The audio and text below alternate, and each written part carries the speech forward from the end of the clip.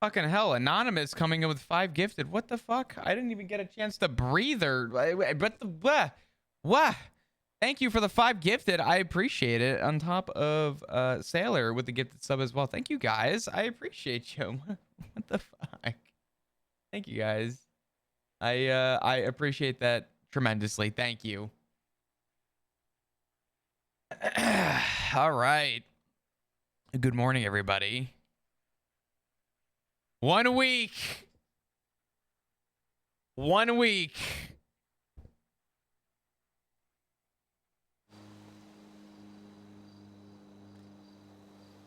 Any bets on Chris actually finishing his intro before roleplay interrupts him? In the last week, I'd be like, yeah, no, definitely. But yeah, no. This whole week has just been nothing but. Oh, man.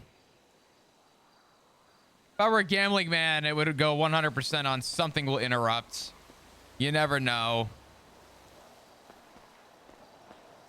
Can we do a prediction? God.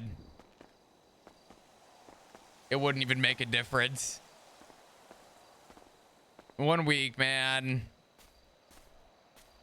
Dude, I can't believe how much has been going on. Yo, Dark, what's up? With the 4-month reset, thanks for the great roleplay. Thank you for supporting and just being a part of it, honestly. I think just the fact that people are here and are enjoying it so much is honestly what I just continuously keeps me wanting to come back around with the enjoyment factor. I've said it before and I'll say it again. There is a stark difference between me having the enjoyment and me having the enjoyment knowing that you guys are also having the enjoyment is like two very different things, but two very like go hand in hand for me.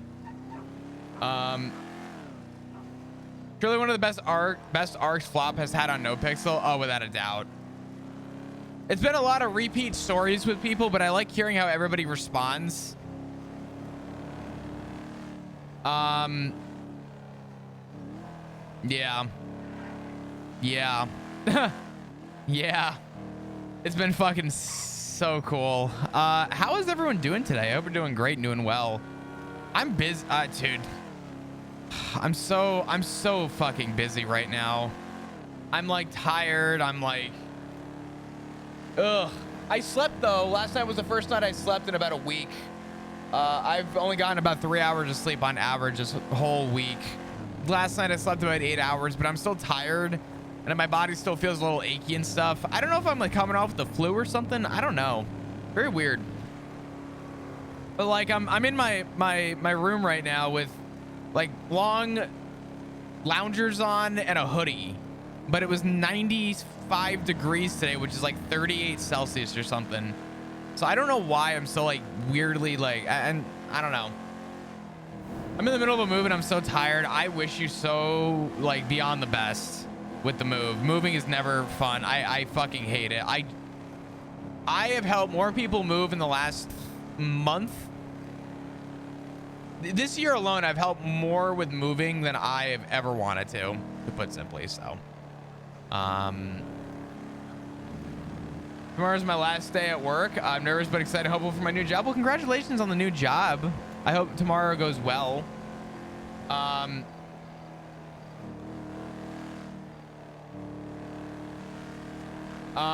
We were laughing in Baz MC because Flop told ADMC not to tell people.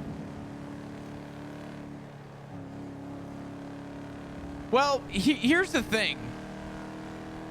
The reason there's a very specific reason why I told everyone don't mention anything, right?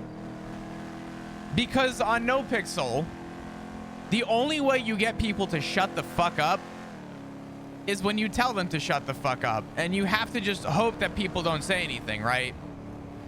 But if I had turned around and just tweeted out, I'm leaving the PD, haha, he he. Cool, cat's out of the bag, no longer like an interesting story. I'm drawing this out as best I can. And I wanted, the whole thing, the whole reason why Flop went around and said I want it on my terms, and I want to leave on my terms, and I want you guys to keep it a secret, is because Flop wants to be the one to tell people. He doesn't want the entire put simply, I don't want the entire server to know that Flop is leaving. I want to be the one to facilitate that interaction with people. Otherwise, no new interactions come out of it. There's no production of roleplay that happens out of that. Everybody wants this little, like, you know, high school locker room fucking rumor going around, and all of a sudden everyone in the locker room knows, and it's like, okay, cool, now what the fuck do I do for a week? If Flop said go wild and tell everybody, we would have stopped having conversations a week ago. So I'm trying to slow the roll on this, because eventually I want people to know about Flop in character, but I also want to slow it because it makes it more interesting for me, more enjoyable for me, and it actually creates RP outside of just everybody reading a fucking Twitter post and being like, oh, oop, Lamau, and then what? You know what I mean? It's not, it's just, I don't know. I like to facilitate that role play. And it's what I want. Except for Rhodes, he would probably still not. No, I mean, hey, listen, that's Rhodes' problem. That's all I'm saying.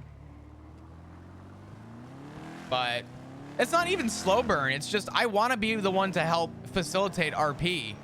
But if it's the same reason why people get, it's why EMS get upset when people just self-transport all the time, right? Think about it. EMS get a little bothered by it because EMS just want to turn around and actually have like something to kind of do. But if everyone just self-transports, then it's like, okay, what's the point? And for such a big moment for the character, it's like, I want to give people an opportunity to actually have like a emotional response to it rather than a, oh, I read about that a week ago. I'm trying to extend it as much as I can, is kind of the bottom line. Telling Benji was probably a mistake, but, you know, I make it fun. We'll see. Let's go park and let's go on duty for a minute. Let's go check it out. But how's everybody doing? What's going on? Oh, fucking hell. What the hell is that on my face? Oh, I have a fly. Fucker. It's so hot here, man. But people finding out from Flop himself is more fun.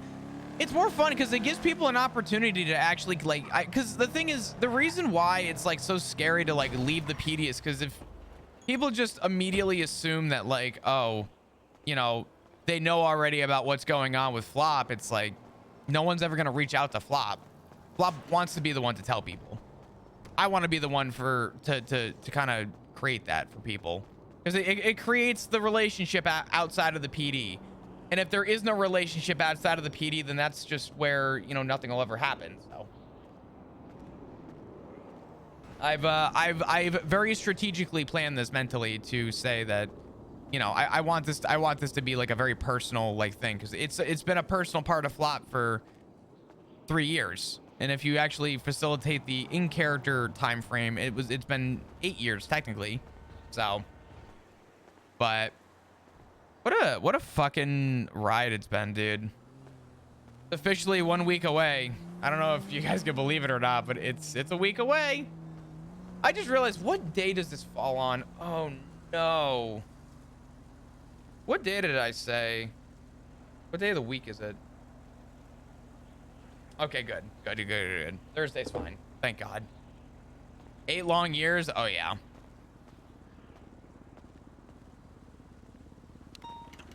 And they have no arguments? Well, Flop is also, and I've talked about this before, Flop as a character is a little bit of a pathological liar. He's not a psychopath. He's not, like, deep down like a murderous motherfucker, right? Flop is a violent person, and he, you know, buries that, but he does everything that he can to, you know, he'll tell people what they want to hear for personal gain, depending on who it is and what his relationship is. Flop is kind of a light switch with people, for who he wants to be a light switch with. So, but I've talked about that before. Like Flop telling everybody, for example, Flop being like, I don't know, maybe there is a chance in the future I come back. Who knows? Flop not coming back, man. I'm gonna just save y'all the trouble. Flop ain't coming back for a fucking thing. It's over, man. This character has already signed his fucking deathbed and was just like, you know what? It's over. It's done. If you think I'm coming back, because I want you to think that. So.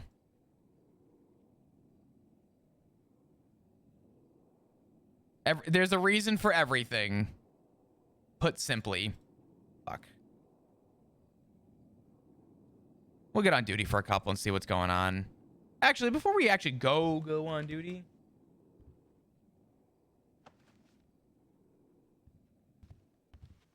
Oh, I'm sure there'll be a 13 alpha that flop causes.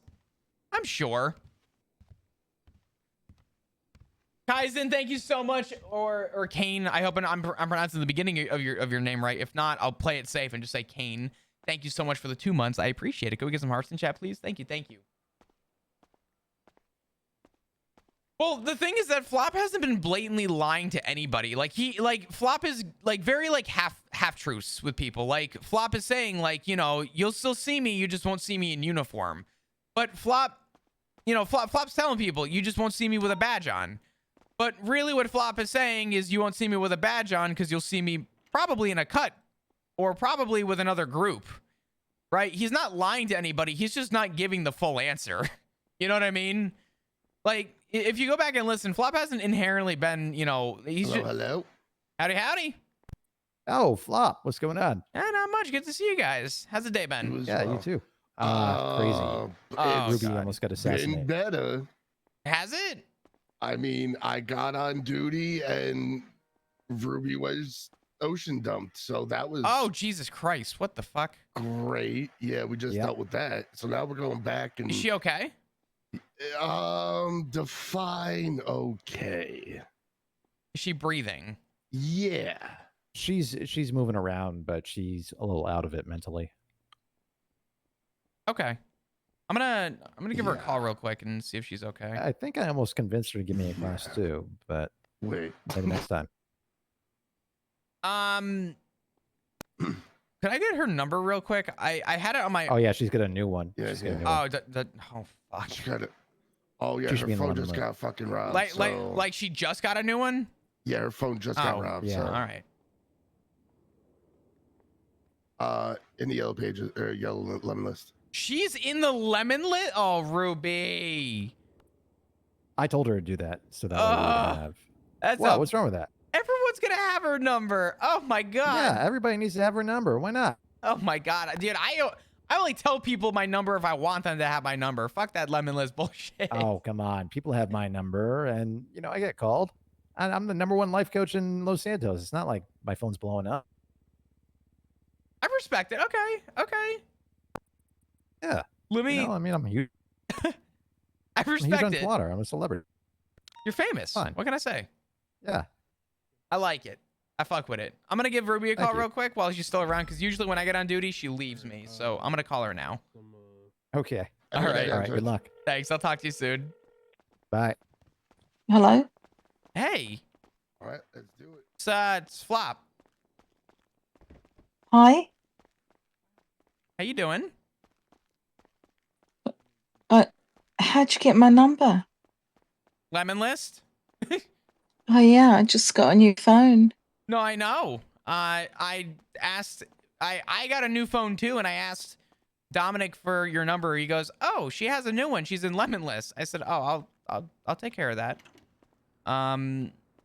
Figured I'd give you a call real quick. Check in. I heard something happened to you today. Yeah, there was a mouse at my door with a gun, and then I've got a big welt on the back of my head. I'm gonna kill that mouse. I want you to know that. Is it Pipsqueak?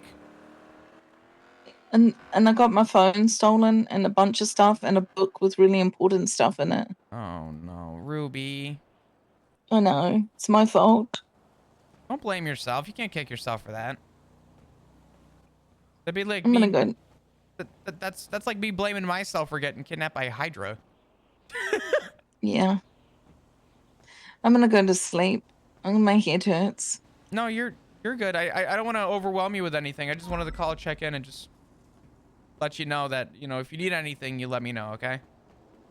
Thank you. I You know, appreciate you. Appreciate you too. I wanted to talk to you at some point, but today's not going to be that day, which is okay.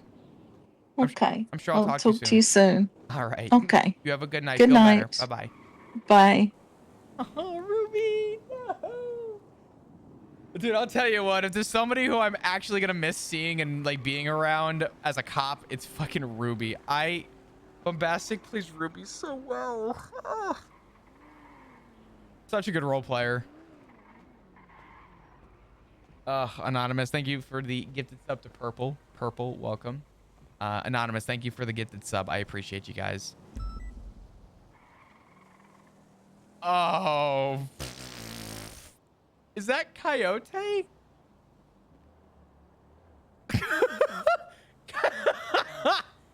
Oh, no. Oh, Coyote, buddy. Oh, buddy. Listen. Good to see ya. I got bad news for you, boss. Oh, God. We're about to be a phone guy. What up? Hey, Coyote, how you doing? Say your flop. How you doing? You know what, man? I'm doing okay. I'm doing all right. It is so good to see you. How have you been? You're on duty right now. I am on duty, yeah. Are you double up? Are you double up? I am not doubled up. Can you come? I want to ride with you. You're gonna... Do you have a car? No, I can come pick you up. Yeah, could you come pick me up? Because I don't have a car anymore. Where are you? I'm at MRPD. Okay, me too. All right, you want to grab a car? I'll meet you at the upper motor pool? See. I see you soon. Bye. Cool. All right, bye-bye.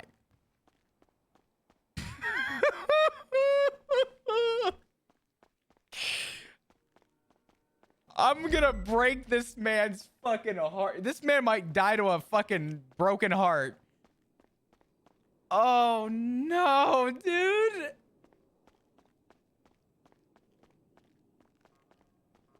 He was so happy.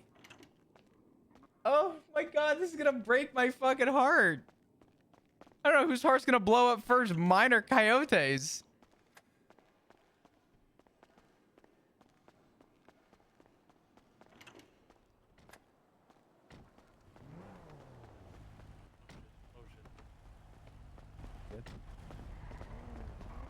Flop over here. What's going on? How you doing? Amigo, it's so good to see you. It's good to see you too. Where have you been? I was in Mexico visiting my mama. Oh, okay. How'd that go? It was good. Good. Yeah. Good. I think there's... you were doing something, right? I hope I'm not... No, I just got on you. duty. I was actually just it's been busy. I may have to go off duty at some point, but I'm gonna be around for a little bit, which is good. Okay, perfect. But yeah. Is your radio on? Do you hear that? Is that an active kidnapping right now? Oh fuck no! I'm literally just getting a radio. Okay, 659 is now 10-8. Where you need me?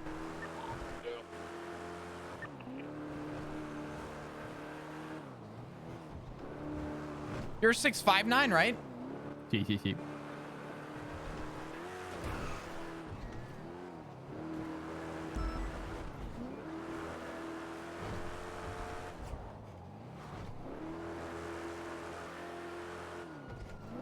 Did they explain what was going on yet or no?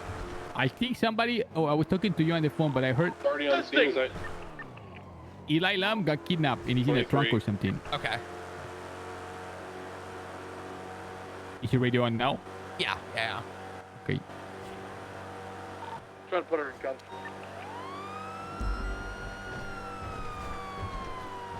Coyote, I got... Oh, no! What? Oh, no, I'm good. Thank God. Okay. Wait, what happened? Sorry, I had this weird urge that I went to go pull out my firearm just to have it on my lap and ready in case I got a negotiator. I had this weird urge that I felt like throwing my gun for a second. I was scared. Oh, that's no good. Otherwise, I would have had to tell you to pull over so I could take a nap, but I'm good. How you been, Plop? Oh, Coyote, so much has happened with me, man. What do you mean? Good or bad? Promoted? Good for me, but I think, Captain? no, I think I'm going to break a lot of hearts in the PD. Oh, you... like a player. 3120 direct. We're code 4 on that kidnapping scene. Jimbo's got 2 detained. We'll go help out as a backup with this. Talk to this and figure out what's going on. I'm talking to you now.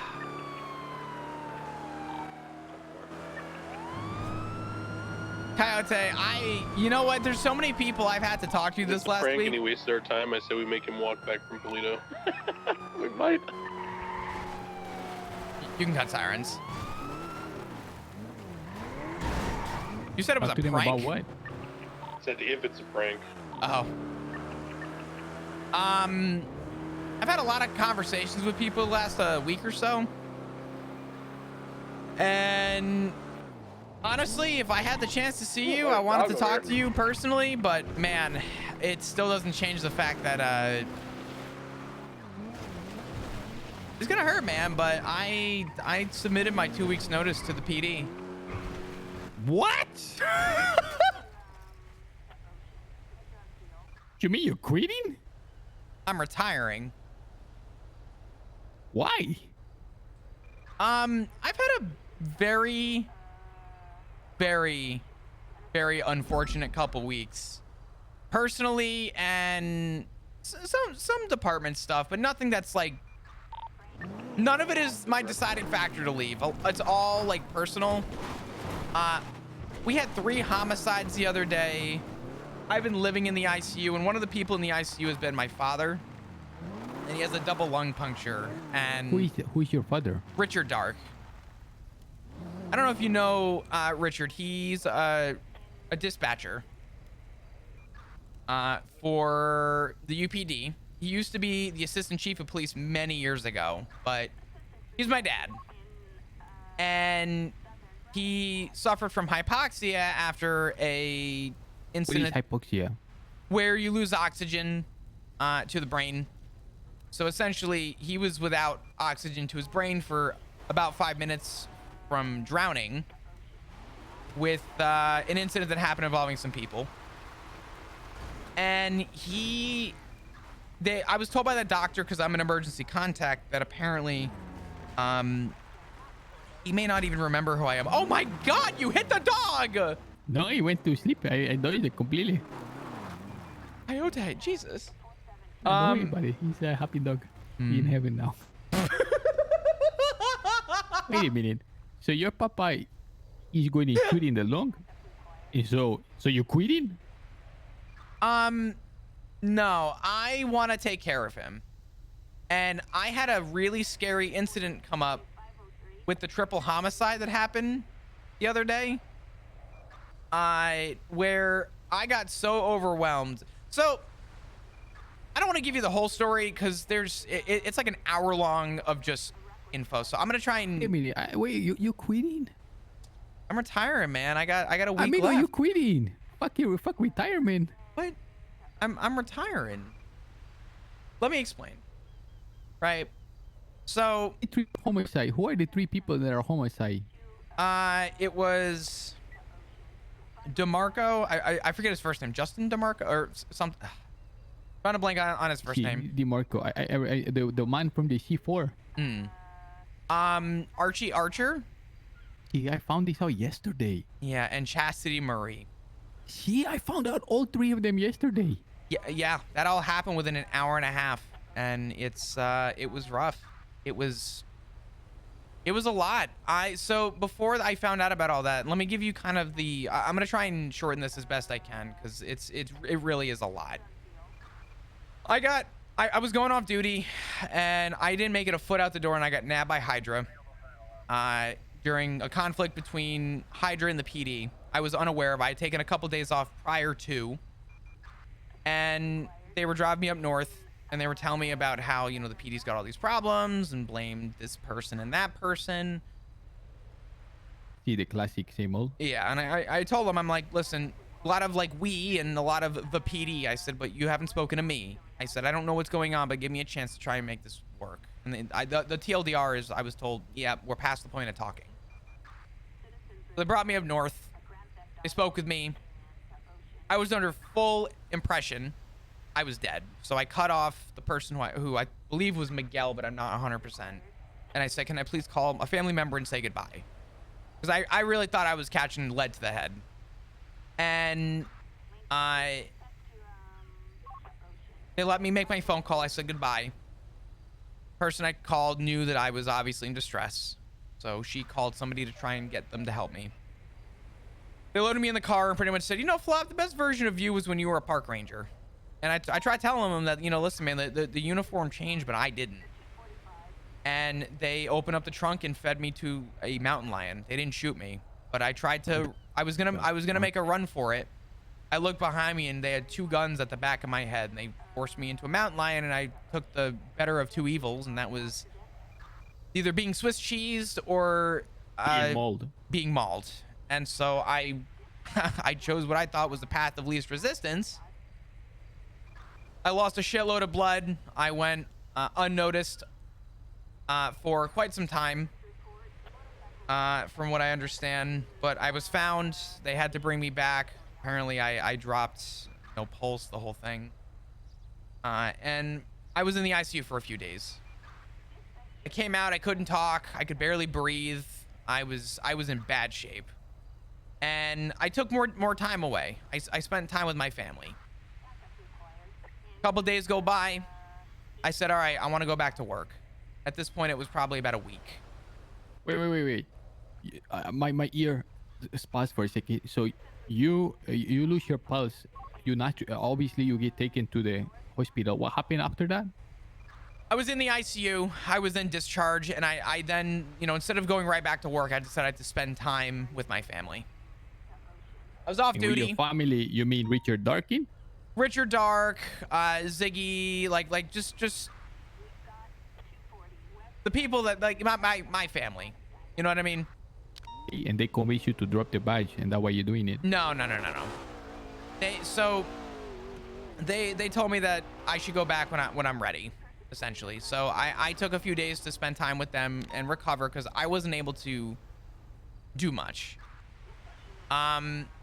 The day I said I wanted to go back, this was probably now a week later, right? I decided to get ready to go, and I got a phone call that my dad was in the ICU with a double lung puncture, hypoxia, the whole thing. And that he probably, from the doctor, she told me that he probably wouldn't even know who I was. Was he attacked? As far as I know, yes. Okay, so he was attacked. Okay. And that scared me.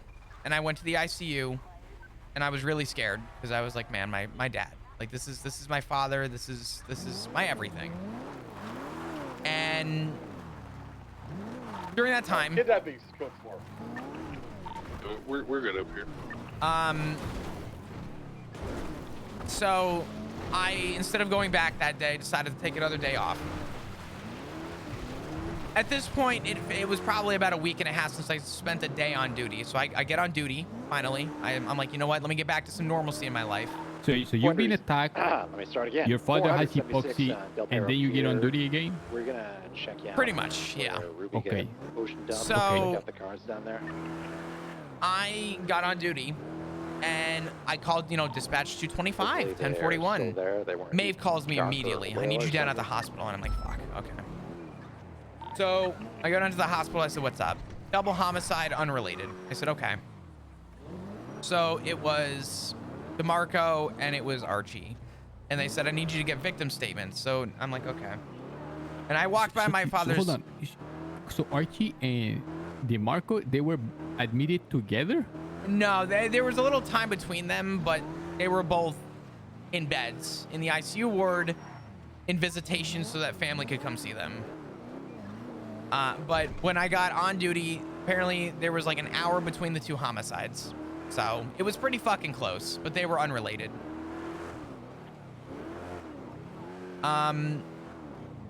So they asked, they're like, we're thin on units, can you go get victim statements? So I walked by my dad's ICU ward a few times to get to them, and I was talking to victims who were heartbroken and just destroyed and messed up. And it was bothering me because I had to see my dad, who was being intubated, couldn't breathe on his own, the whole thing, and being told that he probably won't even know who I am when he comes to, was terrifying to me. And I did everything I could. And then we got a call up north that some shit was going down, and I'm like, fuck. So me and Slacks dropped everything, started making our way up north. Slacks goes, why don't you stay down and get victim statements? So the victims come down from that a couple minutes later from Polito, where this other incident happened. And I'm talking to this one person who was a victim and was telling me about, you know, everything. And all of a sudden, I hear on radio, what do you mean there's another one? And an officer who stayed with one of the victims who was in surgery turned around and said, you know, I regret to inform someone else passed away. And that would be Chastity. That would be Chastity. Okay. And I was messed up at this point. I was really trying to keep it together. I was messed up.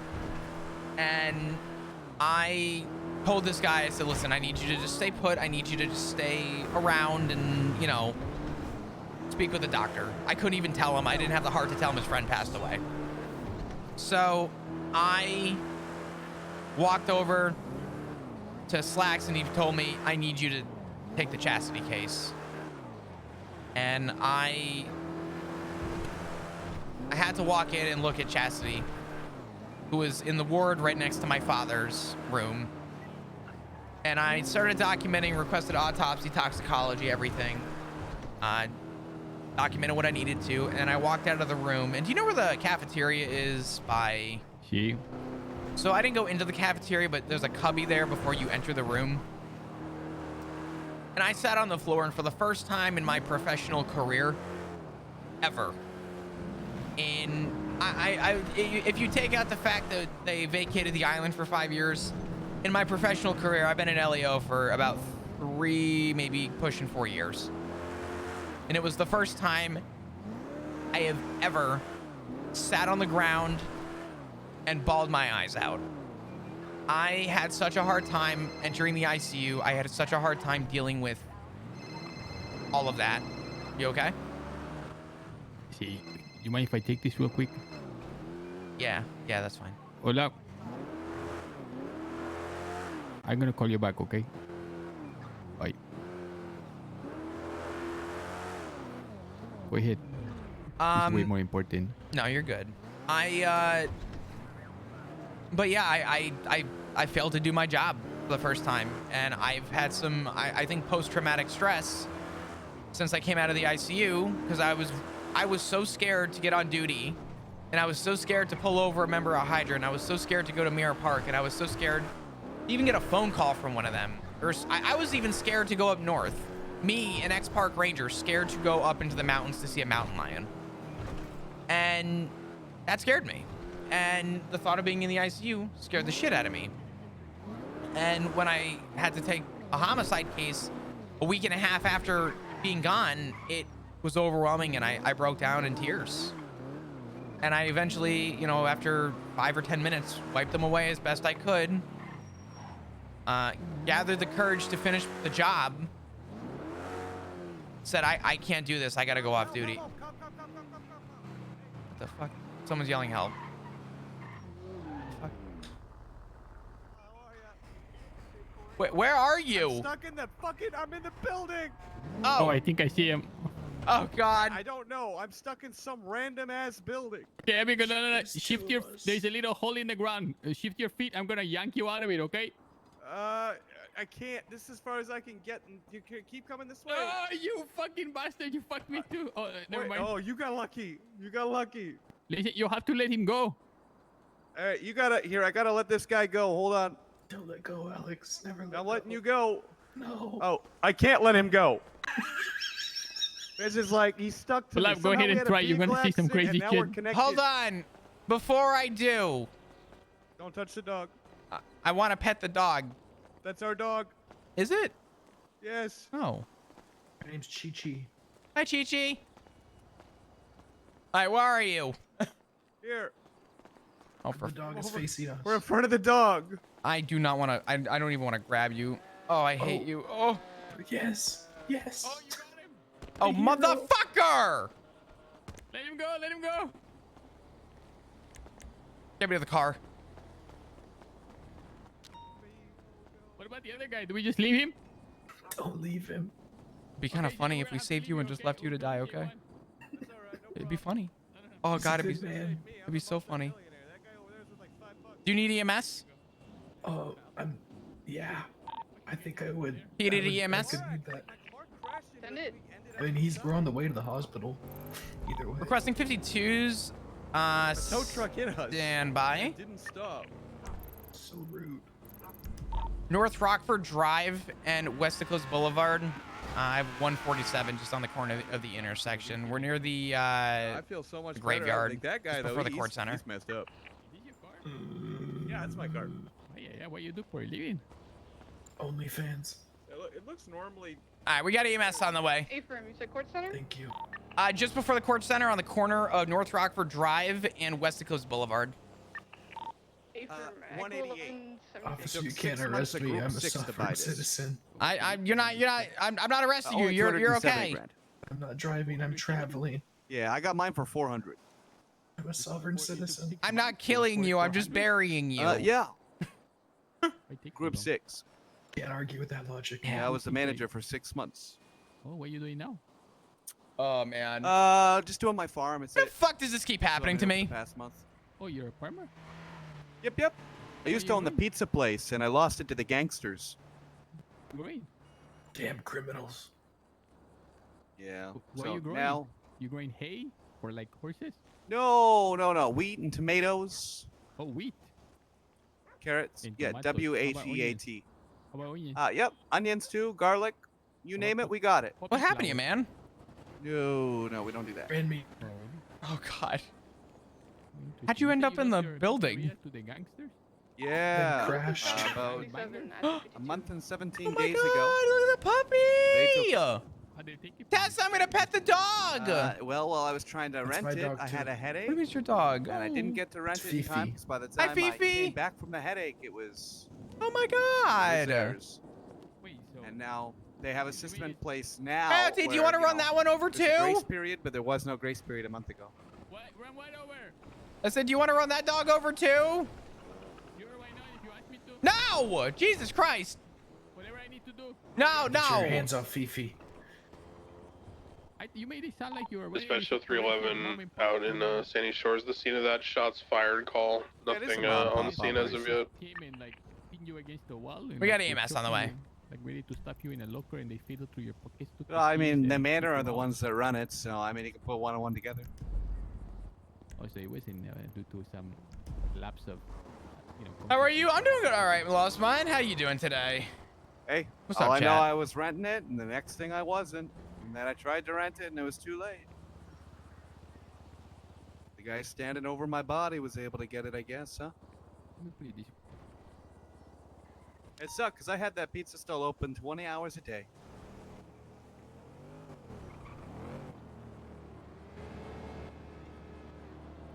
Yeah, it's a month. It's 47 days ago now.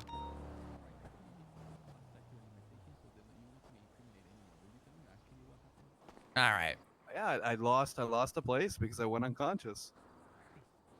Yeah. Uh, And when I woke what's up, up, Ty? there was someone standing there Echo and they 11 to rented it, you know? PD, Stand on business. So, you know, I had all the money to 10-9? continue renting it, and I was going to rent it all the Can you way guys up. self-transport with that 52 or the 47? Sorry, I have a critical patient that I just found. Yeah, that's fine. Thank you so Hey, much. we gotta Yeah, get very moving. possible. We gotta transport him to the hospital. Okay, but we have to go take It's your all prep. good. I'm not under arrest. I'm a sovereign citizen. You're all right. Watch your head. You just stumbled upon a very critical As an patient. ex-cop, I want to say that guy's guilty. Oh, Is he? no, Fuck. Are you gonna Are you gonna pick up your friend? You can follow us, Dale. I'm a good boy. Dispatch 65976 CMC 147. Yo, Bean, happy Dispatch birthday. 69420 en route to medical center. What's your name back there, senor? My name is Giovanni. Senor Giovanni, how long you know in Alexander River? About 2 days. Oh, really? That's it? Yeah, I've been in the city about 2 days. Oh, how you liking it? Other than flying to the windshield and getting stuck inside a building. You know, besides that, it's a pretty big butt, but besides that, so it's pretty nice. Nice. I'm not, you know. Have any trapped idea by who's a in the front building. seat sitting with you? The most Dad? reputable officer in the city. There's my dad. Don't get me excited. No, this is the officer that, despite all the struggles, troubles, and challenges, forever stays stalwart in his duty. Unmoved, unchanged, unbroken. It's very inspiring.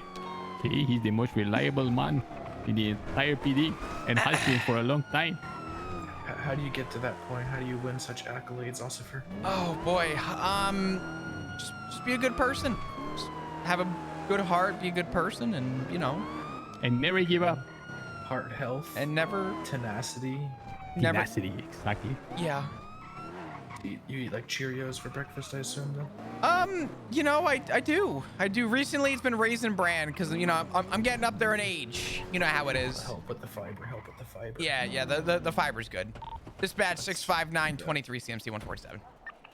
Maybe like a cup of Yoplait yogurt or something. I got him. I'm You got grabbing him? him. Okay. See. Oh, what big strong hands you have. Oh, really? They kind of average. Coyote's Hey, gonna try and average is big enough, poach. don't- Oh, this poor guy. Bro, Coyote is such a gem. No, I don't. Oh, no. Yeah, I don't think Coyote realizes. You like the lights. Respectfully, it's not his fault. Absolutely not his fault. Donnie, can you take the picture? Because I'm But having trouble with it he still. is late to the party, to put simply. I think this is where you can just start screaming and someone will probably come and help you, okay? Help me, please. Okay, Alexander. Do you mind if I call you sometime and we chat? Oops, excuse me, sorry. Okay, do you put your number in the yellow page? Yeah. A lot of people. Yeah. There's a lot of people tonight. See that man in the blue? Damn, he glazing hard though, man. Oh god. You know what's really hard about this too is Pep was such a great fucking role player, man. For a while, Oh. Hit me with his car. and the collapse happened. Okay, I will see you. I have to go back on duty. Love you. No, it's fine. Yeah, we can't do that down here. All right, we'll go finish this conversation. What if we never finish the conversation? Maybe you will never, do what you think you're gonna do. I already gave them my 2 weeks notice with my retirement letter. What? So what? So what you did? Come on. Let's What are you gonna do? You're gonna sit at home and watch TV? No. That what is the great flop gonna do? Listen, man, it's not You're wasted gonna but spend the rest of your days relaxing? Is that what you're gonna do? You're gonna go in the beach? what if I did? What if I got a nice tan? No, you're not allowed to. Why? Because you have a responsibility. That's why. I do have a responsibility, man, and it's my Declan, family. we're like halfway there. We're code 4. So He gave his friend a fucking fan that has giant bullet holes in the side of it. Oh god, I can't. So I think I ended off. I'll just start at the peak point where I bawled my eyes out and failed to do my job. So despite the homicides, my father in the ICU, and my traumatic experience, I said that this was too much and I need to go off duty. And I drove back to MRPD to put my gear up, and I said I need to take another day. And then I got a phone call when I walked into the hospital. Mind you, I just spent the last 3.5 hours inside the ICU ward, talking to victims and talking people down and calming them down. And I got a call from a doctor, Dr. Bordier, and she goes, "Hey, Flop, are you okay?" And I said, "Not really." She goes, "One of those days?" I said, "Yeah." She goes, "Well, they're alive, but Tessa Lamb is in the ICU and you're one of her emergency contacts." So I had to, again, go back to the ICU, go see Tessa off duty, wondering if a very long known friend who I would even consider sometimes family, most of the time family. A lot of respect for Tessa. She,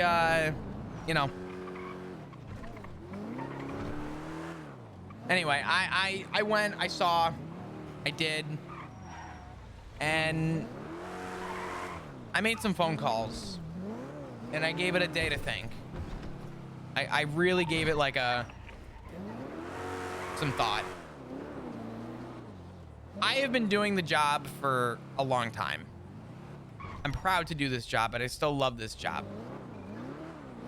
However, among myself and many others, we use this job as a way to have a different way of thinking. A lot of us consider it even therapeutic.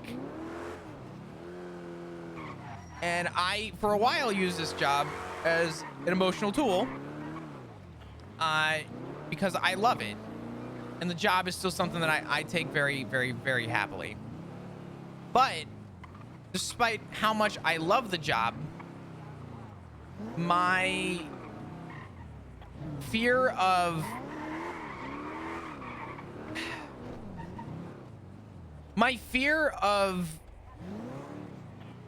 breaking down and not being able to conduct my job upset it upset me the most. It was the one thing, it was the one constant in my life that I always took as a priority, and for the first time in my career, it scared me to know I couldn't do it. And knowing that my father is going to need a lot of support to be assisted back into the family, considering his injuries, we'll say, or his injury, actually his injuries. I want to prioritize my family, and I don't want to keep using the job as an emotional tool, but at the same time, I also want to give the opportunity to him while knowing that I worked a very happy full career. And I don't want people to know me as the person that, you know, the senior that failed to do his job, or the senior that cracked under pressure while on a scene. I think you're overblowing that. No. I'm not. Because I think you're mistaken, though. I'm not saying what happened at the ICU ward. I'm saying if I had to lead a scene involving Hydra, I don't think I could do it. I don't buy it. What do you mean? There was a point that I kind of reached a breaking point where I thought I wasn't having enough, and you told me that is part and parcel of the job. All you gotta do is take some time off, leave, and come back refresh, or just ask for help. I agree. I think there is something else at play here, and I don't want to say it because I don't think it's my business. But there is a few really peculiar things before I left that I observed in you and your family. And I believe it is the core of it is some of the members in your household and the happenings of this person that is heavily influencing your decision. He's the first man to say it! And it's okay if it is, it's your life. But you're actually one of the good ones. I appreciate Maybe that. one of the best ones. And you're gonna leave.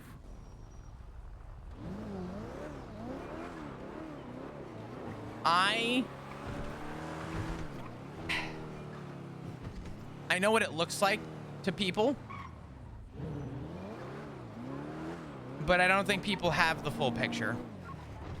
The full picture for me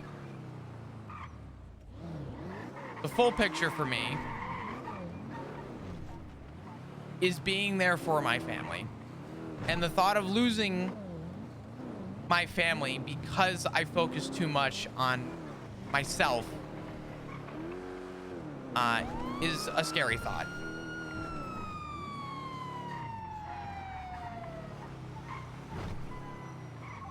I'll call it.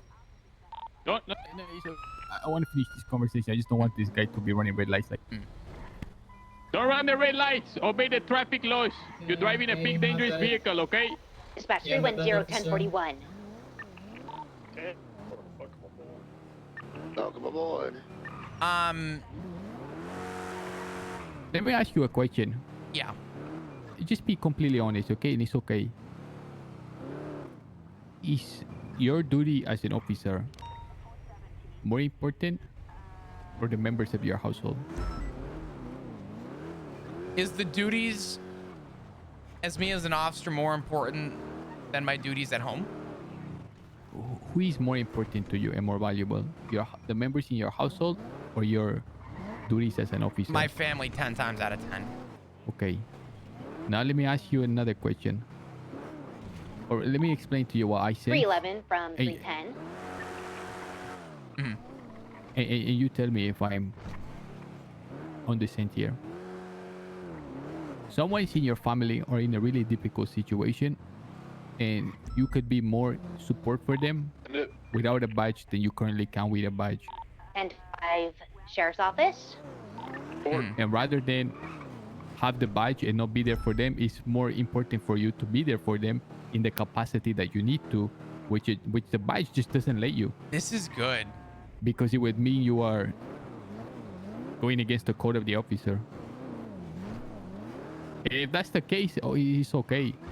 I never said I was going against any code. But there are members in my family that, yeah, obviously do things that maybe I don't fully agree with. However, the sole purpose and sole build that I have on this starts with Richard Dark. That man, this was not a freak decision. This was not like a panic decision. I've been thinking about this for a while. How long is a while? About 3 months. I've really been thinking about it. But I've had a lot of things Declan, we just change dropped off, in my heart with the PD. But it's not the PD's decision as to why I'm leaving, right? I've had a lot of things come up, and I'm okay that it's part of the job, right? You told me there was a lot of department stuff. Can you tell me what that was? What's that? Sorry. Wood holes in it. Oh. And I made the guy give me his weed and his rolled cash. 659, 76, ladies 90.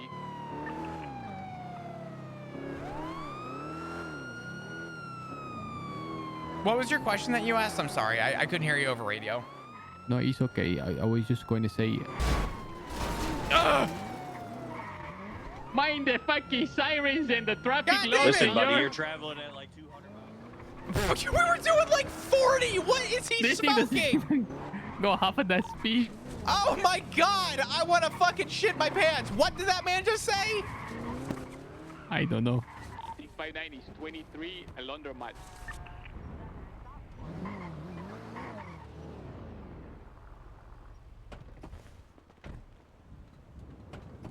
Make sure you vest up. Good shit.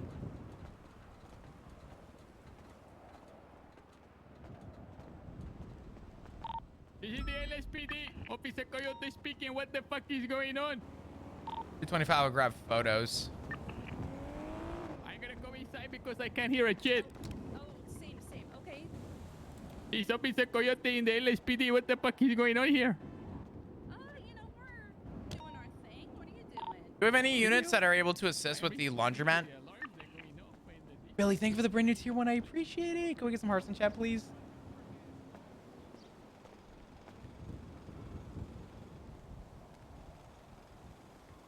Oh, no. Amigo, ¿qué pasa? Yeah, I'll be there in a sec. Copy. Coyote, just be advised, actually stand by. Lucky, I'm out of fuel. Oh my god.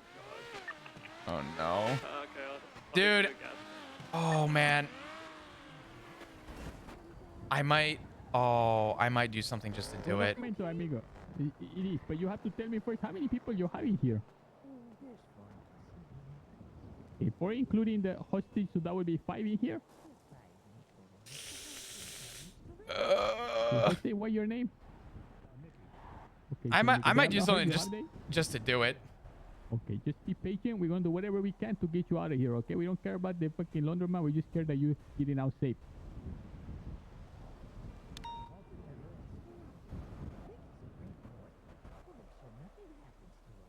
What your name, senor? What I call you right now?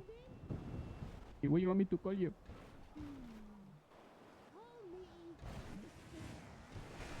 Okay, Mr. Happy. Whatever you need to do, you're doing.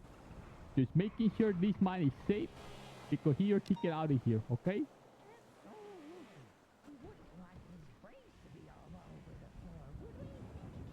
I'm gonna say this much. There right now, Luki.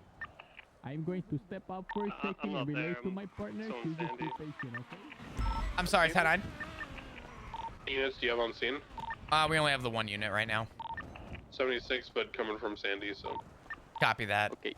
There is 4 individuals in there currently with 1 hostage. I don't see any weapons being drawn other than melee weapons. They need several more minutes, they saying, before they getting out of here. Hey, firm. Would are they gonna be leaving in the black vehicle here? I would assume so. I think they just grabbed the G6 worker as he went inside. I will confirm now. Copy. Just find out. I need whoever's showing up on scene. If somebody could start taking photos. My camera battery died. I can't take photos right now.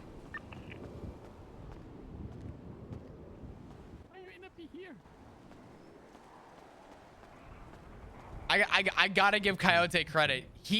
Okay, out of everybody that Flop has spoken to, Coyote is the first one to really like nail it. Which vehicle are you living in the minivan or in the sports car? Good for him, honestly. I think this is telling to just how good of a detective Coyote is. Okay. Okay. You say just a few more minutes, see? Okay. Hey, are you hungry or something? Then your hostage? What happened to your voice? Oh, okay. Peckish, what is peckish? There's a difference between investigating and having knowledge, though. I would like to recommend a place after if you want to go eat. They have tater tots. You eat like one amigo and you're all the way full. I think What's the ETA of additional units? I'm heading down. I'm on Sonora Freeway right now. Copy. If you're on Sonora, we have Crane on the way. We are going to have at least 2 units to pursue. Crane, do you have an issue with us pursuing with 2 units if we stay back with the hostage? I'm on right now. We'll have another unit for you. Okay, copy. Who is this? They don't have tater tots. The people robbing it? Not sure. Okay, give me 1 second. Trying to gauge how, like... Yeah. Could one of you grab photos? My camera battery died. I got it. Thank you.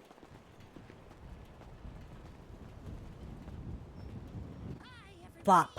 Hey, what's going on? How you doing? The BCSO Great, and you? I'm doing okay. Nice vest. I saw that. Don't worry. I see it under there. I see it under your shirt. It's okay. I'm just trying to get the license plate and it's alright. I'll take the front. That is not my vest. I saw you and immediately I thought about eating. What's your call sign? Good. Keep eating. Empire, what's your call sign? I'm operating under 311. 311. Okay, Declan, what's your call sign? 311. Okay, you guys are operating to... Okay, 311 will be doing primary out of the laundromat in the pursuit. Did you confirm if it's the black vehicle that they're living in? I'm tripled up. You should not put us in primary. Have us take the hostage. We're in the CBPI. Oh. Come get keys to my car, and then we'll take the hostage in your CBPI. Okay, perfect. Yes, confirm they're living in the black sport car. The hostage was here doing group 6. Copy. Placement flagged.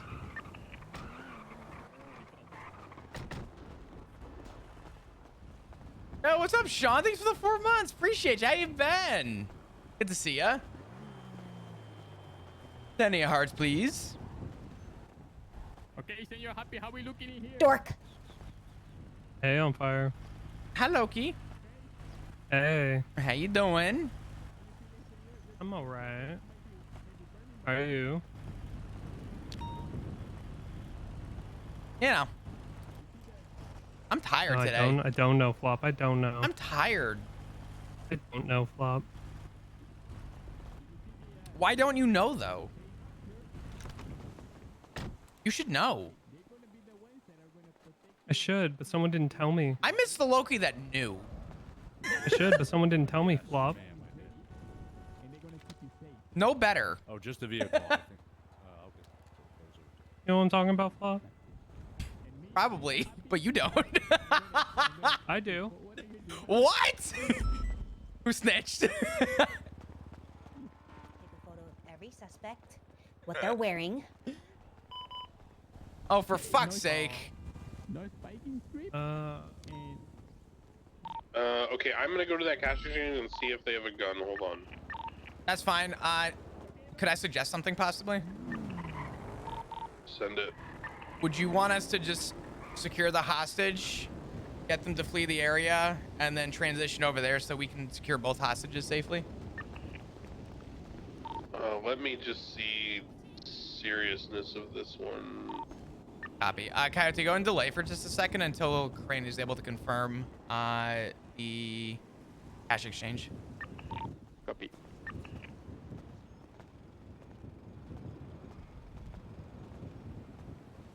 Loki, come here. You actually know? Yeah. Who brought it up? I'll fill in details. I just people, including or I excluding hostage, came so for to total, they do not have a very guns either. obvious conclusion based on what someone said, and when I asked them if it was I you, am fine. they just didn't say leapfrogging anything. the hostage as you described. Was it Lucas? No. Oh, really? Sky? No. No. Really? Yeah, we got him.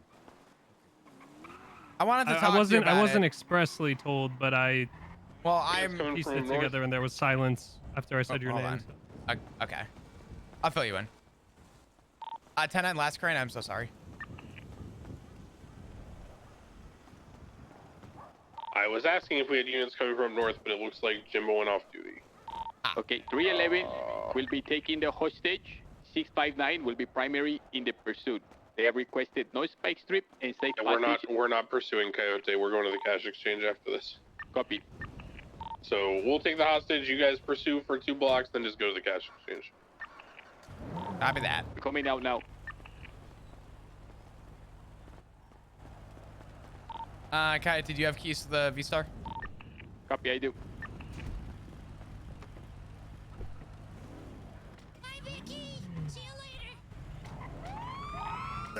Alright, vehicles fleeing for 2 blocks before we lose visual. Northbound Strawberry.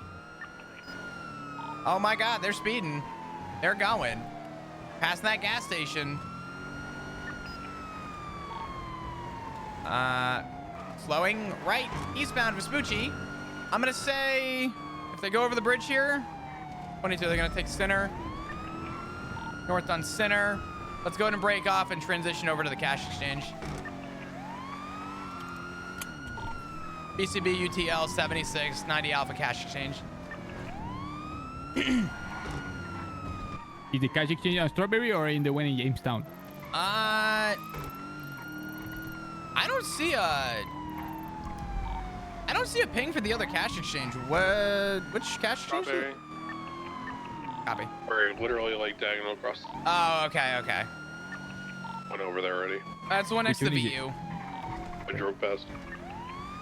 To the back.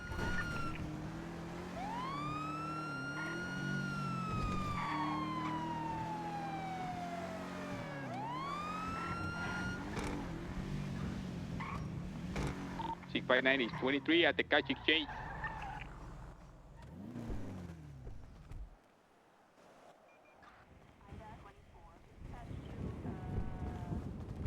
Sorry. This is Officer Coyote with the LSPD. Fun news. I just want to come and say hello. No, you're all good, Sean. I appreciate you. Thank you for the 100 bits. I appreciate it. Sorry, the I'm hiccup. stuck at the laundromat. Smile. Like me. Do you need help? Yeah. Yeah, I'm...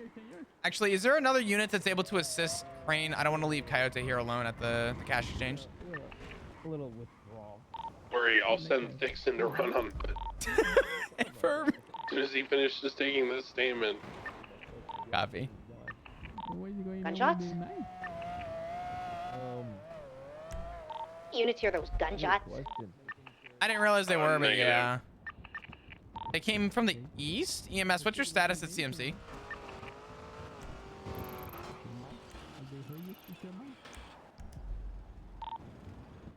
PD to EMS.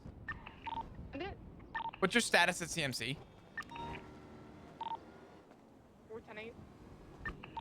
Copy. Did you guys hear gunshots at the hospital by chance? Negative. Did not hear gunshots, but I am hard of hearing, so. Copy that. All right. Down bad PD? Yeah.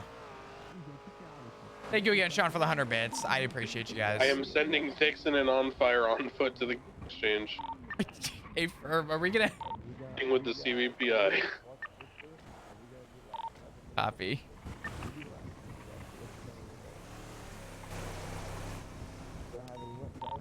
Quick update. Coyote is negotiating. The vehicle is flagged 1060. Stand by. It's gonna be... Maybe I got an AK. It's gonna come back to a Vincent Powell.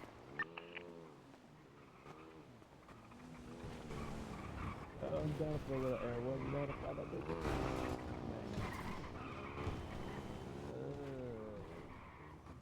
What was it? I don't know. I guess you're gonna have to wait and find out. Like 70723.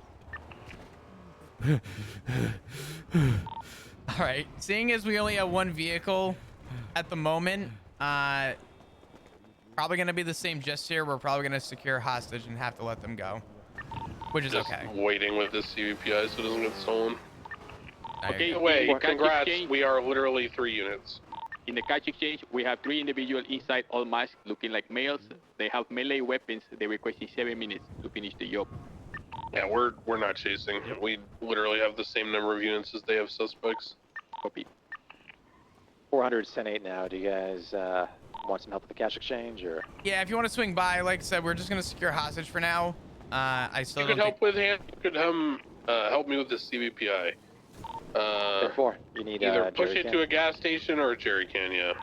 Be advised, one of the individuals in the catch exchange say they may or may not have an AK-47 fully automatic. Cool. Interesting. I'm gonna show you. Okay, stand by. I will ask. Coyote, can I get keys to this car so I can go push Crane real quick?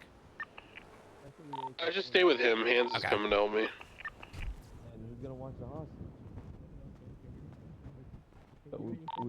Crane, we're gonna be a few because we gotta fill it up and buy one. No worries. You need to You in want the you rear, just come be push advised. me instead. You need in the rear, be advised. There may be a Try to claymore. push you. Step down. Push me. God damn it, man. Well, yeah. What a fucked up day, dude. What's up, chat?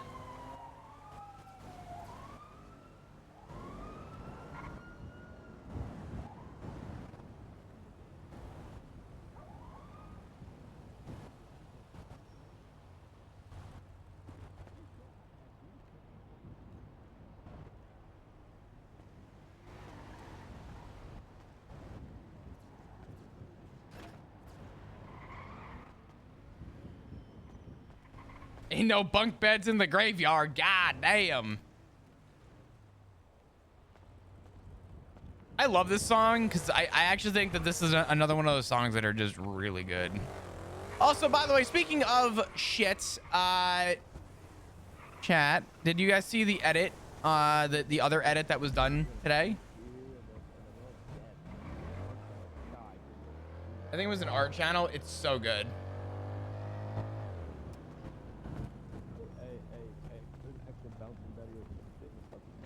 It's dude, the edits have been so good. I love that people are so inspired by the story. It really just put a smile on my face. Okay, guys. Go help them to cash exchange for securing They hostage. have claymores and bouncing babies in the rear. Be very careful, okay? What? Okay, it may be a bluff, but it may be for real. Hold on a goddamn second. We back at World at War? What the fuck? You got bouncing Betties? At the back. Who got a kill streak in there? Hey, listen. I'm about to send my fucking VTOL if you guys pull out Air 1 now. Hey, Come on. listen. Hold on just a goddamn second. If you get 7 kills, you gonna call them the dogs too? No, not the dogs. Not the dogs. Thank That's too God. OP. All right. That's just too OP. All right. Okay. What about 3 for a UAV? Maybe the UAV. Maybe the UAV. Okay. All right. Wait, we have UAVs? No. Jesus, I wish. Fuck. Oh, okay. You know, a little intel. You know what I'm saying? AC 130 above.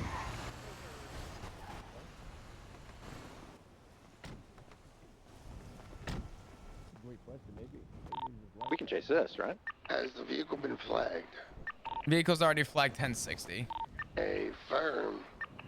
Oh shit. I flagged it. I flagged over it. My Oh, bad. that's fine. No, that's fine. Flagged it All right. 1090. My bad. No, it's okay. As long as it's marked up for this robbery, that's good.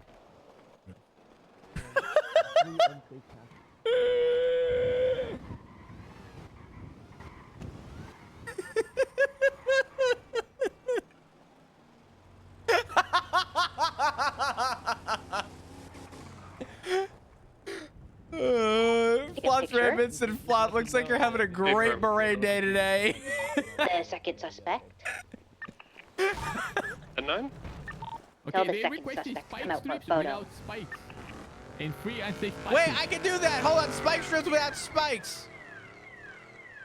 When they drive over me, I'll shoot their tires.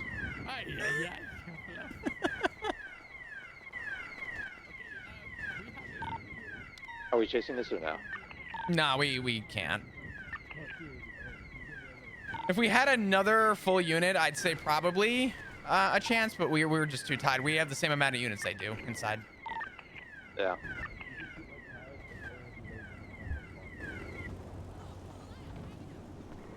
They're actually okay if you allow them to run over you. No! Jesus Christ! Okay, fine. Those spike strips. Yeah, I am kind of glad that Coyote is questioning and You need a Oh. It's fully filled up this CVPI and it still says it has no fuel in it. Although I just put fuel in it, so you know. Oh. that's been happening. What's happening to me? Yeah, that happened twice to me, with about 3 different vehicles. It was rough.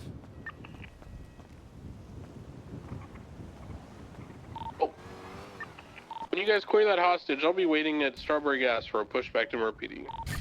Okay, and just to confirm, we're not pursuing, correct? We are not. We are not. Copy. We don't have a functional car, so that's a no. Copy.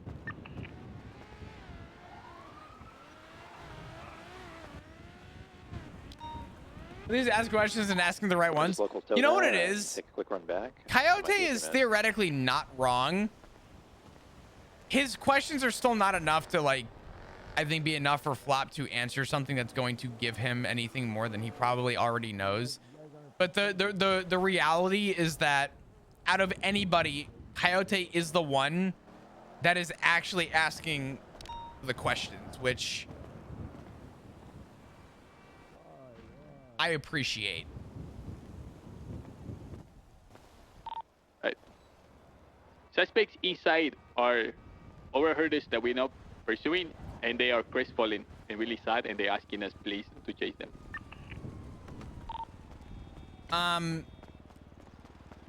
I mean, we could just do the same thing we did before. Well, we could chase them 2 blocks or so, but there's not much we could do.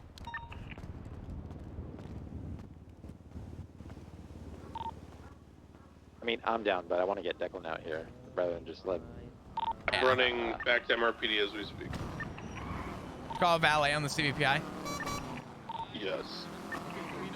We're not pursuing, no? No, we can't. We can't.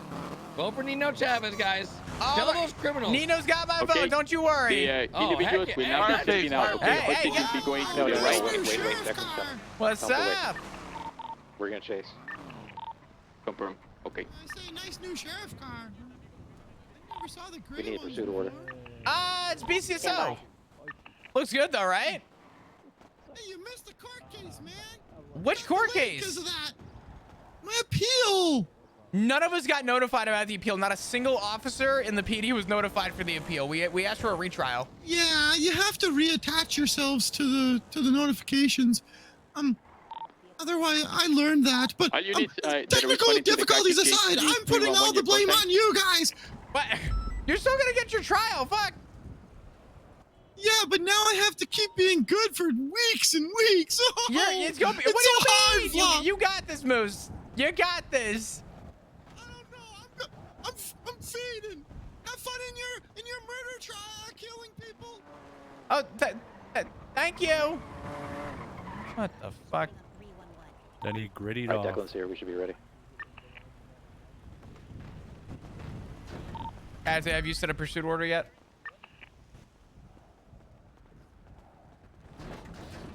Okay, will you? Up to Donnie. What's your cosine? Will you do the? Donnie, Will you which take the one do you hostage? want, So I We'll can. take the hostage. I don't care. Okay. The hostage. Okay, the 311 will take the hostage. 659 will be primary in the pursuit. 400 will be secondary, and Declan will be tertiary. Hey, firm. You want to do silent instead? Really? We ready to go? They requested safe passage, no spike strips. The Los Santos special, they will be coming out now. Hey, firm.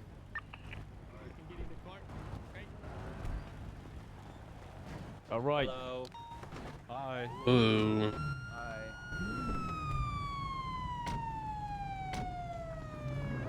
Never seen this. This 659. Dispatch. Oops, sorry. Go for it. Go for it. Oh, sorry. Is primary doubled up? Copy that. I'll go for it. Copy that. 659 80 left westbound Adams Apple Boulevard. Reminder: this is a black and color tailgater flagged for 1090. Last three is going to be TS3. Continuing westbound Innocence Boulevard. Tell him there's 3 individuals. The ones that have the hoodies over their head are the primaries. They're the ones with the loot. Got it. Continuing northbound Innocence toward Calais. There's going to be 2 individuals who are hooded. Those are going to be our 2 primaries. They're both going to have the bags. We're continuing northbound Calais. Approaching San Andreas. Slowing. Left westbound San Andreas Avenue. Left southbound Palomino Avenue. Right westbound Vespucci Boulevard. Left southbound Ginger Street. Approaching South Rockford Drive. Slowing left southbound South Rockford. Who keeps talking on the fucking radio? I don't hear anybody. I just hear you. Doing southbound South Rockford Drive, transitioning southbound Dutch London. Who keeps in their radio? Doing southbound South Arsenal. Oh, we spun out. Approaching Alta Street, 22, crossing off-road to Davis. They're stopped. Stand by. You just drove by them. They're stopped on South Arsenal. You good? They're laughing. I don't know what I missed. Right, westbound Davis. Taking the fork. Clear. Copy that. Staying left at the fork. They played us like a they fiddle. broke my PCB. ankle. Okay, continuing westbound. Amigo, they broke my ankles. What can I say? What the fuck? That was the slowest Stand by. ankle break I've ever seen. This is my first time driving this car before. Continuing eastbound Dutch London.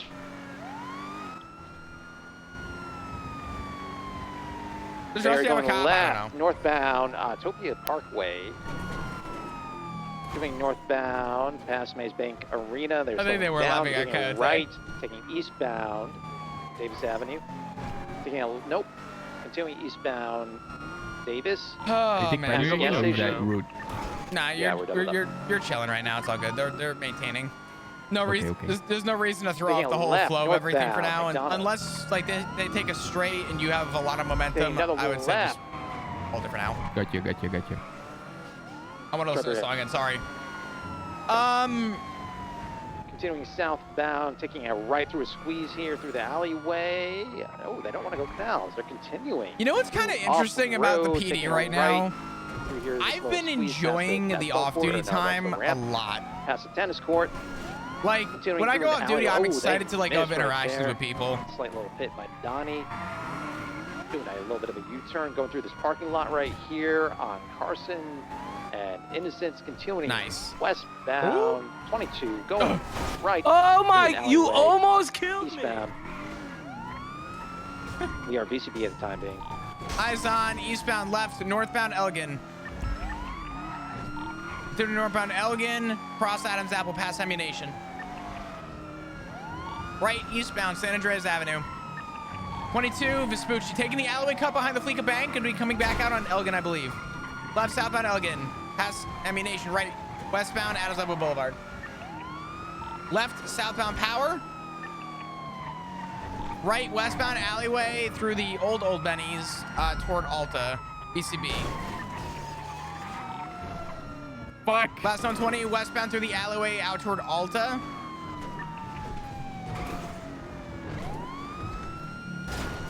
I cut sirens real quick. Not go all the way west. I think I got it. It's showing no penalty. Yeah. Westbound, Vespucci. Right northbound, Peaceful.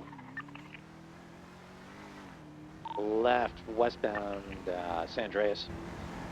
22, they're continuing northbound on Las Lagunas, taking a left westbound, 8 Milton. Oh God, was the Doing court case westbound. interesting? I didn't even know there's a court And case Marta. going on. 22, 8 Milton.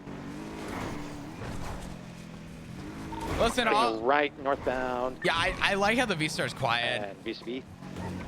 22, they are westbound Boulevard. Yep.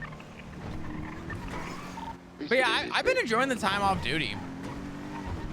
Correction, got him right here, parked up westbound, South Rockford Drive.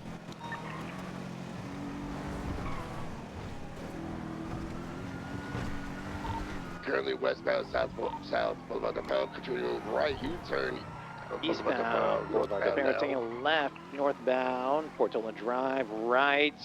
Eastbound Caesar's Place. Good shit. Continuing through this little, taking another right, southbound, Rockford Drive. Taking a right, westbound, Boulevard Del Perro. Let's say taking Left. 22, they're going westbound. And they're up Did they just take a jump? parking garage or some shit. What is that? They're on the parking garage They're next to stuck Boulevard right Del now. Perro. Okay, they're Yeah, you got down. Now, southbound. Or 22, eastbound, Dorset Drive. Eastbound, taking a left. Northbound. let's say taking Yes, doing northbound. Through the Rockford Plaza garage. Oh, God. Somebody else take it. Oh. Right southbound Las Lagunas, right westbound. That was crazy. I was going slow trying to dodge him too. What was that? It's all good. So I'm going again west of the...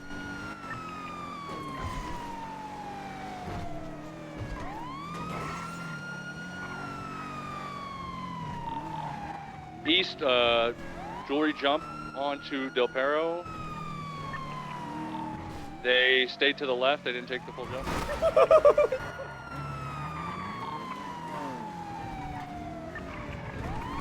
You good? Status? I'm fine. Copy that. 659 primary doubled westbound Dorset. Left southbound Palomino Avenue. Crossing Del Perro Freeway. Still continuing southbound Palomino. Slowing left eastbound San Andreas. Passing Senior Buns. 22 right southbound Cali. Left eastbound Vespucci Boulevard. Continuing eastbound Vespucci. Left northbound Alta Street. Approaching San Andreas. Right eastbound San Andreas.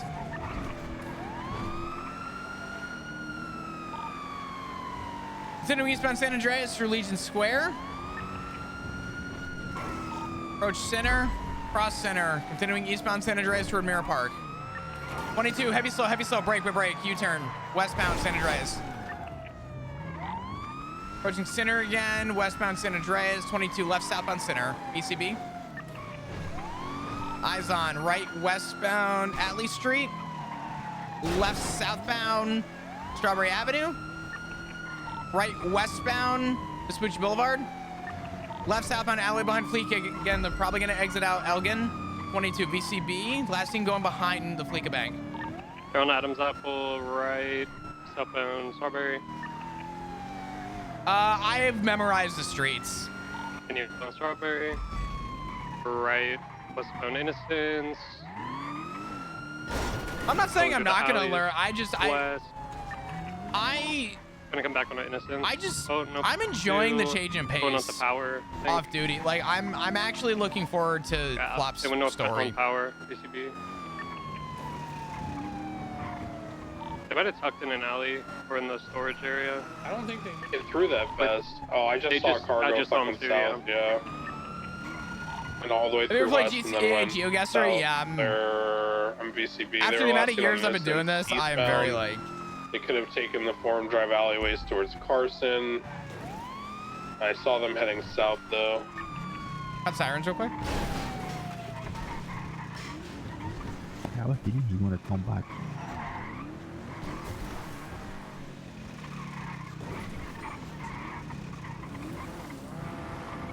Thank you. You're welcome. Dispatch 622. Oh my god, I can't talk. Dispatch 659, code 6 northbound Strawberry.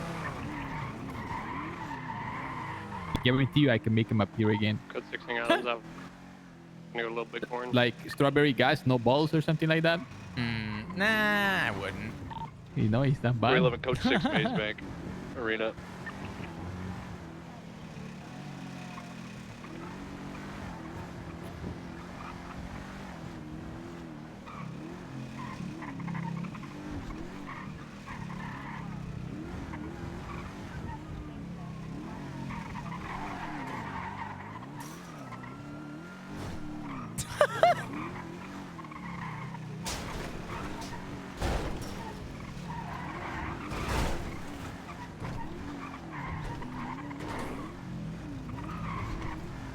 You were primary on this. I'll let you make the call when you want to call UTL. These guys are a bit of adrenaline Yankees. Mm-hmm. Oh, yeah. They slowed down. They allowed us. So I feel that if you have a little carrot of bait is dangled in front of him, they will pounce There's on some it. kind of like gang gathering at the end of Covenant off Roy Lowenstein. Wearing red and black colors. Red and black is Hades, no? Like two different gangs, or like one gang? Like one gang just hanging out. Red and black is Hades, correct?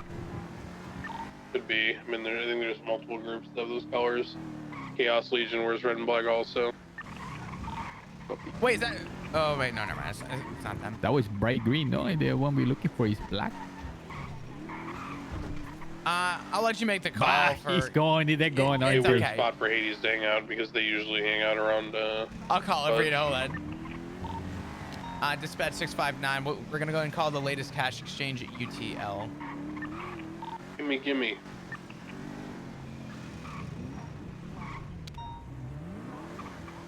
Here, I got you this beautiful non-turbo Taurus.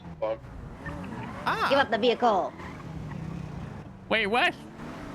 Where's our CVP? Wait. Wait, give us CVPI first.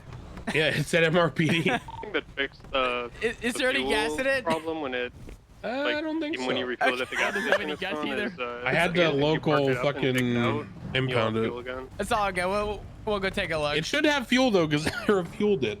No, it's mass fuel. This one is. Work for me at least. If it parked up, it should have fuel in it when we pull it out. If not, I'll just knock it over. Yeah, it should, because I fueled it. Yeah, all good. Appreciate it.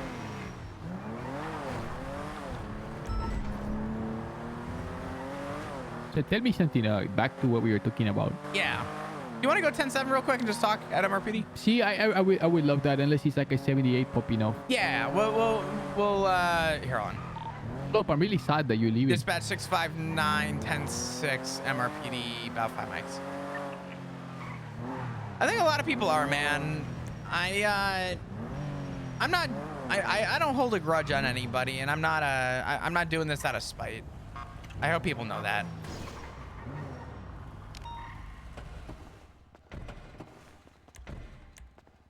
How much time do you have left until your 2-week notice? Today marks officially 1 week. Fuck.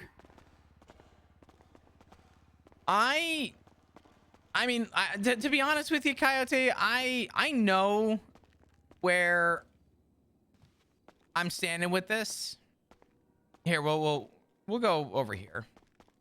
Yeah, I'm just marking myself 10-7 here. No, you're good. We'll sneak in over here. You know, I don't know. I think the biggest like takeaway that I'm having is that I've obviously made a really strong impact on people, and I strongly have the appreciation to know that. And I look at the PD in a way where leaders are built based on who they are, not what they are. So a captain may be a captain, but I respect leadership based on the respect I'm given, right? And all I ever wanted out of this career was to be different, be outgoing, be upstanding, maybe be, you know, the hair is bit more lenient than maybe the next person. If it meant that people would have the respect and understanding to know that I'm a lenient person, unless they abuse that leniency. And I think a lot of people have a lot of respect for me for that. And I feel a butt coming. There really isn't a butt out of that. That's like a very like set in stone, like put down stance. Overall, Just 60 on. I haven't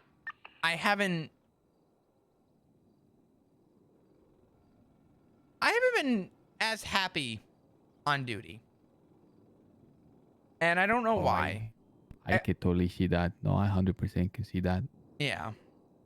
But I also know that with that feeling, plus the feeling of knowing that I've been prioritizing my family, and specifically trying to prioritize Richard, I don't want to use this as a cop-out anymore. No pun intended. I really don't want this to be my emotional break. I want to devote all my time to Richard.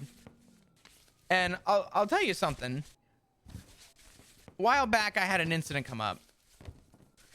I had an accident that caused me to have lost a lot of very core memories. And I struggled to find purpose. And one of the few people that continued to be one of the most proactive people at the height of my accident was Richard. And he rehabilitated me to some degree back into a place and a family that I love. This is Richard Dark you're talking about. Yes. And when I hope I didn't come off too brash earlier. I just had to test. I had to test and push back a little bit. No, listen, I appreciate the pushback. I hope people know that I went into this PD authentic, and I want to leave as authentic as possible. And it was crazy. When I first joined, I thought you were like a silly Billy that just didn't really give a fuck. You were just here laughing and, you know, being a silly goose, and that's it. Turns out you're like a very deep, you know, person. I think people don't. A lot of people, and this is not a bad thing, but I do think that it's just a constant that you see, is we are all so quick to judge a book by its cover. And yet, a lot of us don't think to read the first page. Like an iceberg. A little bit. I'm kind of an onion, I think. I have layers, right? But I think a lot of us have layers. I will always support and love this job. I want to go out with a smile on my face, the same way I came in. And if I haven't been smiling recently, I don't want that to be the lasting impression this PD has on me. I want the last thing people know about me is that I left the same way I came in. And I want to do everything in my power to make this last week the same. I don't want anything to change. I want to stay humble knowing that I made an impact to myself. And I am leaving knowing that there are a lot of amazing people who I've had the pleasure of working beside that I want people who look up to me to continue to carry on the torch of everything that I stand for. Put simply. And I'm sure you'll still see me. I'm not going anywhere. But I definitely do think that it is... You're going to become a criminal mastermind. No. Take you down. Oh, man. Just sad you didn't impart more of your wisdom, you know, because this is the first time we ever wrote together. I know, man. And I saw your name today and I said, no, fuck this. I'm going to ride along with him. You were so happy to see me earlier, but I didn't want to. I was so immersed in my fucking investigations, you know, and it bit me in the ass so bad. I know. You said that you said that there were things in the department that you didn't like. Mm-hmm. Did they influence your decision in part at least? And if they did, can I ask what they were? I could tell you, yeah. I mean, there were a couple that definitely did. There is actually there is something that I haven't told a lot of people, and I've had about more than a dozen conversations in the last week. I'm talking like 2-hour-long conversations. There's something in this police department that scared me. And I don't know if there'll ever be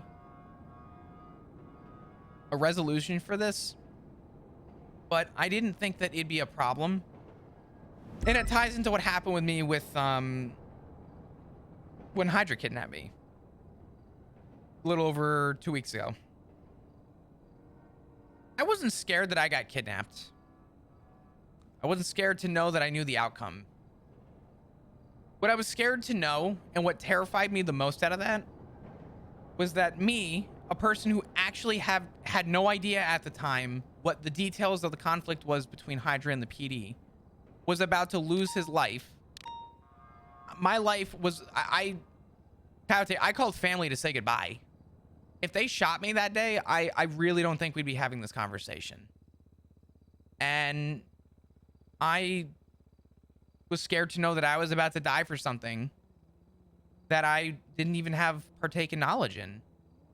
And to know that they told me that I was one of the best officers and that the best version of me was when I was a park ranger, and that I was just really like an outgoing person, and I was there for people.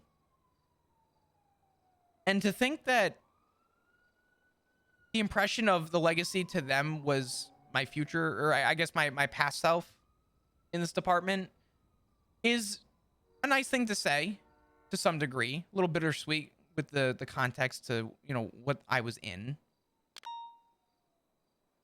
But what ruined me was knowing that if I died that day, and I'm so thankful and lucky to be alive,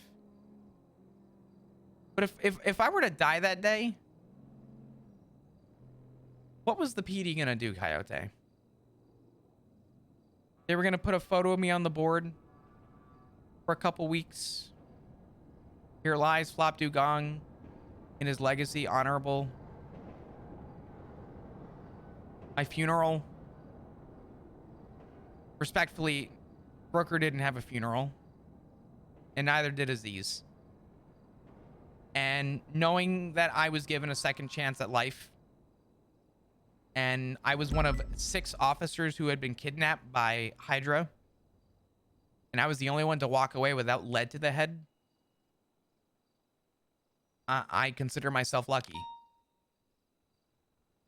But I do think that it's a little upsetting, concerning, and a little depressing to think that our brothers and sisters that we work next to, the people that we stand by, the people that we are integral to keep safe, because we're a family, and we don't even have the time to take 5 minutes out of our day, an hour out of our day, to give our fallen ones a proper 1042, and to leave their legacy with a funeral that they deserve.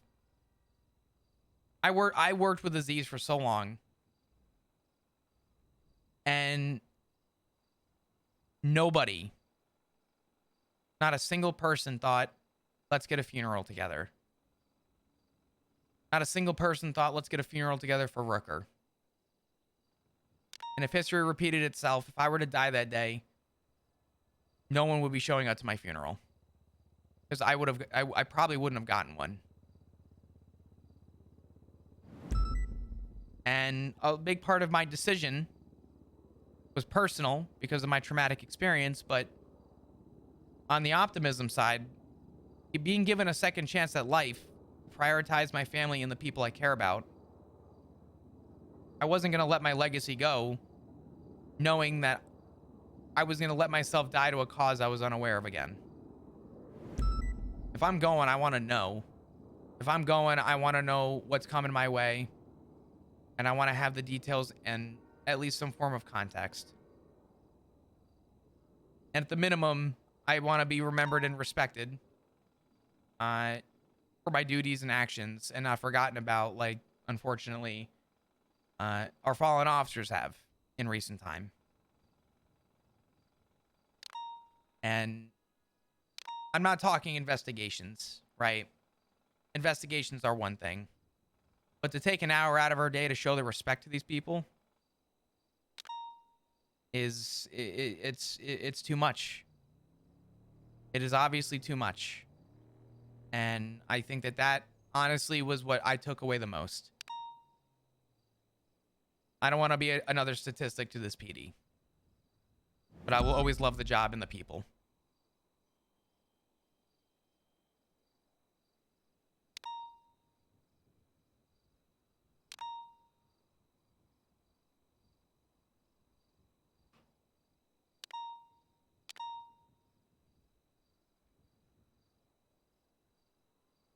I think that's hitting my big point.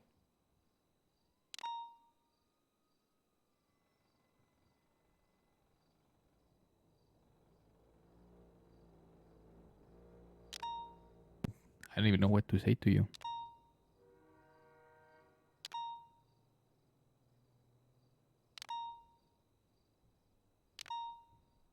Holy fuck, dude.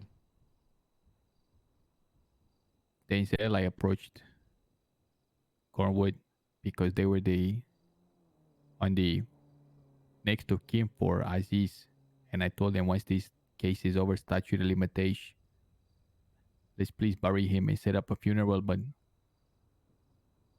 when the case fell through and kind of everyone turned on me and some of the things that were said to me, it was too much for me to bear, and I kind of just fucking abandoned everything and fucked up for 3 weeks.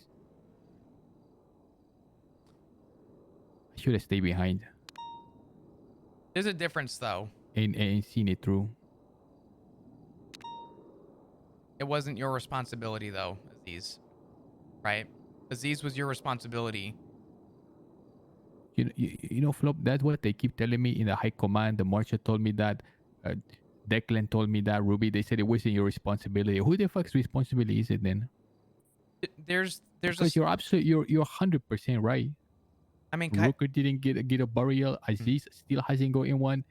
And the sad truth is, what you're saying, if I go, if you go. But is there an alternative? We're so busy being proactive that we don't take a minute to take a step back and take a breath. But, Coyote, the difference between you and everybody else in this PD is, I don't care what the rest of the PD has to say.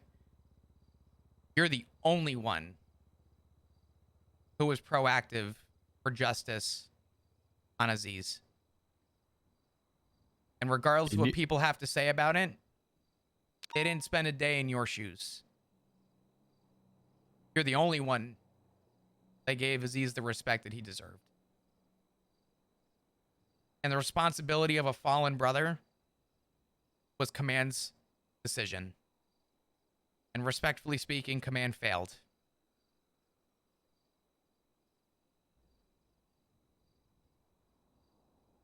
And it's a sad truth. And no one wants to say it, but I'll be the one to say it. I don't think I'm lying in my statement. But I also don't think you should beat yourself up for being the only one to do the right thing.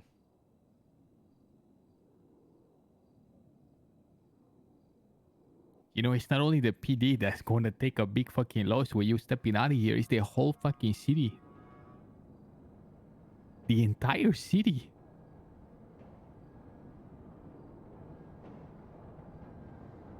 But it is what it is. Your time has come, and I feel a lot better about your decision now after having spoken to you.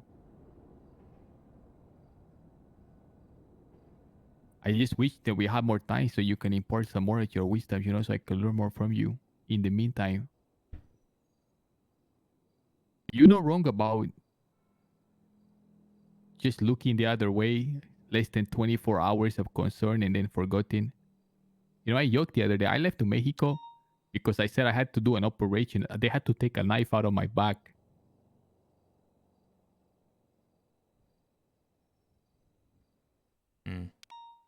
What you said to me just now, you have no idea what it means to me.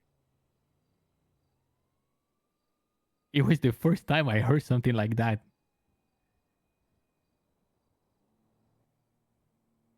And that's all I was trying to do. I was just trying to do the right thing. I nearly lost my job for it. Became an outcast for it. People in the department, they were telling high command that we don't trust Coyote. We don't trust him to have our back. He's not qualified. You wouldn't believe the stuff they say. Judges got involved.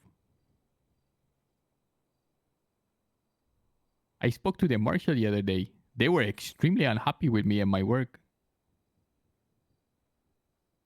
You know, there is a default that I've noticed that people default to the assumption that things are being done in malice and bad will when something doesn't work out. It's like the first thing they look to is for someone to fucking blame. But I never sensed any of that from you. You're a really genuine, earnest person with a lot of fucking skill and intelligence to match. It's gonna be a big loss for the entire city.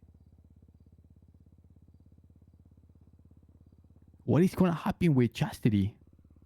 I found out yesterday. Hey, do you guys have food? No one said I'm eating IFAX. I mean, if this is still good, either eat it now or forever hold your peace. I don't know. It might already be far too gone. Oh no, he's good. I didn't get any. Oh yeah, I did. Oh.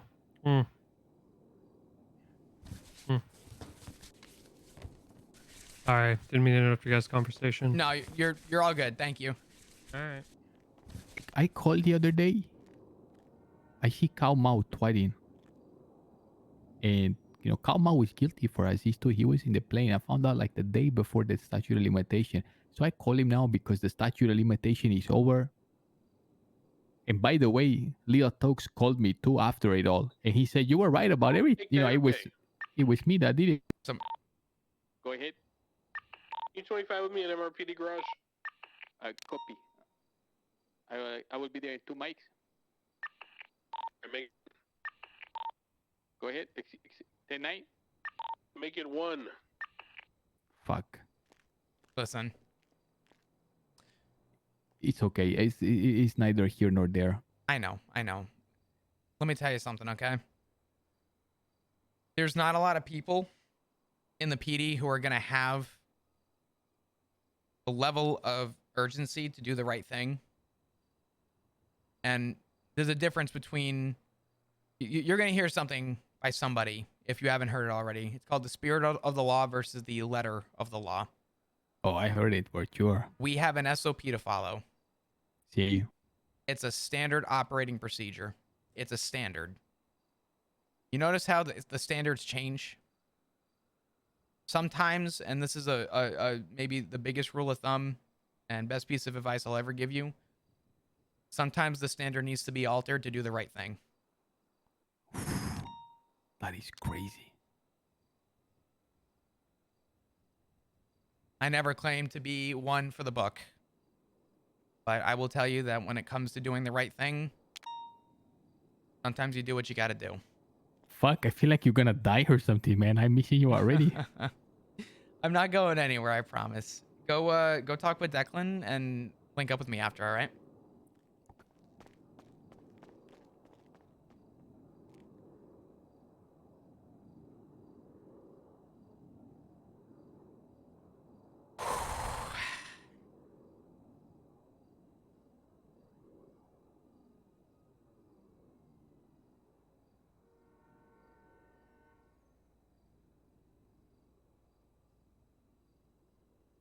Declan, what's your location?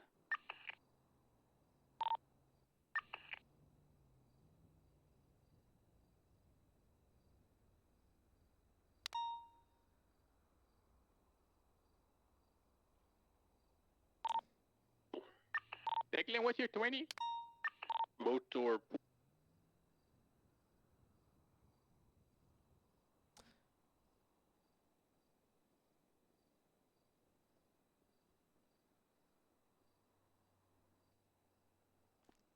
It's a rough one, man.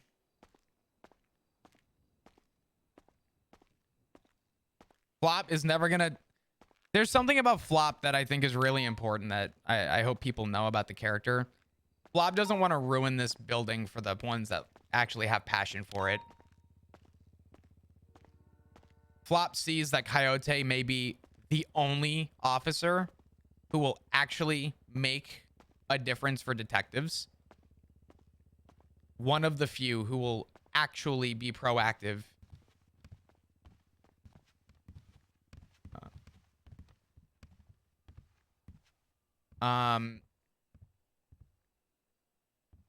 But Flop also wants to share his knowledge because he does believe that he does truly believe that Coyote is one of the good ones.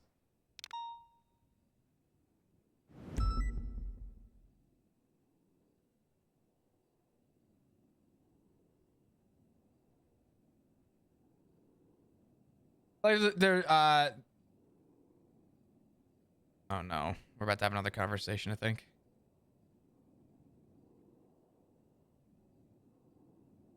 Oh, nope. I thought someone stood next to us.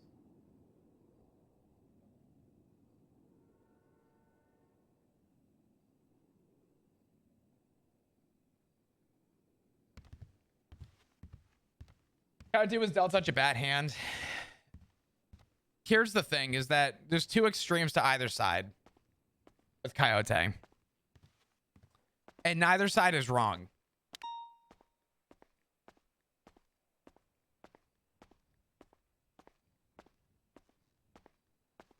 Yeah.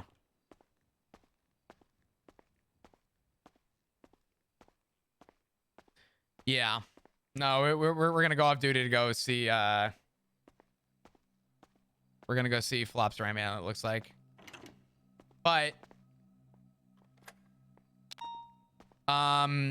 there's two extremes, right? On one side, people were saying bad things about Coyote because he wasn't a fully developed officer, but he was getting involved with stuff that unfortunately was, you know, stuff that someone else should have been doing. That is 100% fact.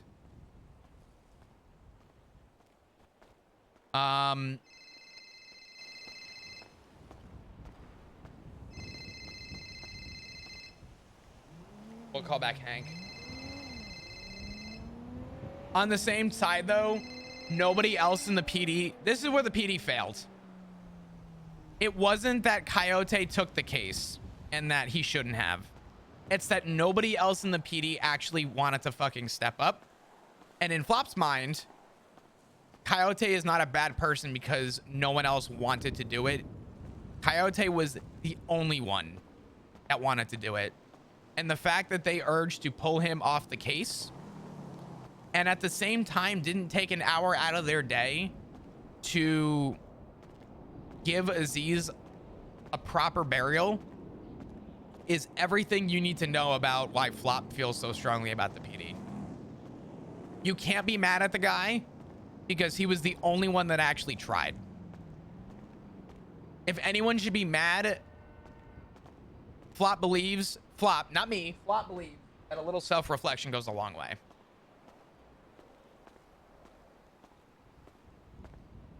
I have shades of Cadet Flop. It actually does. When Flop was a cadet, he thought about quitting.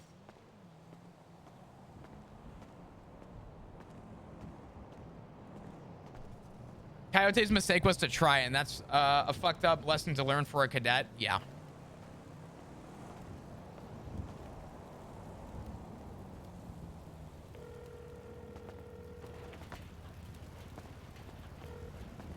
Hello. Hey. Well, well, well, well, well. How are you doing? It's been a week. Let me ask you a question, actually. How you feeling? Liberated. Is that a good thing or a bad thing? I mean, I'm calling the plays of my own life, so TBD. I can respect that. I mean, I had my blood out. I hear you're about to have yours. Who spread that word? You know the streets talk. I had a nickel for every time someone said that'd be a fucking millionaire, Flops. You want to actually know who I heard it from? Because I'll be straight up with you. Yeah, you and I go way back. I'm gonna be honest with you. I'm not telling anyone, so you're fine. I don't care. I expect people to find out. Yeah, Sooty told me. Just be honest with me. Who said it? I don't care. I have a. I just told you. The city? Sooty. Oh, Sooty. Wait, Yeah. Sooty? Yeah. It was a Kiki, Tessa. Oh, okay. Yeah. Yeah. Okay. I mean, I don't think people are blasting it out there, but I think people know, and I think it's staying under wraps, which, to be honest with you, is kind of. yeah, I was hoping that I was hoping I'd be able to get to have a conversation with Dundee before everyone told him my business, but them streets. There's a reason I asked everybody that I told, don't tell anyone. I expected people to know, and I wanted people to know, but if I tell everyone to please keep it under wraps and to give me my time, it gives me an opportunity to talk to people myself, which is what I wanted. So I'm sorry you didn't get, I guess the same for you, and that's not. Nah, dog, that shit, people run wild with the tea, let's be real. In that group? Are you kidding me? Fucking hey, In every group. Let's be If you say T 3 times in a row, Benji Ramos shows up. That's crazy. That is fucking crazy and not untrue. Holy fuck. You know what's crazy too? I told Benji yesterday, and I said, shut the fuck up and just don't tell anyone, but I feel like I've known you long enough. I want to let you know. And in the middle of Senior Buns, he goes, everybody step back. Flop's telling me some groundbreaking shit. And I'm like, motherfucker, can you just shut your trap for 5 seconds? Dog, he showed up to the Billabong like, 5 years ago. He showed up to the Billabong. We were mid firefight with another group wanting to know who we were shooting at. And then he was just running around trying to talk to people to find out why we were shooting at each other. The man gives no fucks when it comes to tea. Yeah, he don't give a fuck. He's God, man. That sounds about right. But I'm happy for you. I appreciate it. I'll be honest. I'm leaving for a lot of reasons. And I just talked to somebody who reminded me that I had another reason. And to be honest with you, I just don't see the vision anymore, man. It's hard. Bruh. I mean, I could say the same for you. I'm happy you're out of that fucking shithole. I mean, to be honest with you. I mean, I just couldn't see the vision anymore. It's hard. I'm being for real. Like, I know what my goals are. I know what I want out of things. And I know putting cops in the hospital inconveniences their day for about 15 minutes. Yeah. And if I want to actually do something that can change and do better for the fucking city, it's a courtroom, it's legislation, it's tedious, monotonous bullshit that may one day kind of, sort of, hopefully impact someone positively. I think that's a big vision change that, honestly, I wasn't actually expecting from you. I'll be honest. Dude, it's rerun season. I did this like 4 years ago. It's fine. Oh, okay. Yeah, but anyway, I mean, continue. Listen, man, I'm not just saying this to say it. I mean this like genuinely. You may have been the only reasonable person in the BBMC that I was willing to try and conversate with to have a communication. And I think it's the reason why you and I always seem to, I think, see eye to eye with that on two different sides of life. But my side of life is, I don't know. I mean, there's a lot of reasons why I'm choosing to leave. A lot of them are personal. But at the same time, someone just asked me, hey, you mentioned that you said you had some personal reasons as to why you're leaving. I said, yeah. They said, do you mind if I ask what that is? And I'll save you the full story of detail. TLDR, Hydra PD conflict. I was nabbed as soon as I went off duty. They were like right outside the PD. I got picked up for some conflict with PD. It was the first day I came back after a few days. I didn't know the details of the conflict. Instead of shooting me, they fed me to a mountain lion. And it wasn't the fact that I got kidnapped that scared me. It wasn't the fact that, you know, something was gonna, you know, possibly happen. It was the thought of knowing that I was about to die for something that I actually had no idea about. And what scared me was knowing that me, who was praised by these people. Now, listen, I'm not mad at Hydra by any means. Like, I want to be clear about that. I'm not, like, I don't have a vendetta against them. Yeah, Hydra gonna do Hydra things. That's what they do for Hydra. I mean, listen, it was part of the job. I mean, you know, not that I signed up to get kidnapped off duty, but they needed a message. They were going to send a message. But out of the 6 people that were nabbed over the course of a couple, I guess, a week or so, I was the only one that didn't get shot. And I was lucky for that. But the thought of knowing that I almost lost my life, I told everyone, I'll tell you, if they shot me that day, I don't think I'd be on the phone with you right now. And the thought of knowing that I was about to die, for again, something I had no idea about, what were they going to do? We're going to put a photo of me up on the board for a little bit. Here lies Flop Dugong. Courageous service. Strong, blah, blah, blah. That's great. That's cool. My funeral? Did you go to Aziz's funeral? Nope. Did you go to James Rooker's funeral? I mean, I've drank the tea. Yeah. You probably wouldn't have gone to my funeral. I would have went. I would have went to yours. I appreciate that. I'll tell you this much though. You probably wouldn't have, because unless you were the one that was going to put it together, the PD still has yet to put Rooker's funeral together or Aziz's. And the thought of knowing that PD, wait. Oh yeah, they both didn't get a funeral. Neither one of them. They barely got an investigation. They got one, and honestly, I commend the officer that actually took the time out of their day to be the only motherfucker to try. But they never got a funeral. I'm gonna be real. I knew how Aziz died the day he died. I think a lot of people did. Yeah, no, it was not secret. No. Yeah, no, that was literally just being said. Like the story. I think when I heard the story, there was like 20 people there because we were all just pushing weed in a giant fucking circle.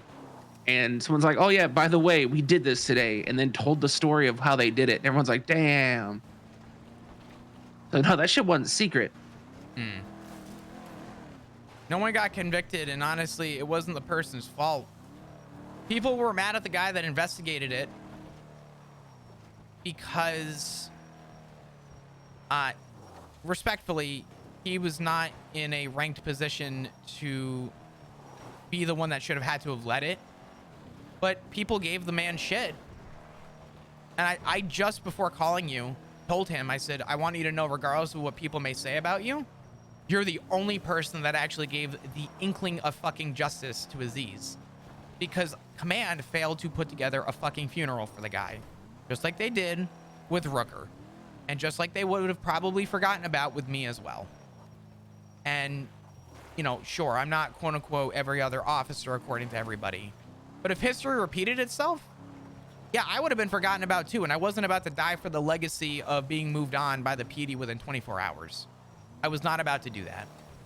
And the thought of knowing that that is a concern of mine, respectfully, Flops, I think there's things to communicate to the PD that people should know. I shouldn't have to tell High Command to take 5 minutes out of their day to put 5 minutes out of their day to schedule a date and time to give a proper burial and proper 1042, which is just going off duty, but a proper off-duty call for a fallen officer. That's some of that end of watch shit, ain't it? What's that? It's like end of watch or whatever. Yeah, I kind of. I don't know, but it's a little like, I shouldn't have to tell someone that. No. That's like telling a kid after Rooker dying was a kid putting his hand on a hot pan the first time. Aziz dying was the same kid putting a hand on a hot pan the second time. I shouldn't have to go to command and tell them to not put their hand on a hot pan the third time. If you don't know after the second time, you're a lost fucking cause in my book. I can't help you. I mean, I hear her Slacks is barely clinging on to life right now. I just found out about that yesterday. I left a note for him. Yeah. I thanked him for the opportunity, but I'm leaving. Well, they'll probably look into having a funeral for him, but I don't know how that'll go. Yeah, 1 to 2 weeks will move on. They'll forget he even existed. But I don't know, See, man. That's the struggle, right? Like, and it happens everywhere, because even on the side of the fence that I just left, right? Everyone assumes they'll live forever, knowing full well that you are at any point in time minutes away from death. Oh yeah. Just, it's the nature of the beast. And I'm getting older. I don't know how many more wild and out gunfights I had left in me. Sure. And I'd like to do something that matters at some point. And I mean, if this fails miserably, I can just run it back and do terrorism and treason again, part 2, whatever. But I gotta try, because I'm not ready to give up thinking that actual change can happen. And I have done in enough cops to know that you're right. They don't care. It is an inconvenience. It is a point of frustration. It is these fucking crazy gangsters shot us. And then life goes on. Absolutely. I mean, take it from me. There is, I don't know what the fuck that tweet means. I'm gonna be real. Getting rid of the fucking horny legislation. Idol should just have her own legislation. It's like just stop, down, girl. Just no. I'm married. She better figure it out. But I don't know, man. You're right. It's very different. I'll be straight up with you. When I get out of the PD, I'm probably going to do things people may be surprised by. But I'm not one of those people that... You're going to start fucking jaywalking, huh? I'm going to start fucking jaywalking. People are going to be shocked. But nah, I'm not one of these people that's, middle finger to the world, fuck you. And I'm going to go start shooting people, right? But before I was in the PD, I had a lot of things that I did that I enjoyed. That, nowadays, I would have stopped people from doing. But the reality is, the situation that happened with Hydra was a second chance at life. And I'm looking at it as optimistically in that way as I can. Because it's impossible to not, considering how lucky I was. But if you ask yourself the question, if you were given a second chance at life, what would you change? Well, I'll tell you, for me personally, my occupation ranks very high on that list. I was not about to die for something I was unaware of again. That way too close to the sun on that. And I told everyone, I don't think I'm invincible. I don't think I'm permanent. But, and someone told me the other day, Flops, that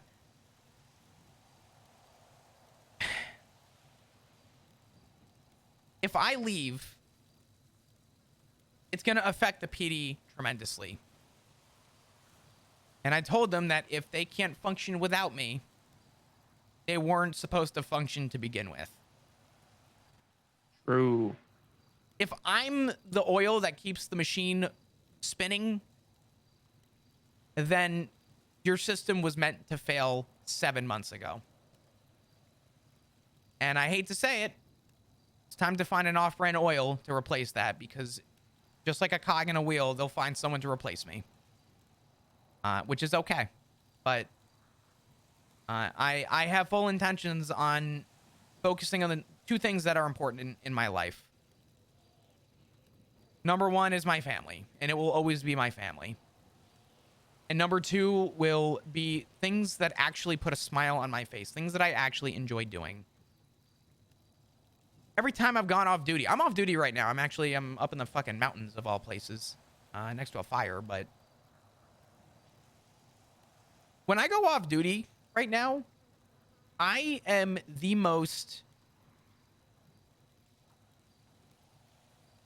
I'm going to rephrase. I am the happiest when I am off duty right now. And I'm the happiest when I am around my family. And I am the happiest when I'm around people that actually care about me. And I'm the happiest when people call and check in to ask how I'm doing. You know how often that happened in the PD?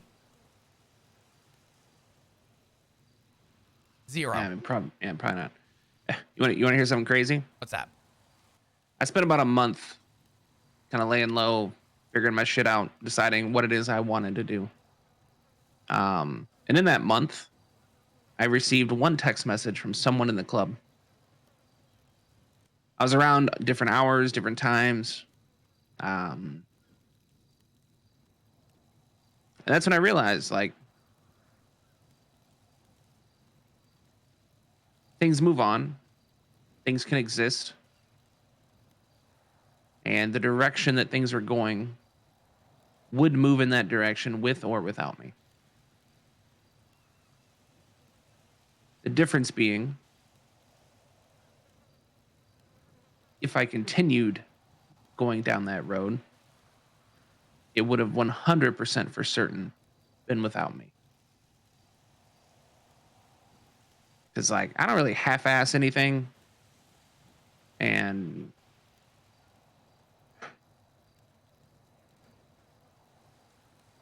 ever since the whole, war and figuring shit out, I got my throat cut open in lockup.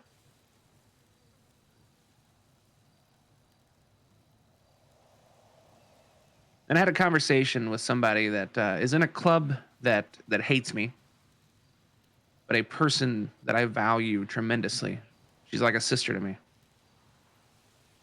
I may or may not have looked out for her yesterday while she was surrounded by Croc and another cop to call some of her friends to come help her out. I was there for her back in the day when she was struggling to stay sober. I'll pull her back from the edge a few times. And I love this. Had the fucking cutest little plushies.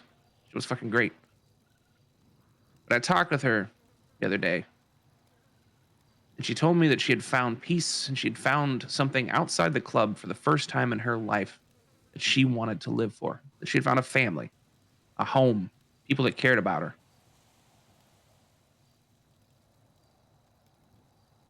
And as I, made my decisions, I have someone in my life that I want to build a home with, that I want to, enjoy a family that's not just, the gang shit.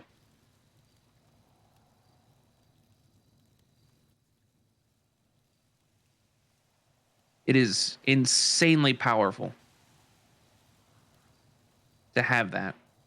And if you got that, dog, it don't fucking matter what you do when you leave. You will have everything in the fucking world.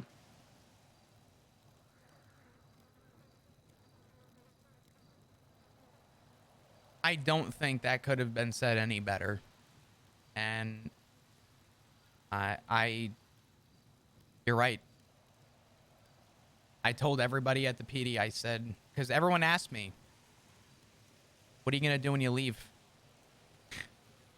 You want to know what my response was? I don't know.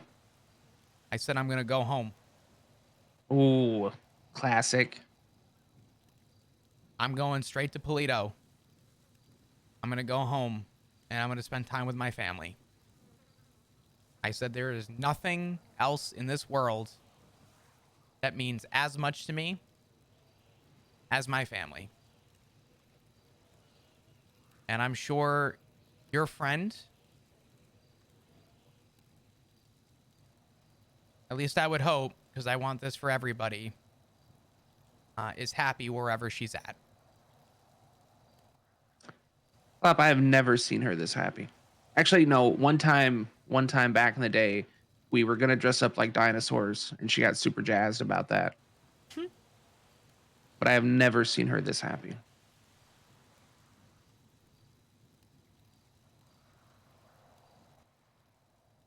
And for all the bullshit that she's went through,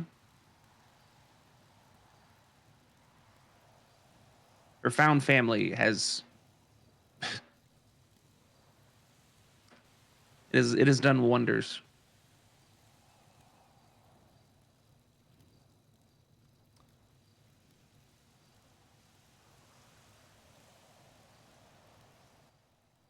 If you need anything, you have my number.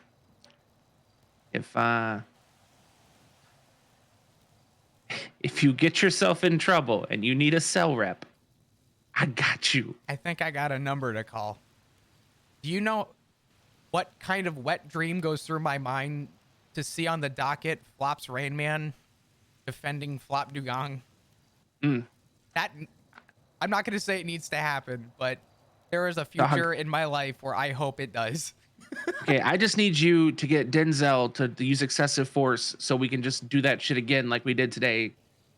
What happened with that? So I'm gonna be real. The report is a train wreck. I was trying to read the report to pick it apart. I have 3 pages of notes from picking apart just the report from the different officers involved in the scenario. All of it stemmed from poor articulation. Like, if you're going to document and search a vehicle because you are impounding it, you should probably say that instead of saying we searched it and that was that. And somehow an unauthorized parking ticket, which would have been no time and $300 fine, turned into a chase around the city, an officer involved shooting, and just a complete shit show. I also learned that Denzel thinks 50 miles an hour is high speed. Oh boy. Yeah, because the cadet in the vehicle says they collided with another vehicle at 50-ish miles an hour, and then Denzel said it was high speed. So there's that.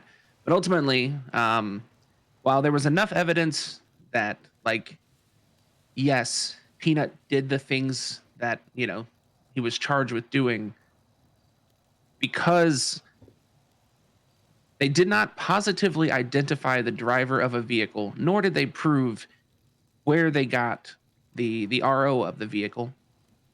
And in the chase, and Denzel even said this on the stand today, he said the first time he positively identified Peanut was when he was on the ground in cuffs.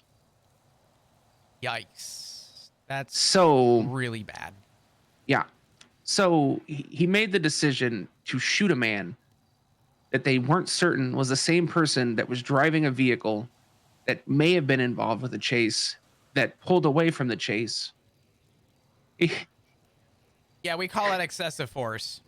Yeah, he also, as he stepped out of the vehicle, said, "I'm finna kill you," or "You finna die," or something like that, which Peanut remembered, but Denzel, in his words, "I do not recall." I mean, I'm gonna play devil's advocate. I'm not defending Den, because if he did that, that's fucked up. But let's be honest. If Den didn't say, you know, damn well Peanut would have said something like that. Uh-huh. Oh, 100%. But there is And a then, level of professionalism that, yeah. Yeah, and then Den shot Peanut in the back of the head. Was he armed? He was in a vehicle. They had it was a white garage. So allegedly a white garage block at slower speeds. Bro, you could tell me your social. I won't be telling anyone right now. That PD for the next week is gonna be a paycheck milk for me. So Den's got he has a harness in his vehicle. Sure. His passenger gets ejected. His passenger is not downed. They get back up and like they're going in, but allegedly because the passenger was ejected, that was the decision point for Den to then start shooting as Peanut was driving away. But on the stand, Den goes, well, I was trying to make sure the scene was safe, so I shot him. Which I understand, fleeing felon.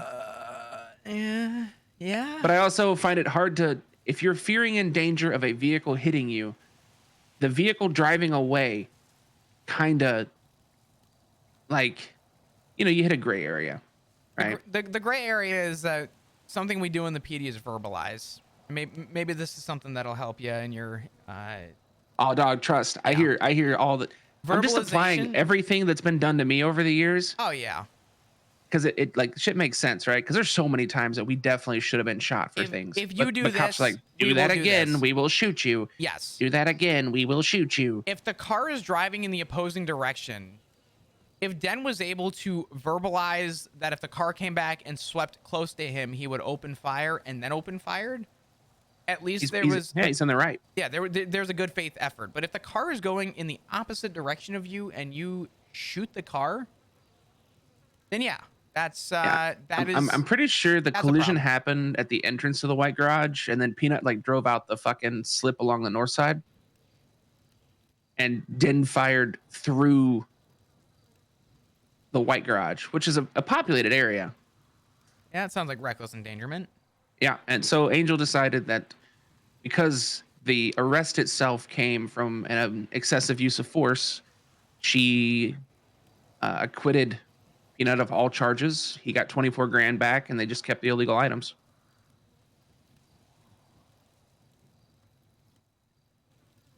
But Den also got shot during deliberation.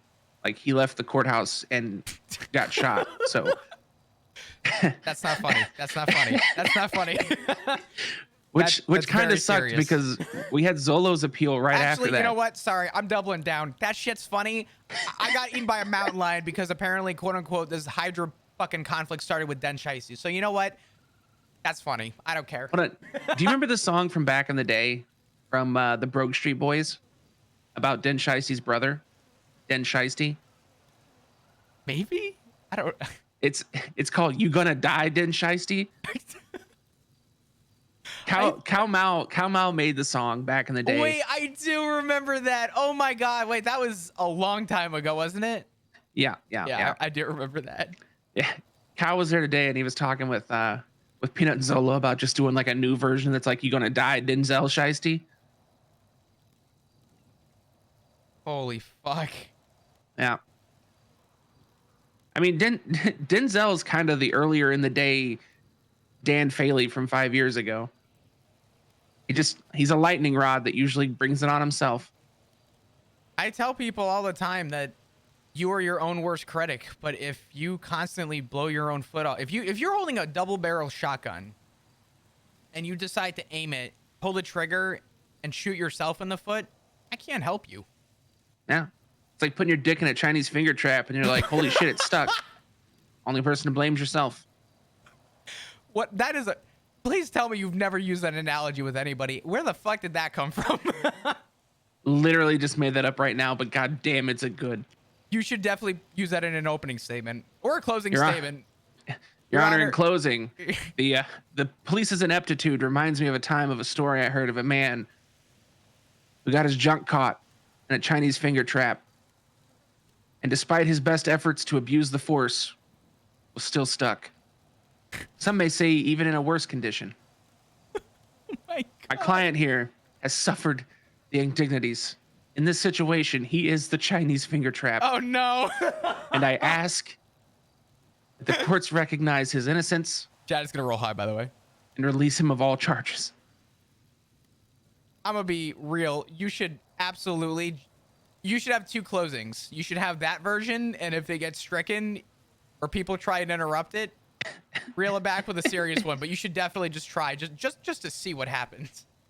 Objection, scope, objection, relevance, objection, hearsay. Yeah, but you said, I mean, oh god, they could though. God damn it, it'd be really funny though. Oh yeah, no, it would. It's that's the kind of life I wanna push for. But regardless, man, I'm gonna tell you something.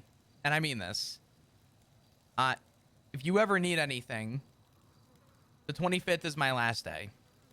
And I'll actually have the freedom to maybe have a little bit more say and leeway with things. But I understand people are hesitant until I put the badge down. I get that. I've sort of contractually told myself that I don't think I'll ever go back to the PD.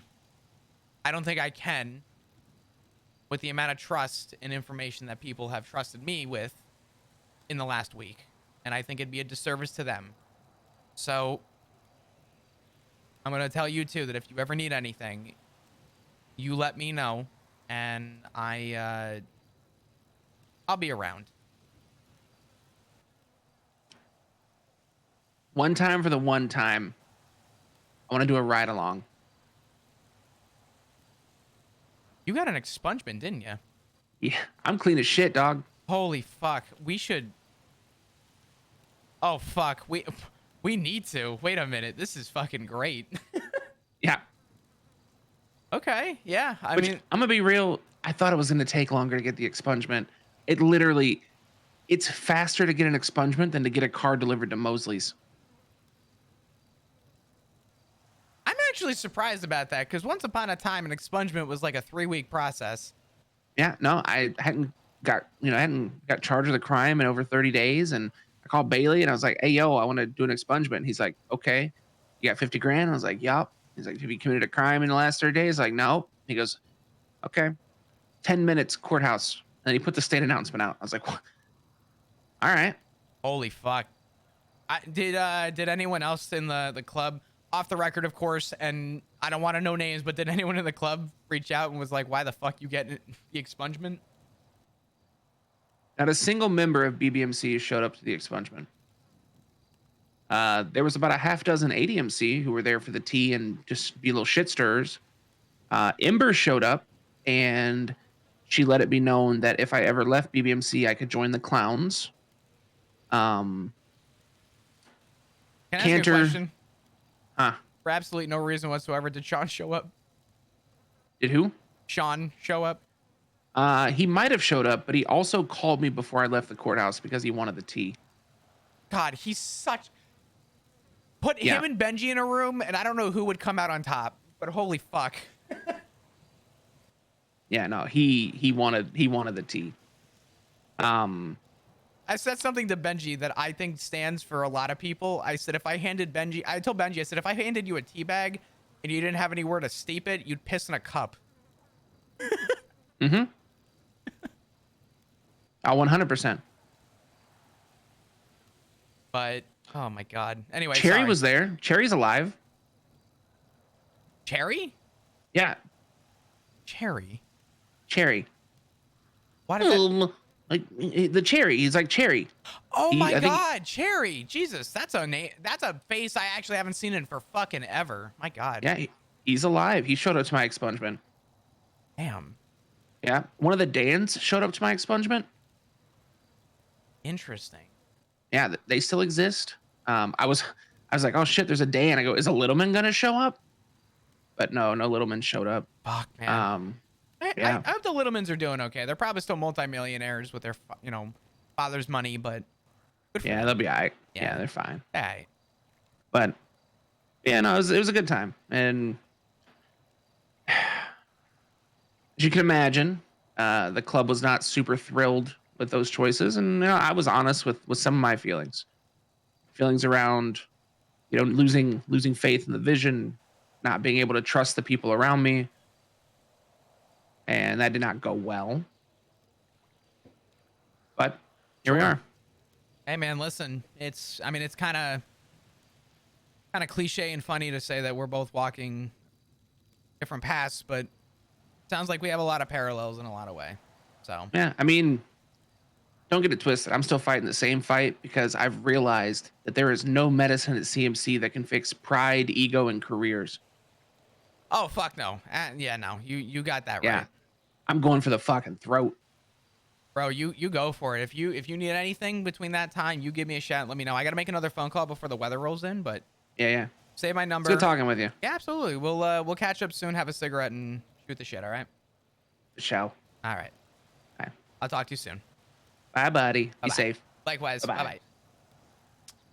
Damn, dude. What a fucking time, man.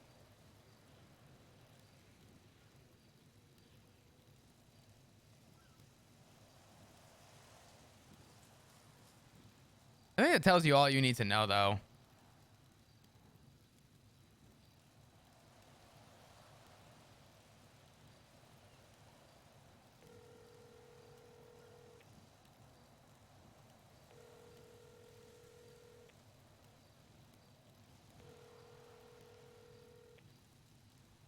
Why's my phone not working?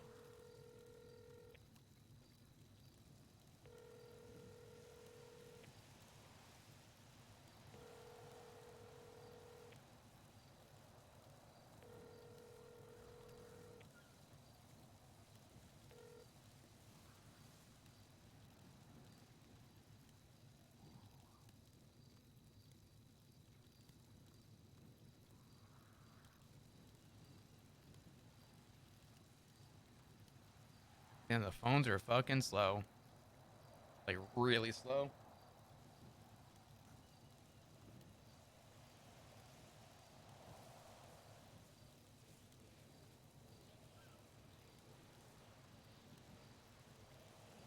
There was a part of me that wanted to turn around and say to,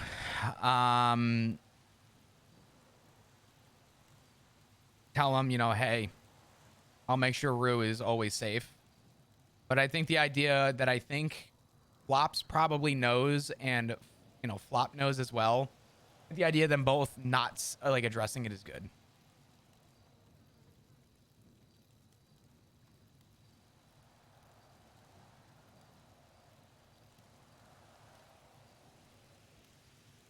Fuck. Uh-oh.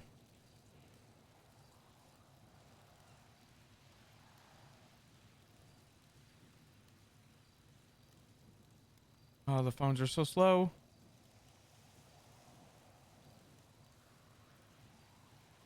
Please send.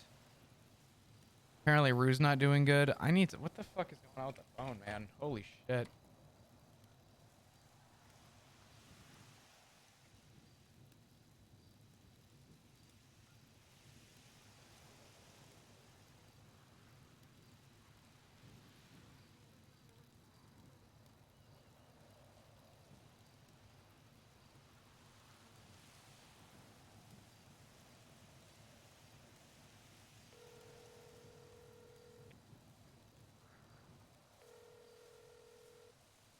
Hello. Hey.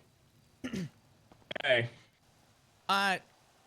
We'll talk after Storm, but real quick question. Do you know if Rue is around right now? She was like 20 minutes ago. I got you. She texted me about, I guess, her surgery or whatever for her leg, and she wasn't answering, so I didn't know if she was still around, but I mean, she should be somewhere. yeah, it's getting close that time, but you know. Yeah, exactly. Yeah, I'm sure she's fine. All right. I should be around pretty much right after Storm. I might have to make a phone call real quick, but I will let you know. Outside of that, you're available. We'll talk. All right. All Sounds right. good. Awesome. See you after Storm. Yep. I'll talk to you soon. Bye-bye. Bye.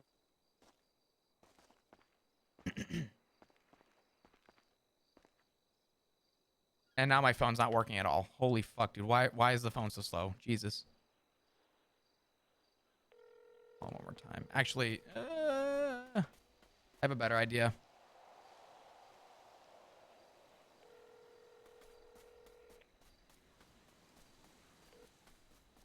What's up? Hey, I was just calling you back. I'm sorry. Who is this? It's Flop. Oh shit! Why do you have a new number? Did you refresh your contacts? No. So when you turn your phone on, you got to refresh your contacts. Otherwise, caller ID pops up. Yeah. Okay, that makes sense. It's a little weird. It really doesn't make sense. I don't know why the phones do that, but Well, see, now that I'm looking at my contacts, it makes sense now that it's you.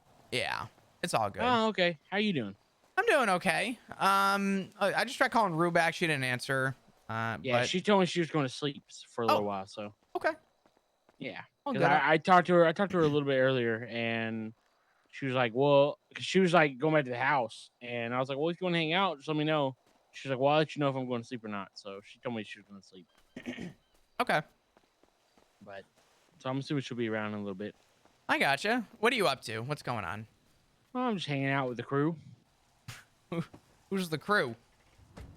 Yeah, Amanda Hank's been coming Cypress? around almost every day. It's actually been really nice. What was it? Sorry. Cypress? Oh, okay, cool. How you doing, Amanda?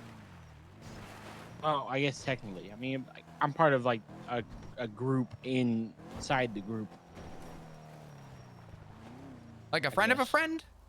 No, I mean like I guess like it's a group, a part of Cypress.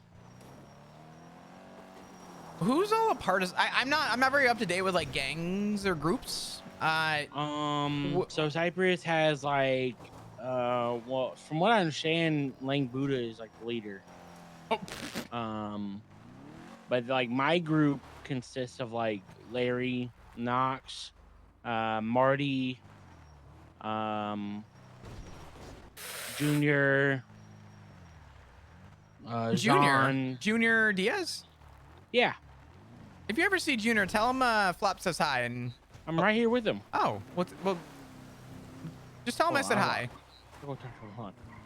Hey, Junior. Hey, Flop says hello. He said, "What's up?" Hell yeah. I used to, I'm not going to say we were like great friends because we were on two different sides of life. I was investigating him at the time, but I got a lot of respect for him. He's a good one. He said you're not a great friend, but he investigated you and you're a good one. Well, it's not that we're not friends. It's just that we haven't had a chance to really get to know each other. He said he's not doing anything illegal, and you're a waste of time investigating him. But tell him I know he killed Chino. He says he knows you killed Chino. He said that's not true. Fuck. I tried. Oh, I mean, you gotta take his word, yeah. It's not true. Oh, well. Anyways. I mean, but it doesn't matter for like 7 days, right? You're not a cop anymore after 7 days. Yeah, next week, the 25th, I'm officially, I'm free. How do you feel about that? To be honest, I'm... Bittersweet? I'm actually looking forward to it. Yeah. I am very much looking forward to it. I think, after talking to a lot of people, I'm becoming more and more and more reassured in my decision to the point where I'm happy. That's good. I mean, at the end of the day, it's like all about like, you know, how you feel about it. Yeah, no, definitely. I mean, listen, the reality is this. And I haven't had a chance to really tell you the full story, but the short version because of some weather, and I'll tell you the fuller context after. Yeah. When I had my accident, or I guess my incident about 2 weeks ago involving a group who kidnapped me. Hydra. Yeah, I almost died. And I called family to say goodbye. They gave me one phone call, and I made a phone call. And I said goodbye because I expected to take lead to the head. I expected to get shot. And I didn't get shot. They fed me to a mountain lion. And I told everyone in the PD, I said, I fully expected to die, and I was scared to know that I was about to die for something that I didn't even know about. The whole reason they took me was because of a PD conflict, but I didn't even know the context to it. And I told him, I said, what if I died? I said, just look at the big picture. Yeah, of course. I said, I almost died for something that I was unaware of. And if I did, what about a funeral? Because the reality is this. We've had 2 officers die, 2 really known officers that I cared about. James Rooker and Aziz were 2 people that I worked beside for a long time. And when they both died, they never got a funeral. So, well, I mean, I think it's like at a certain point, right? It's like, you know, and no matter what, like the reputation somebody has, like, you know, you work with somebody for so long, it doesn't matter like what people think of them. Like, it's all about like what you think of them, right? Yeah. So I mean, you know, I don't know these 2 cops that you're talking about, but I mean, although they might have been like, I don't know if they were, but example, if they're assholes to people, that are not cops, it doesn't, that doesn't really change the How you doing fact today, that Amanda? it's somebody lost. Yeah.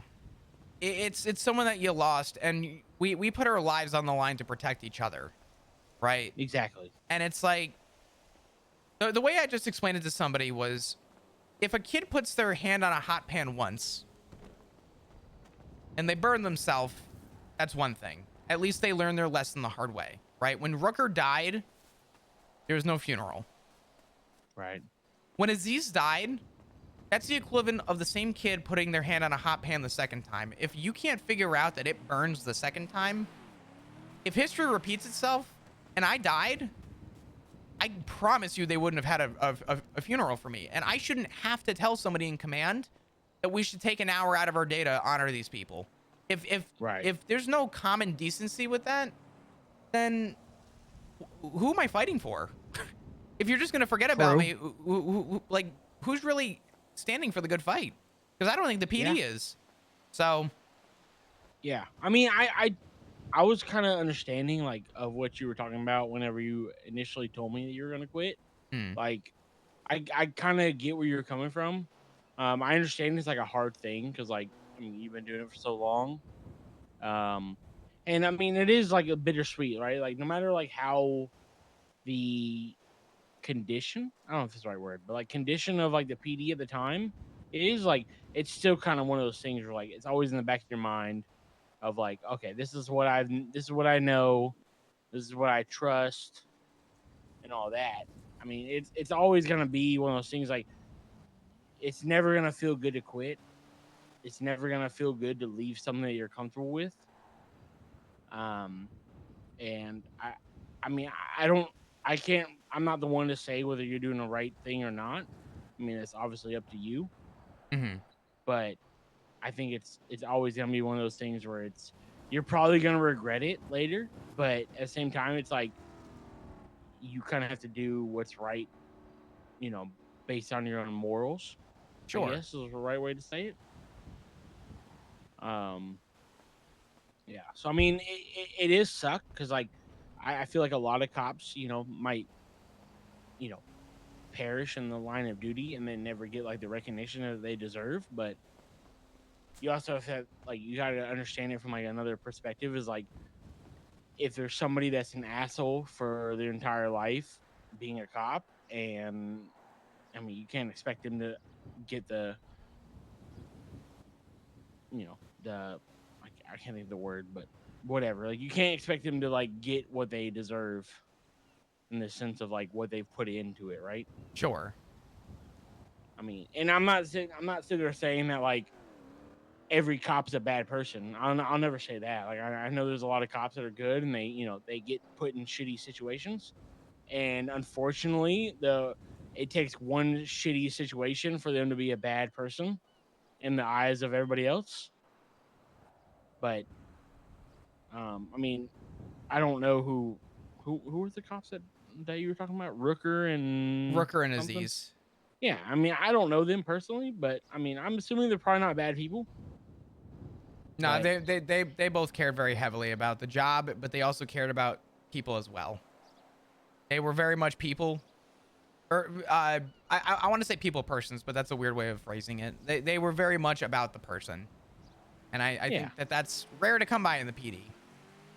Yeah, of course. So I think, I don't know. I don't think I'm much different than them in that way. And I was very dead set on my choice when I woke up.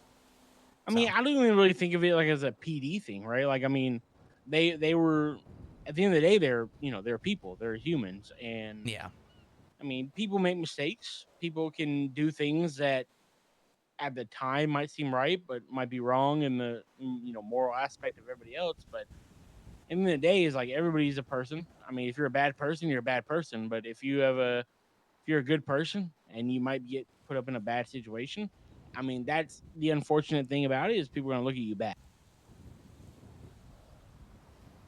No, definitely. Most definitely. You there? Yeah, no, I figured storm was coming up. God, dude. That was a nice talk with Hank.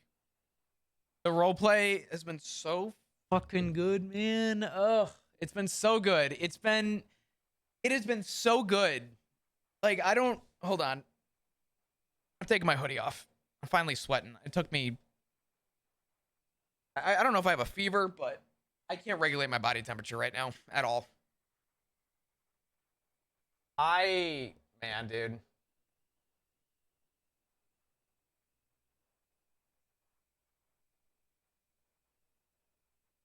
If you guys are new, happen to be enjoying your stay, hit the follow button. I'd love to see you come back. Do you know what I love about this story so far is I feel like when it peaks,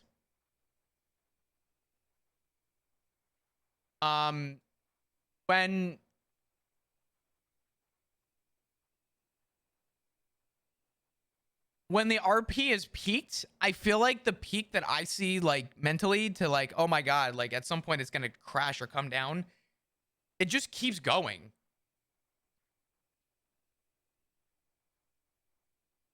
You know what I mean? Like, I keep thinking that, like, oh my God, it can't get better than this. And then it just keeps fucking going. Yo, Hankson, what's up, dude? Chat's talking about how Hank be a good one, dog.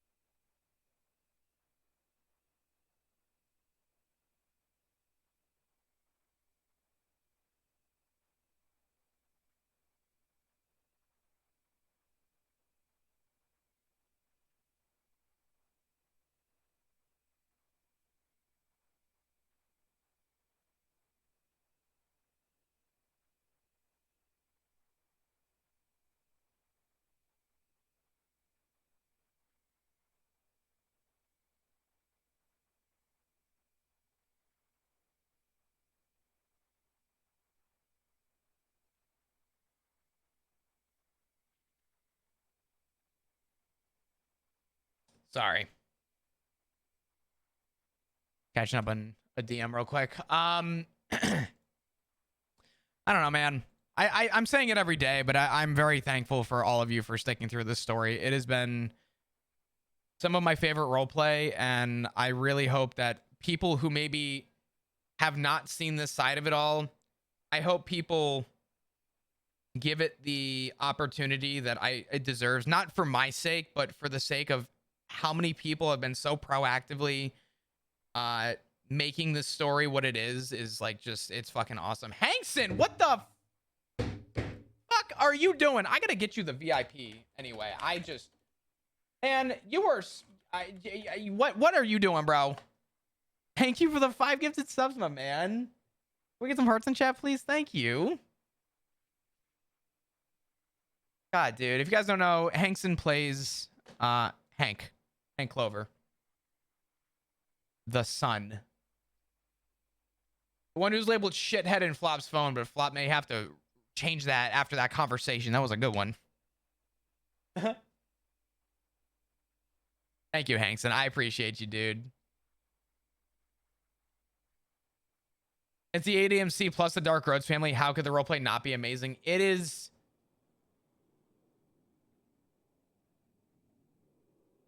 Yeah, I think Hank has officially been promoted from shithead to doo-doo head.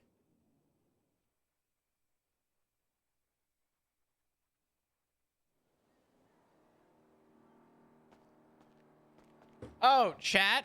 By the way, I ordered a new SSD. As for when I'll actually install it, I don't know, but I finally ordered a new SSD. I decided to Prime Day it so that I had a chance to get the best deal, but I'm still kind of pissed that I had to order a new one and I could just get this one replaced, but it is what it is. So that'll be here. There's a lot of delays on delivery right now. I don't expect to see it for a little while, but do the best we can. Hankson! Bro, what are you doing? Thank you for the 5 gifted subs. Again, 5 more. The fuck? Dude, I thought this was someone actually up here.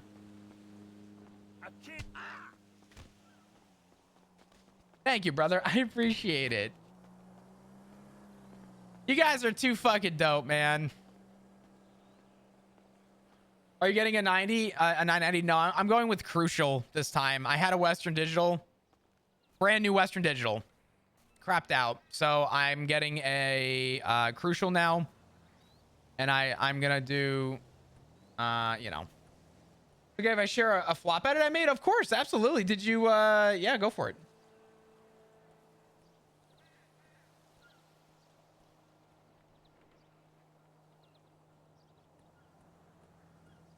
I see it in the Discord. I'll go and watch it at some point. Actually, wow, people load in. Let me. Is there DMCA music? Oh fuck. Oh fuck. I need to know like how much I need to do to you know get it working. That's all. It's either click the link and watch it, or I have to set it up on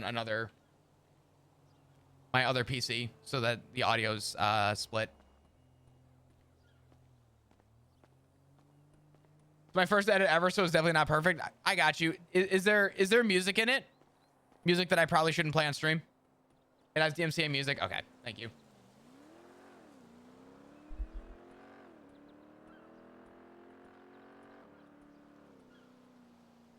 It is see a song? Okay, cool.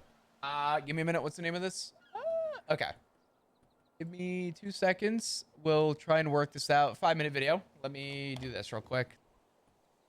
I appreciate that you guys are doing all these edits, by the way. I'm loving this stuff. This has been like the coolest thing for me is seeing how you guys depict the story, because I love it and appreciate it. Let me really quickly I need to set this up. Give me 1 second.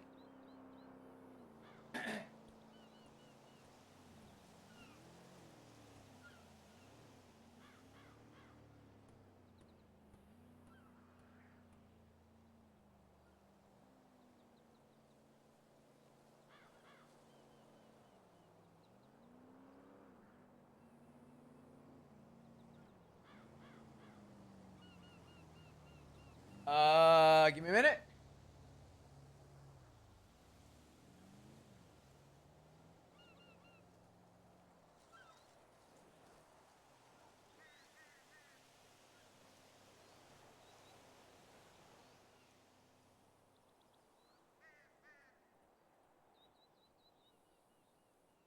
I can't get it to fucking pop up.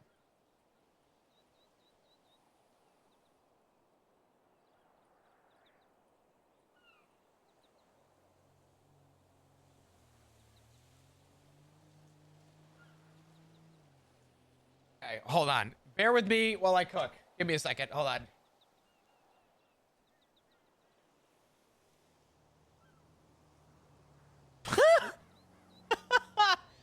Oh, that's funny though. God damn. Sorry. I was trying to see if I could get this to pop up a little bit better.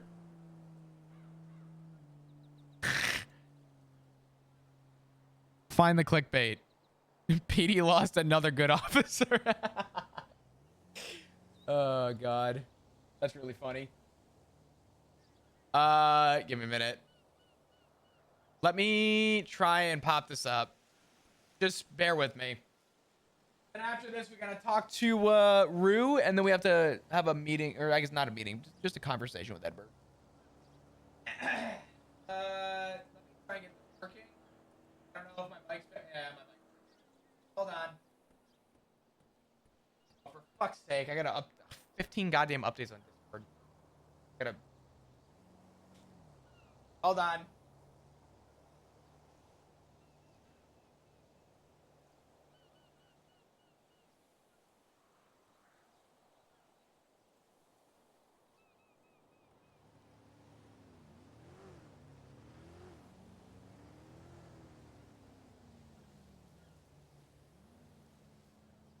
I'm getting the infinite load. I'm waiting to see if this pops up. I'm so sorry.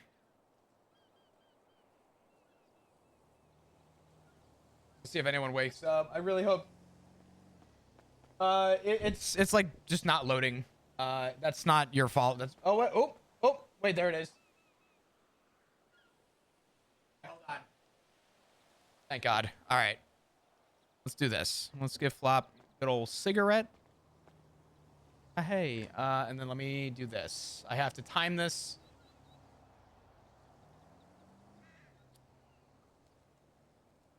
Okay. Give me a minute.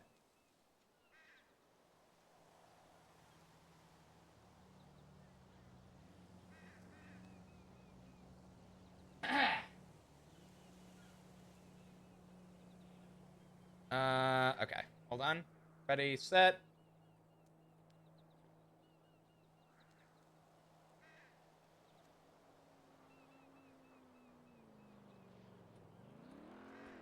All right.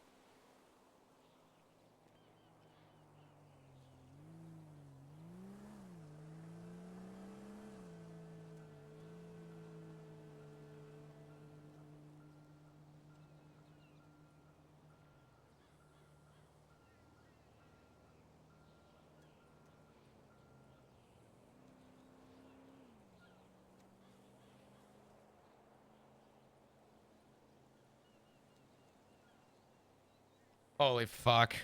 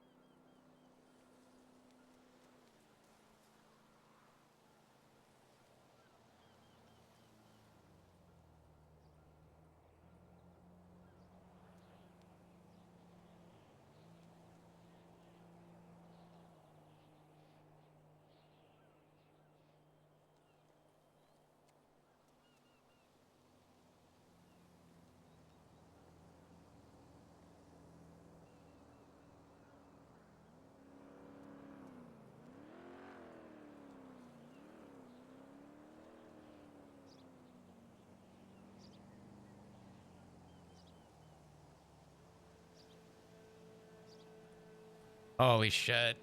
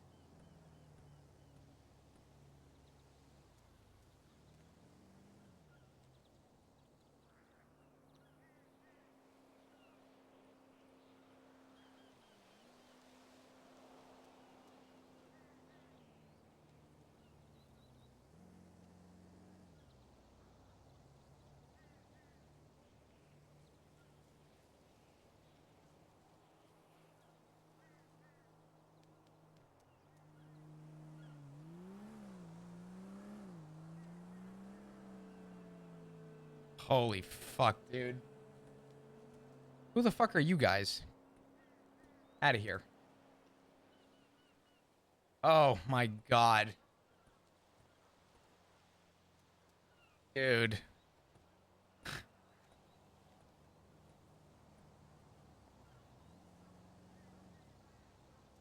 Yeah, that was a chef's kiss.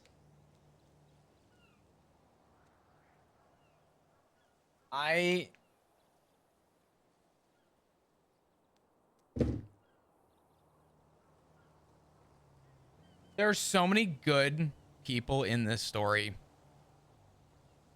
Genuinely good people who have made this like story so meaningful. I know that I'm the catalyst for the actual like the permanent effect for, you know, the result of choice, I guess we'll say. But this story would not be as good if it wasn't for everybody who has made it this good.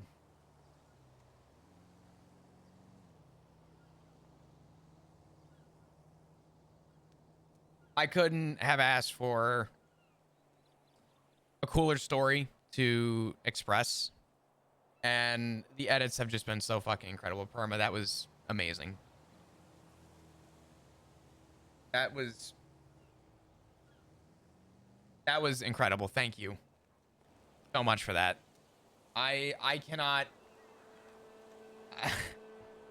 It just I love the edits so much. Amazing to see how much Flop's characters impacted so many people. Oh man, okay. Can I ask you guys a question? Anybody here not see Better Call Saul but want to? And if so, I want to show a clip of something that I guess I didn't really think about until started going through this story.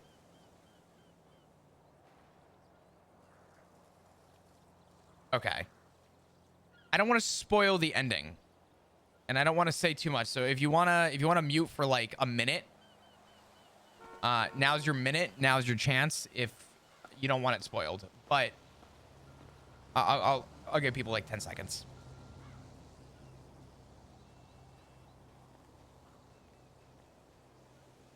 Okay. Do you guys remember? Yeah, spoiler warning. Do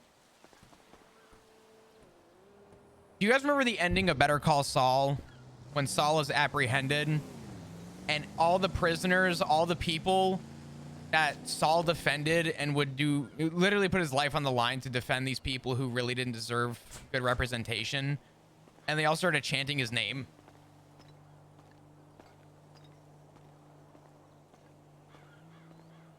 I thought about that scene when everybody was like, PD's really losing a good one. You were what made the PD. You were like, you know what I'm saying? That, to me, that scene, I feel like unironically, like I chuckled when I thought about it. I'm like, I'm like, I don't want to call it deja vu, but I thought about that scene and thought about how that's what it kind of feels like Flop is experiencing. So that's all I wanted to say. Spoilers over.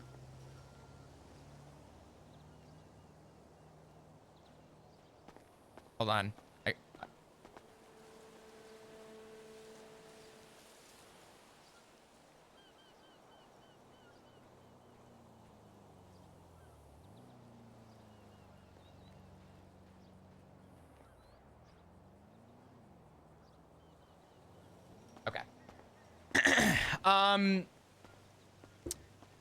Yeah.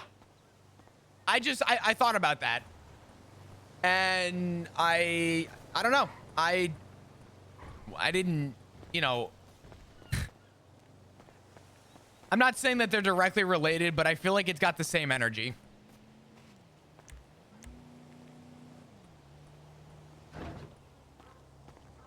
Pop so cute. What's up, Anti? How you doing? Hope you're doing well.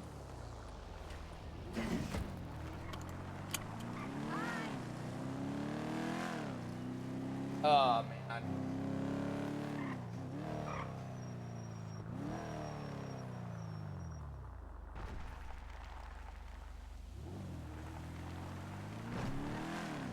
No, seriously. The edit, thank you so much for putting the time into it. I know that the time and effort into doing the edits is a lot, but I really, like, I cannot express just how much I appreciate everybody's support for it. I'm enjoying it, and I don't know where it's gonna go. I don't know how it's gonna change things, but I really think that I don't know. I'm looking forward to see where things go. And the more that I'm doing the interactions and conversating, the more it's like, it's just flowing. I don't know. Yo, Crayon, I hope you're doing amazing. I saw you typing before. I was in the middle of talking with RP. But I appreciate you so much. If you gotta go to bed, you do what you gotta do. No, it definitely is, Allie. I'm looking forward to it. I'm definitely excited. All I really wanted out of this whole thing was to just create something enjoyable for everybody. And if I'm the domino effect to kind of, you know, let other people express their characters, then you know what, man, listen. For the goodness of roleplay and knowing that this makes sense for my character, there's nothing to be upset about.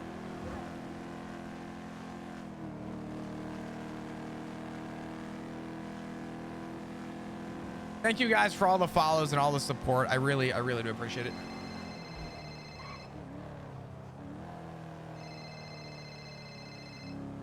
Hey. Hey. Well, we got entirely rudely interrupted there. Yeah. Okay. But no, I mean, like, I guess, like, to finish it all up, like, at the end of the day, is like, I get you. I mean, I know we've had our differences in the past. And I say past, I mean like the last couple months. Yeah, sure. But at the end of the day, is like, I love you, Flop. I only want the best for you. I know you're doing this for a reason, and I know that what you're doing is the best for yourself, and also like our family as a whole. But I mean, I just hope that you're doing something that you want to do, and you're not just doing it for the sake of us. I mean, I know at least in the last couple of months we've been having a little bit of trouble, I would say, to say the least. But yeah, I mean, I do hope that you're doing this for yourself. And at the end of the day, is like, I know you have a family, but you know, you also have to take care of yourself first, right? So, I mean, I'm in all support for whatever you want to do. And I mean, I know you don't, you know, I know you weren't really looking for that, but I mean, I guess, like, I know you probably don't care about what I think about it, but No, I do. Listen, Hank, first off, I love you too. And I appreciate it. Just know that you were just as much a part of this family as anyone else. And I don't want that to be forgotten. I only want what's best for the people I care about. And I have a lot of personal reasons to want to leave that involve the family. But I also have other reasons that involve the PD that absolutely are deciding factors for me. And I think the biggest takeaway from it all is specifically the idea that the place is not what it once was. And the only constant that I have that's been consistent in my life that matters to me is my family, is you guys. And I think me looking after my family and prioritizing my family is, without a doubt, without a shred of doubt,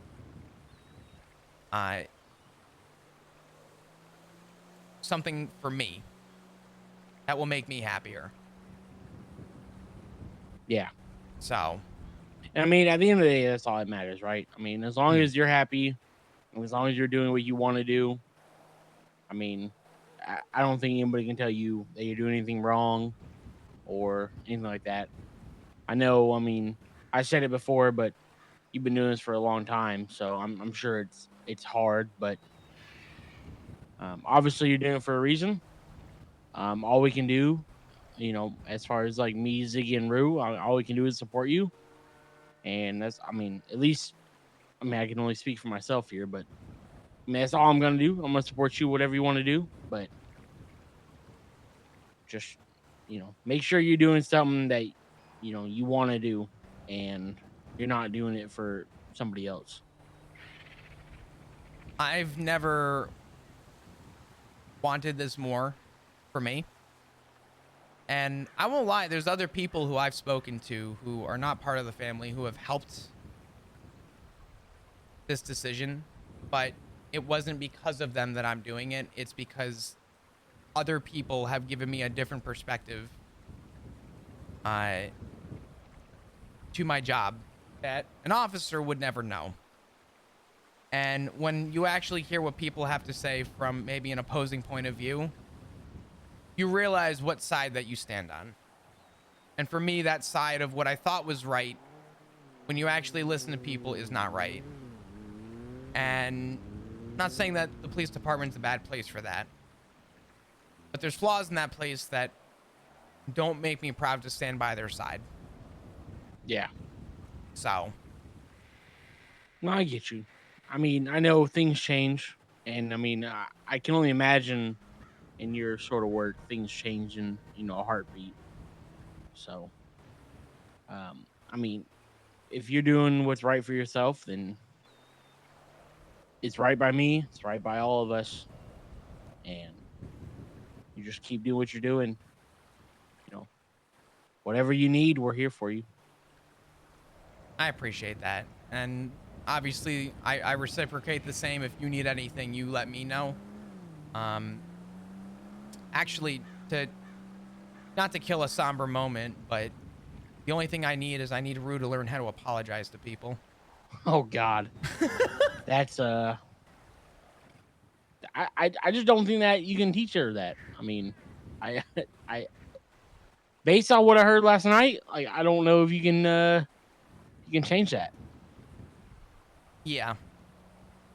You might be right. Listen. Ziggy said this, and he's not wrong. A lot of people have said this, and I've told other people this, that they had us move out of this island. We had to leave for what, 5 years? We chose to come back. Why we chose to come back, I'm sure everybody has a different say and reason for it. And a lot of us wanted to get back to normalcy. And I think a lot of us are realizing that normalcy doesn't exist anymore. And that our normalcy from 5 years ago is not the same as it is 5 years later. And for me, I've come to terms with that, and my priorities have shifted to the more important things. So, yeah, that'll stay that way. But yeah, at the end of the day, is you got to do what's right by you. Absolutely, and I will continue to. I will. Yeah. I will say, speaking of, if you happen to see Rue, just check in on her, make sure she's doing okay. I know she needs another surgery, and I've been trying to reach out to her. So I don't know if you were with her when she was at the doctor's. No, but she called me, or I called her afterwards, I guess, and she was heading up to the house, but she was talking to me about it, and I told her that I'd be there if she needed it, but she went to sleep. So I gotcha. Well, I'm gonna try and give her a call real quick to see if she's around so I can talk to her about it. But if you need anything between now and then, text, call, whatever you gotta do, I'll be around. So. Okay, well, sounds good. Let me know if you need anything. Call me. Yep, sounds good. I will talk to you soon. Be safe. All right. All right, you as well. All right, bye bye. Later. Man.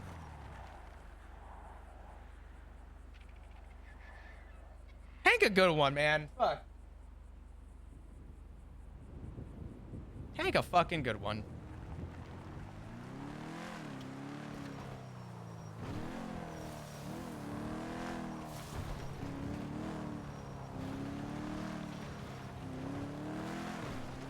He said the L word. He finally accepted flop. Oh my god.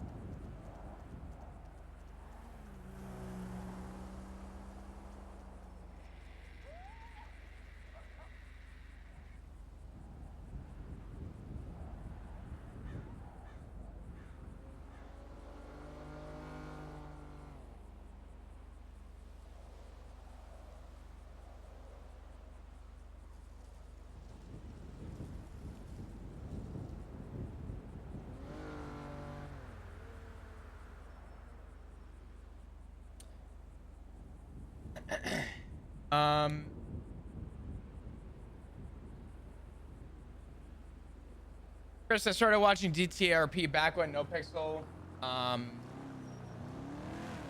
Back when I started watching DTRP back when NoPixel announced 3.0 was coming back. I was watching Medi's stream when the trailer dropped. Of everyone I've watched, you're one of the few I have to sub to every month. Your RP is amazing, and you've helped a lot of us too. So from all of us, thank you. Benito, I appreciate that so much. That's so sweet. That's honestly like so. Oh God. That's really sweet. And thank you tremendously for the support. That is, that means more than you know. That actually means a lot more than you know. I'm very fortunate and very humbled to be in this position. To be able to say that I get to do this. And it wouldn't be possible without all of you. So thank you. I'm happy to be able to tell the story.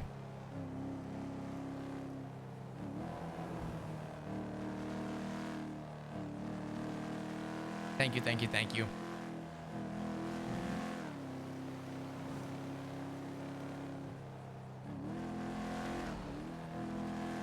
Did you know that Flop was in the 3.0 trailer, by the way?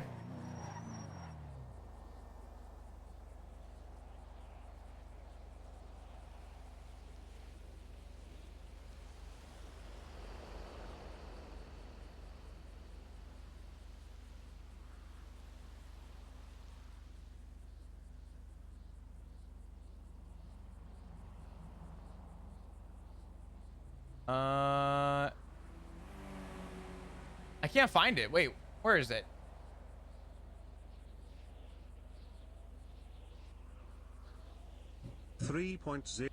I'm gonna watch the Summit react because I can't find the fucking video. There we go. To immersive storytellers, and with the 3. So funny story. The guy that's getting stabbed here is Flop. When they were asking people on the server when they were making this trailer, they asked somebody, who's somebody that gets hurt a lot on the server? Who's somebody that gets kidnapped a lot? And apparently 2 people stepped up and said, without a doubt, Flop. So when they made the trailer, they included Flop in the trailer, and they just decided to fucking kill him. It's amazing how full circle we've come with 4.0. Oh, man. Yeah. Flop was just a fucking... Yeah. I'm sorry. I expect this to be kind of a long conversation with that burp, but... Yeah, you know what's crazy? How full circle we've come. Flop got slashed in the throat for being just so constant in his just oopsie daisies. And then, you know. God.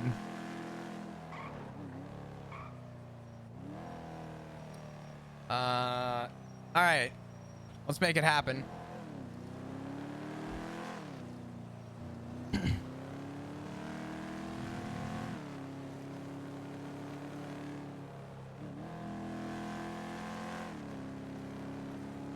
Maybe.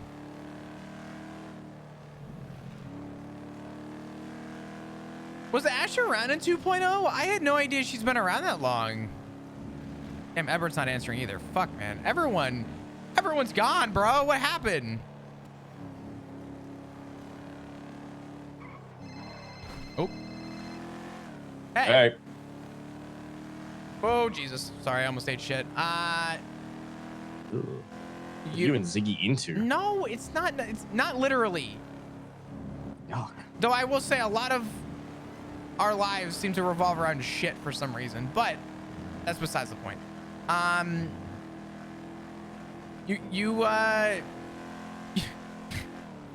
Sorry.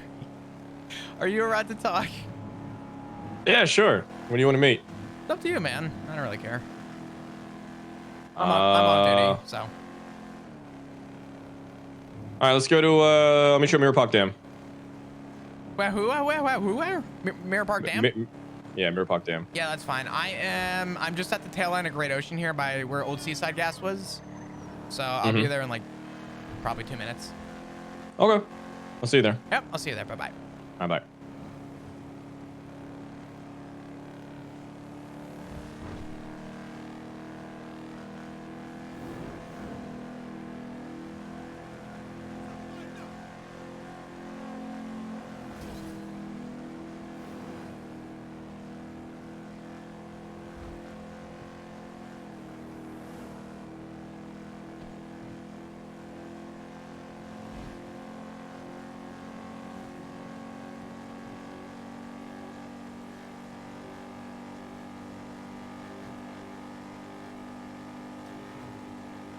Conversation with Edinburgh should be good, I think.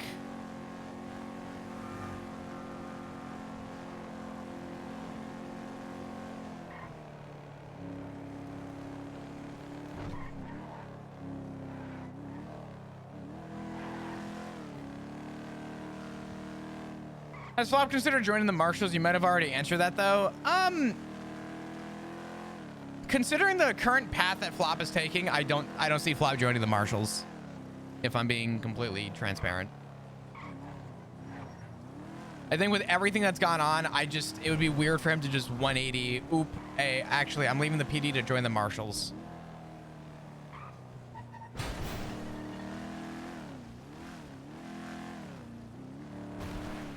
I never said another character may not join the Marshals, though.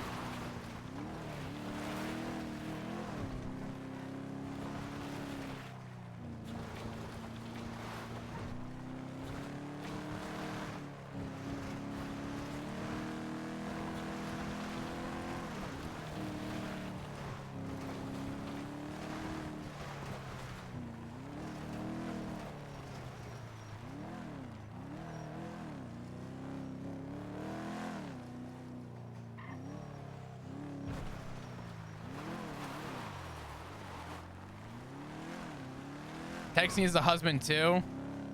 Oh man, Eddie. Well,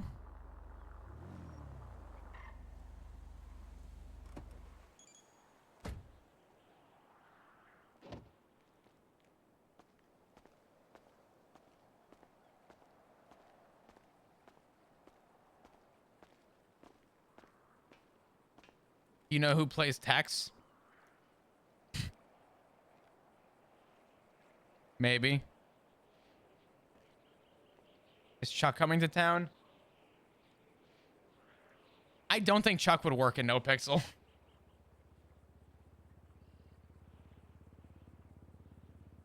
I hear the guy's kind of a fucker. Well, I'm going back to BCSO. You know, I didn't even get a chance to talk about that. Bones burned that bridge. It was like 2 months too late. And Flop is like, bro, what are you fucking kidding me? You wanted to poach me?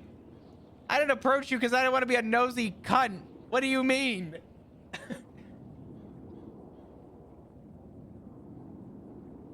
Flop's like, I already asked 3 fucking people.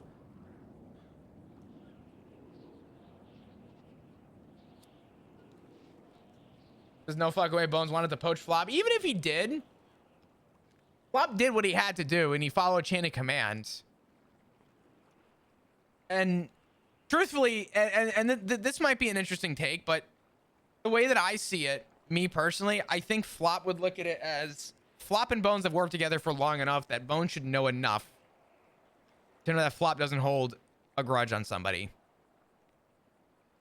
And I think that it, you know, yeah, sure, he might be right that it was a failure for Flop to reach out as well as it was for him. But Flop disagrees and thinks that Flop already did what he had to do to reach out. Let's also not forget the sheriff election when Bones didn't respond to a single text that Flop sent him or a single phone call that Flop called him with.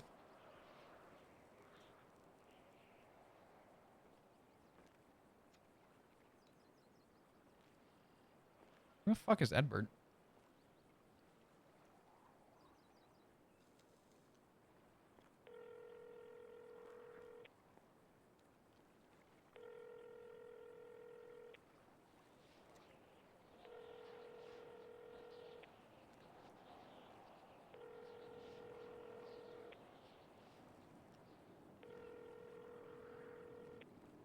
Edward's not okay. You know what? I'm gonna take a hint and assume this man ejected out of his fucking car. I'm about to go retrace some steps, assuming he came from the yard. He was probably coming off of El Rancho.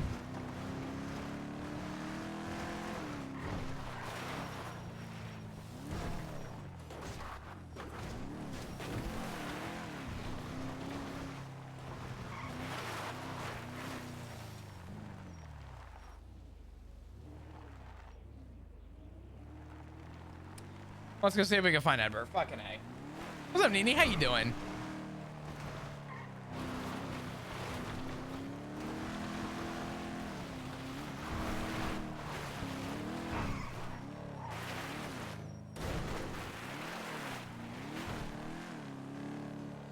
I'm gonna guess he would be coming from this way.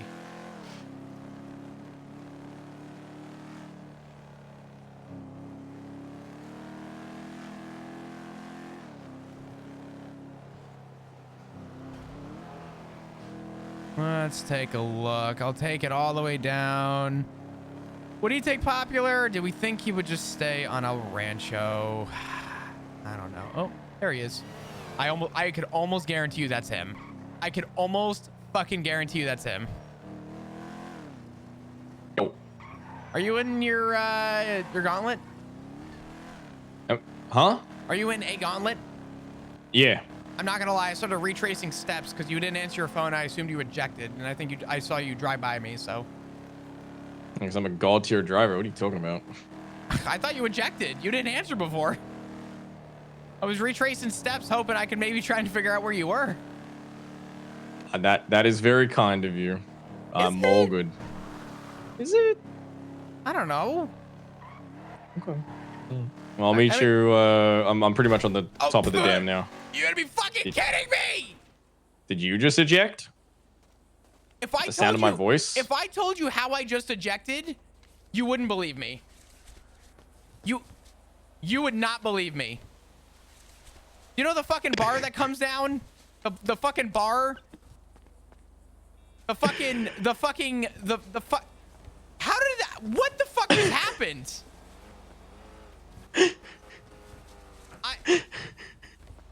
I'll see you soon. I'm fine. All right. I have never ejected to one of those bars before. I'm honestly more impressed than anything.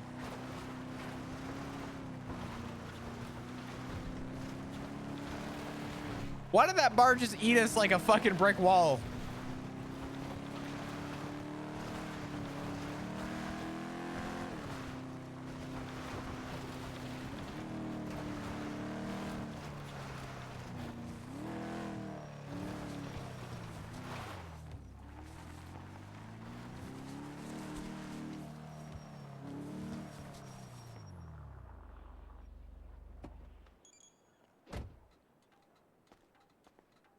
You above or below?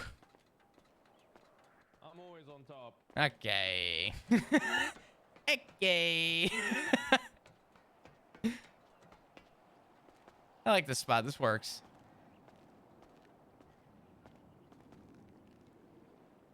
Hello. You're not gonna try and get me for my warrant, are you?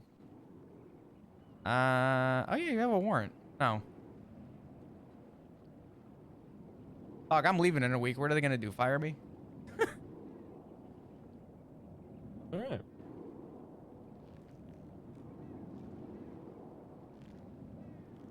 Okay, I did not like that. This timing thing needs to stop. Anyway. Nope. I'm lighting another cigarette. I don't like that.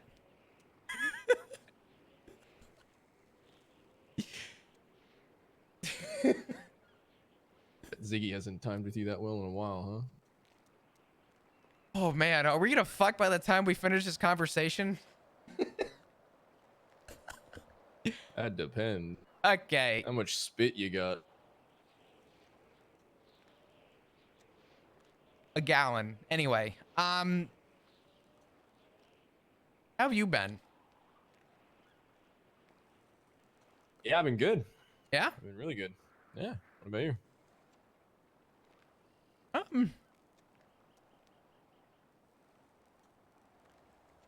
Probably the best I've been, to be honest, but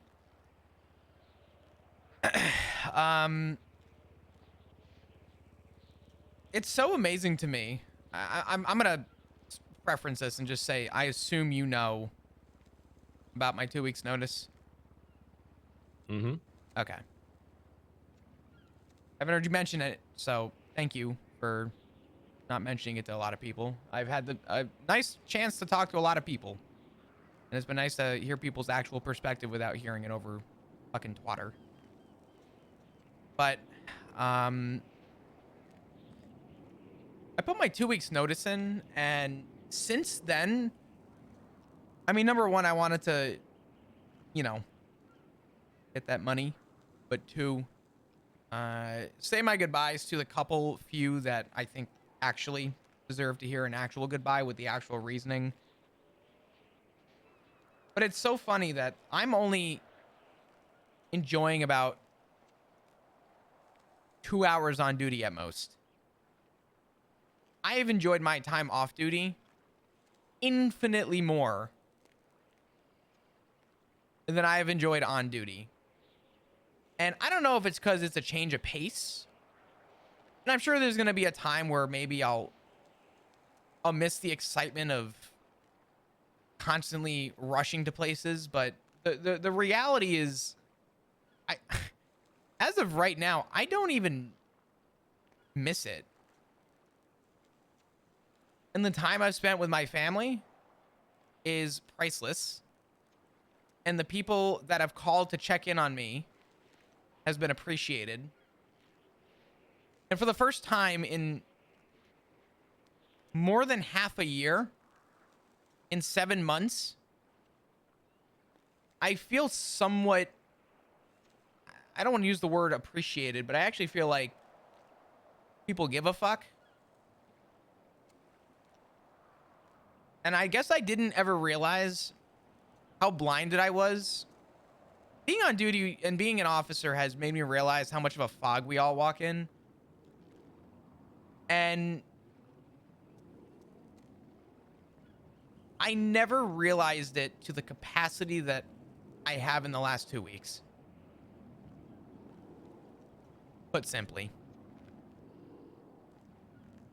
If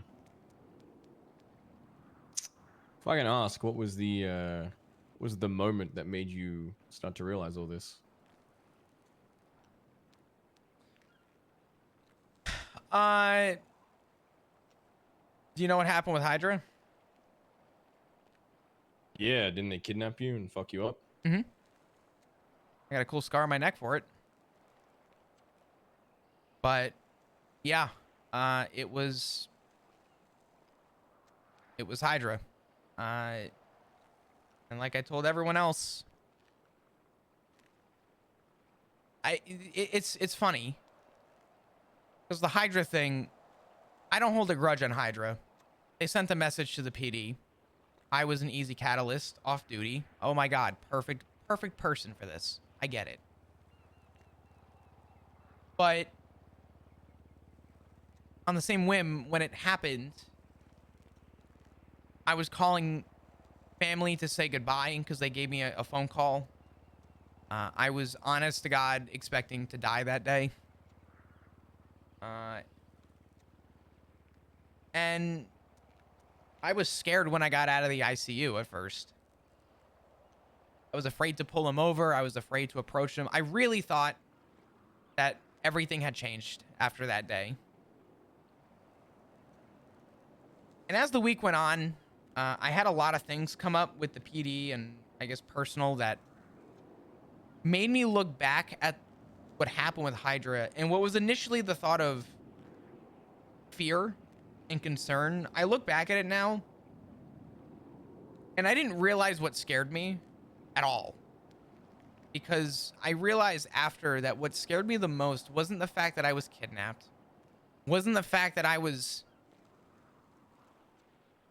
you know, I knew where this was going. What scared me the most was knowing that I was going to die, that I was going to lose everything, that it was all going to disappear. My family, my career, everything, over a beef between Hydra and the PD that I knew nothing about. I knew nothing about it. And I still, to this day, don't have the full details as to what it's all about or what it was all about. But then I put it in the perspective of, what if I did die? How is my funeral going to look? Well, let me ask you, Edward, did you go to Aziz's funeral? Let me answer your question with another question. Who the fuck is Aziz? An officer I worked with. No more, obviously. But you know who James Rooker is?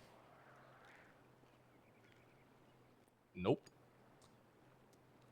Okay. Well, I'll just lay it out. Cop? Yep. They both died in the line of duty. You know how many people attended both their funerals? A handful? 0. You know why?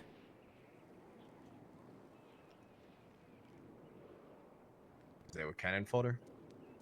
At the end of it all, that badge didn't matter. Their lives didn't matter.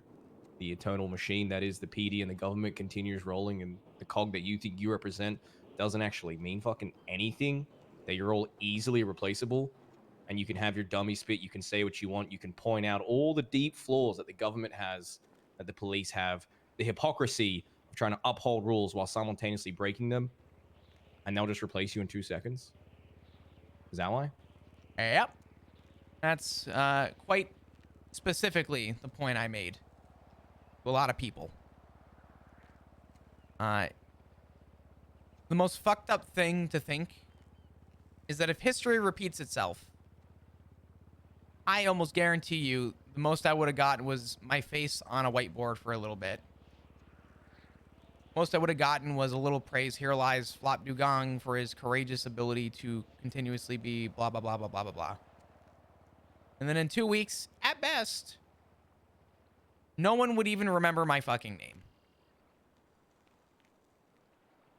Now, there are a couple stipulations with that.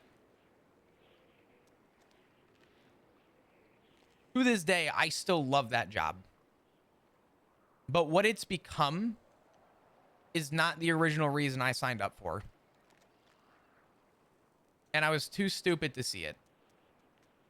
I was too busy walking through that fog to see it. Why? Because at the end of the day, it was the uniform. At its core, not a lot changed. Stuff changed, but nothing that was, you know, at face value.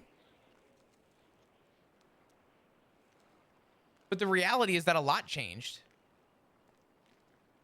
That place doesn't have a backbone anymore. It hasn't. And I hate to say it, but so long as people mention it, I don't think it ever will have a backbone. And I think there's a lot of good people there that represent good things. People who I would consider on the wavelength that I operated. I didn't operate on the apprehension. I operated on being a good person to people. I didn't care what your affiliation was. I didn't care what gang you were in. I didn't care what crimes you committed. Everybody has a backstory, and the way that I put it to, I forget who out of the 37 conversations I've had. Everybody judges a book by its cover. Someone wearing a jacket, they see a cut, they see something, and they immediately judge a book by its cover. But not a single person in the PD has learned to flip to page 1 and read the first sentence. And there's a couple people that do. There's a couple people that actually give enough of a fuck to be better than the rest. But when I say a couple, I really mean a couple. There's the bad most definitely outweighs the good. And it wasn't all the PD for why I'm leaving. I'm not one to put my middle finger in the air and, say, fuck all of you. You all suck. I hope you all burn in hell and die. Not what I'm about. At the same time, though, as I told other people, I want to go out on my terms. And the terms that I want is that I went into that PD years ago with a smile on my face and a positive energy. And I had a lot of personal things come up, Hydra being one of those, and various other hospital visits and other realizations that I had. That I, instead of going out like everyone else has to say, fuck all of you, because let's be honest, that hasn't meant anything ever. I want to go out with the title of saying that I retired happy. Because I don't think after that retirement, those feelings are going to stay constant. But if the few that do actually mean something remember me for the good that I did, or the message that I stood for, and I get to retire knowing that everybody gets to remember me as my last breath in that PD was positive, everything else after the fact is it's my show. I'm not doing it to impress anybody. I'm not trying to please anybody. I'm lucky to be alive. And I don't think that a lot of people can say that they had a second chance. But out of about the 6 people that were nabbed by Hydra, I was the only one that didn't catch lead for it. And I consider myself lucky for that. But when I ask myself, if given a second chance at life, what would I change? The job is by far the top of that list. I'm not about to die for a cause I'm not aware of. With people who don't have the common decency to set up an hour-long funeral to give people an actual proper farewell for the hours and time that they spent.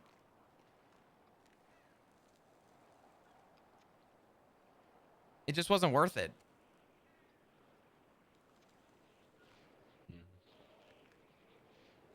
You know how many people showed up for TJ's last ride?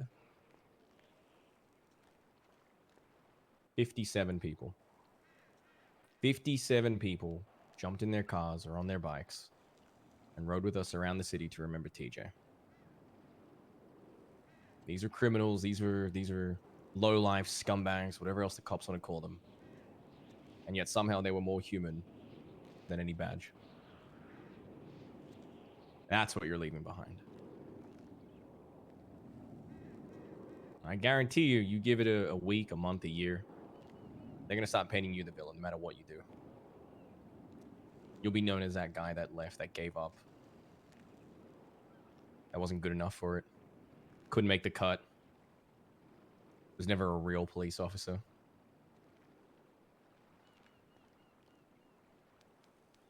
And I remember you telling me once that there wasn't much difference to the sides. I think you're right. At the end of the day, we're all bad guys. It's just that we admit it.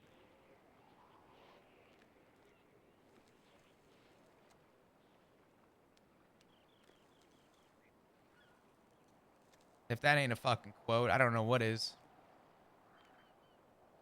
Because you're not wrong. There's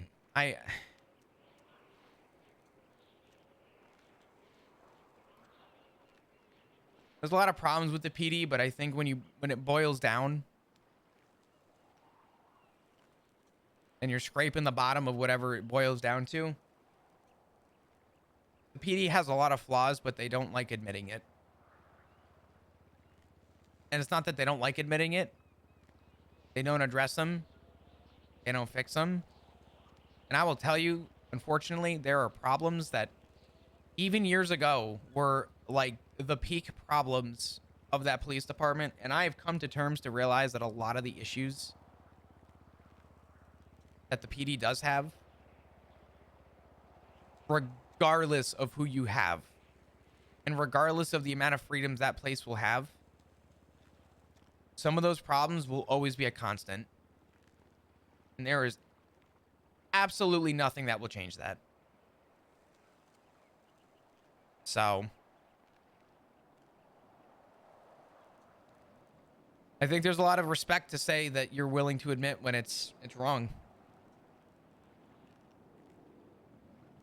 People in the PD used to tell me that I'm talking years ago, so just grain of salt, but I used to have officers tell me that, you know, it's crazy that I talk to these people, these terrible people. And I told everyone, I said, if I chose to not talk to people that did bad things, I would have nothing outside of this police department. And not only that, but I told people, I said, regardless of how you feel, regardless of what you see, and regardless to how you react to what other people do, people are going to do what they want. And in the context of this, I reference gangs specifically. I said gangs are going to do what they want, whether you're present or not. If they have something that they need to accomplish, if they have something that they want, they're going to do it. And it's your job to try and stop it. I said, but regardless of your involvement, you have to respect that they have an intended purpose just like you do. You don't have to agree with it, but you have to respect it. And I got shit for that. Oh my God. But I still stand by that. I don't have to agree with something as long as I respect the reasoning. I'm sure you've done things that you did with a purpose that maybe I won't agree with, but I have to respect that you had a reason to do it. And regardless of if I was there with a badge or not, you were probably going to fucking do it.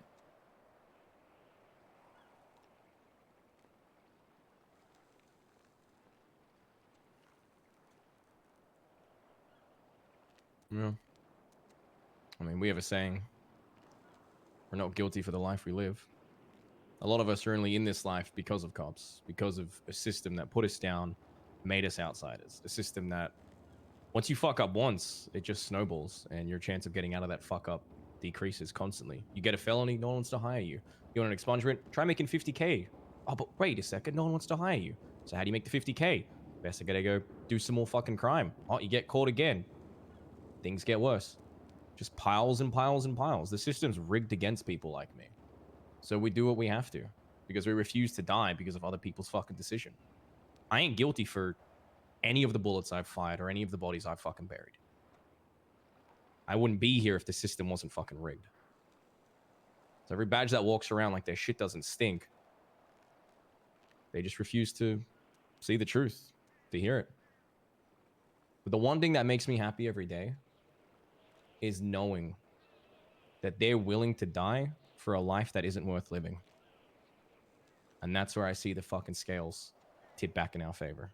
Because I know right now, if I cop the bullet to the head, I'm dying with a smile on my face. I'm happy. I've got friends, family, purpose. Things that transcend dollar signs, cars, houses.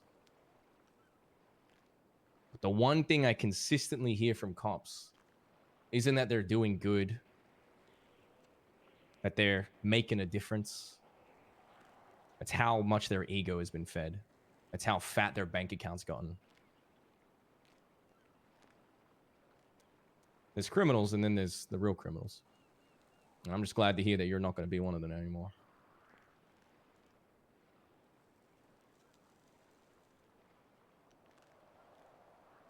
Somebody told me the other day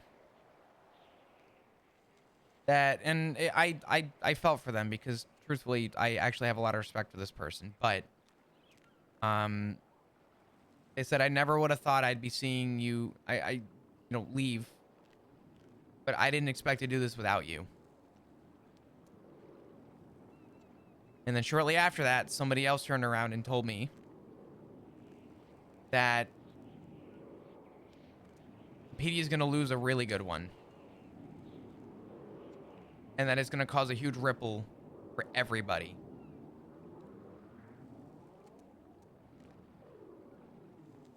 And I told that person, I said, out of full respect,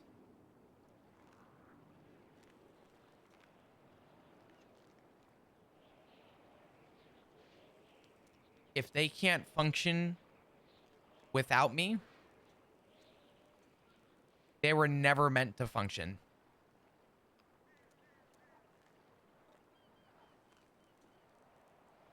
And that's the truth.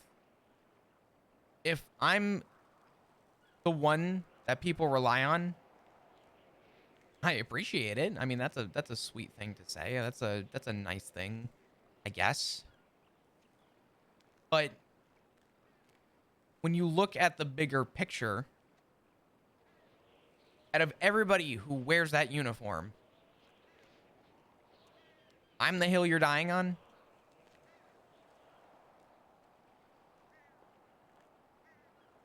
I don't think that that place is meant to function. And I feel for the ones that are actually good, who still believe in what I'm going to call the ethics that I got hired for. The ethics that I got hired for are not the same ones that are around today. And I think a lot of us, including me, really tried to push for a better way to do things. But the reality is that the system will always continue to roll down a hill, and the momentum will continue to build, and there is no way of stopping it. Edbert, I tried to bring things back. I wanted nothing more than to, and I told people this, I said, I would love to bring the park rangers back. I'd love to bring back the North.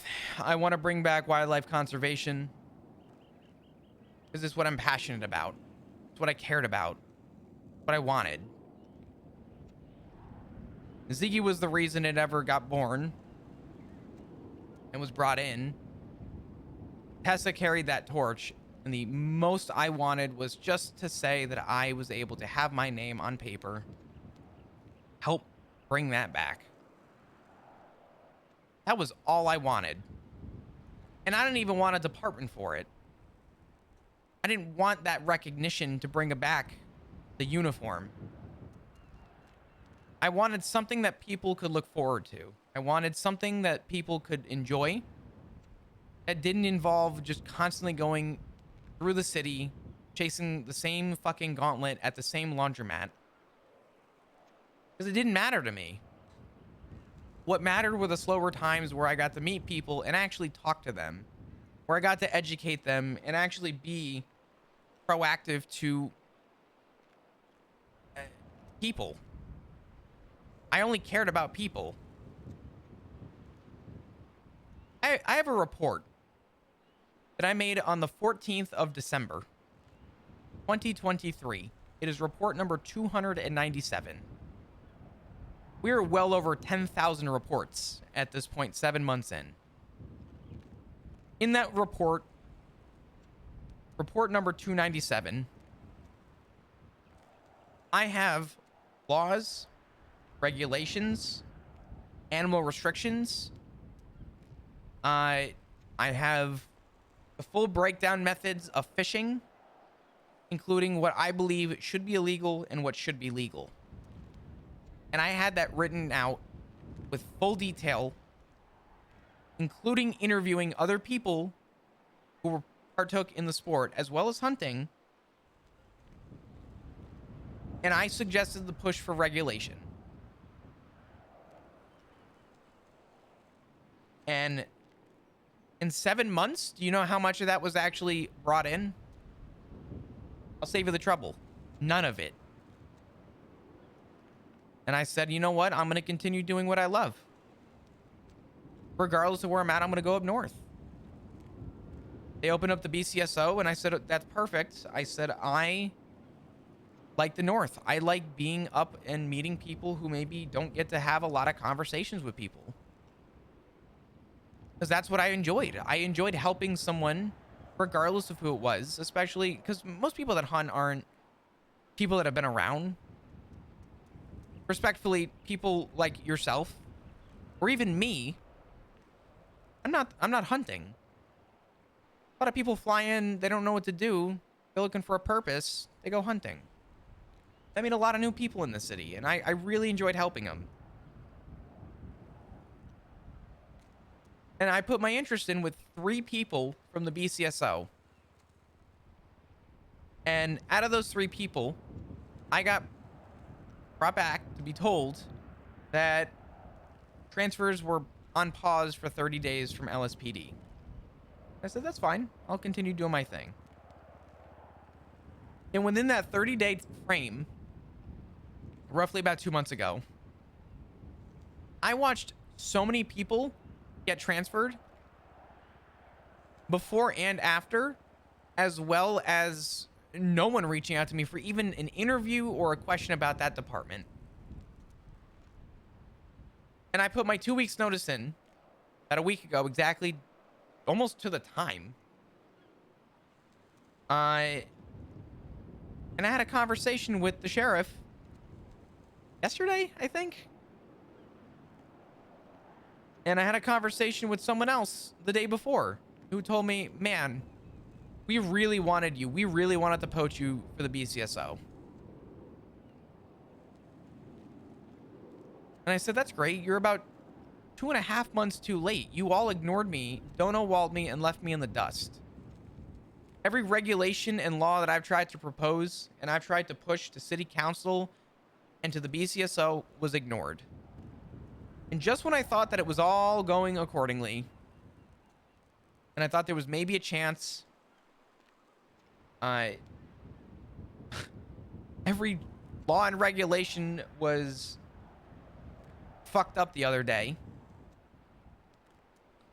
And any fishing and or hunting regulations that were even considered was no longer even being considered. And some of them were even removed.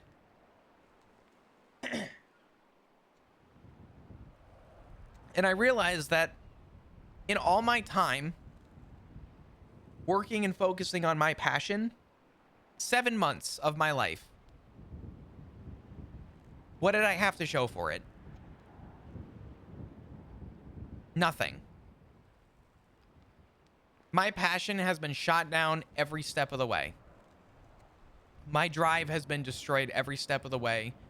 My motivation has been ruined every step of the way. At this point, if that place finds the purpose to bring back the Rangers, I'd be happy knowing that there's people who are going to go back to being those, I guess you can say, community police. Because I do think that a lot of those people, including me, were the ones that made the real difference. Because it was about the person. It wasn't about the apprehension. It wasn't about the arrest. It wasn't about the raid or whose subpoena we got signed. It was just about the people. And it was very fucking simple. I just don't see us ever going back to that again. And truth be told, if someone manages to get it by, good for them. I don't care anymore. I've given up. I mean, I wouldn't hold your breath. Anyone could ever get anything accomplished with the PD. You said it yourself, right? 10,000 reports in the last 7 months. And what impact has the PD left on this city? Besides dead officers, dead council members, crime skyrocketing, criminals with fat bank accounts. What has the PD actually done besides get its own people killed, put its own people down, and fumble every single ball that has ever been handed to them? They're useless. The badge is meaningless. It's done. Seems like you're the only one smart enough to realize it's done.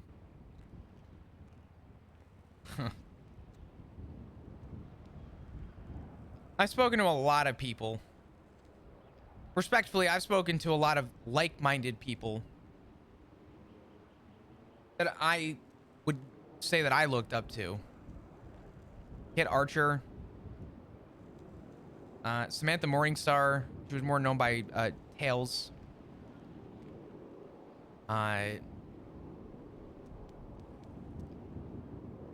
Lucas. Lovesick. People who did leave. I mean, fuck, even Jackie Snow I had a chance to talk to. And every single one of them said, I'm glad that you realized that you're not worth their time. And my only regret is that I didn't realize it sooner. But the only thing I'll pat myself on the back for is that, yeah, I may have waited longer than the rest of them.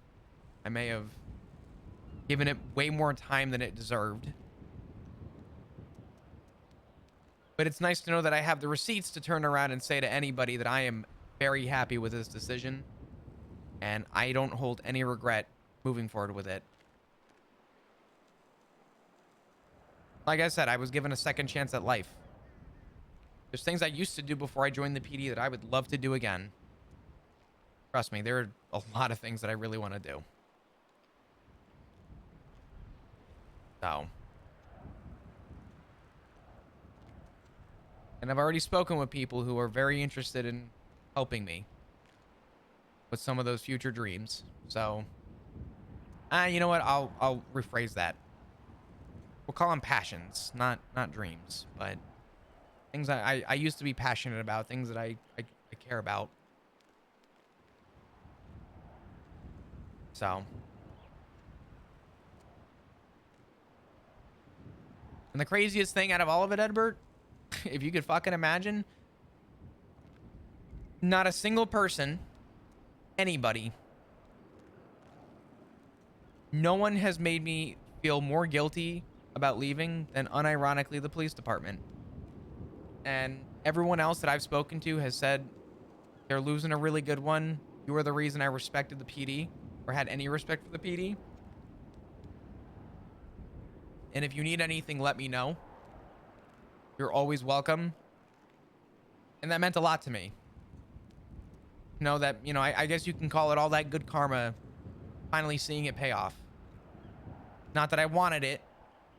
I've always stayed humble for that reason, but I'm glad to see that the appreciation of what I did meant more to the people outside of that badge than it ever meant inside. So. I don't know where life's gonna go. I mean, I'd be pretty upset too if I was a PD officer and you were leaving. So that's just, you know, one less meat shield. Couple bullet for me.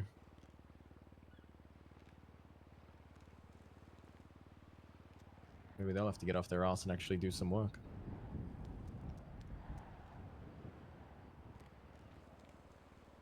What are these passions you're talking about? Mm-hmm. What are they? You gonna go start an animal sanctuary? Man, if I was gonna go start an animal sanctuary, I would have just stayed a fucking cop. Get paid $3,500 an hour to go make an animal sanctuary. Holy fuck. That'd be the biggest money laundering scheme of my career. But no. The tattoo on my left arm. Not the one on the hand, but the one on my left arm. Has to do with an alias I used to go by many years ago. And that alias was used whenever I used to street race. And I've spoken already with some people who are in the scene. And a lot of people say that there's not a lot of passion in it anymore. And that there isn't a lot of people. There's a lot of gearheads that really want to see it work, but everyone has failed to make it possible. And I offered suggestions already to make the improvement. And I told some of those people that I would be in touch in 2 weeks. 'Cause truthfully, it's something I started with well before I ever even became an EMS. And honestly, that was some of the most exhilarating time for me.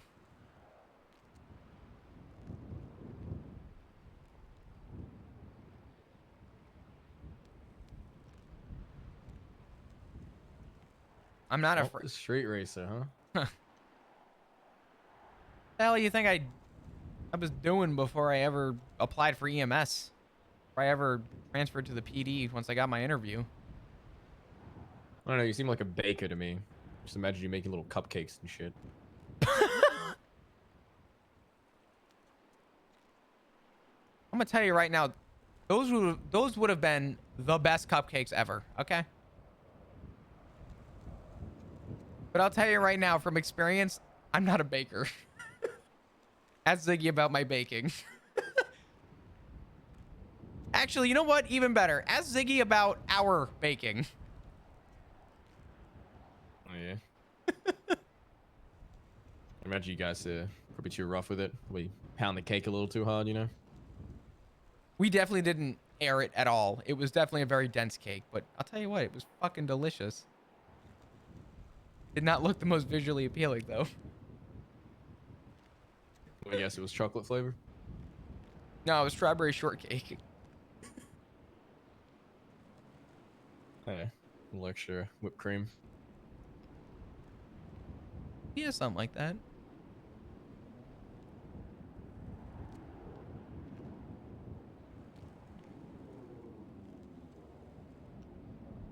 So what do Rhodes and Doc think about this? Leaving the PD? Yeah. I think I haven't spoken to Rhodes. Texted him. And I think Richard is currently recovering from hypoxia. Really? Yeah. So I haven't really had a chance to tell him. I don't even think they know, to be honest, but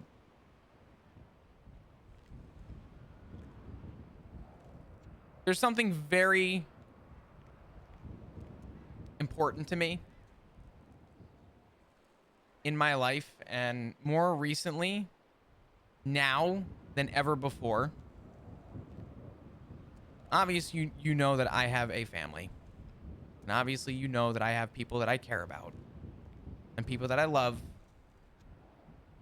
And truthfully, purpose outside of day-to-day life.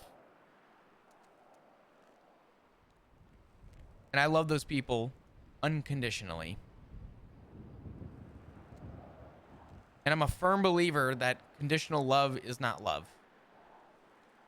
And at some point within my life, sometime very soon, I will be telling people within my family that I have full intention on living my life. And I will continue to, and do whatever I can to do it with a smile on my face. I have a police department to go put a badge on right now and go on duty and go do things that supposedly make me happy, but they don't. And I'm going to tell them that they don't have to agree with any of it. They don't have to understand that. They don't have to, whatever the case is. But truth be told, if there was an ultimatum or a condition for people to love me or for a family to care about me, and they didn't respect to some capacity that inherently, and I was told that it was their way or no way, respectfully, I guess I'm down the path of no way. But I've already sort of accepted that, so.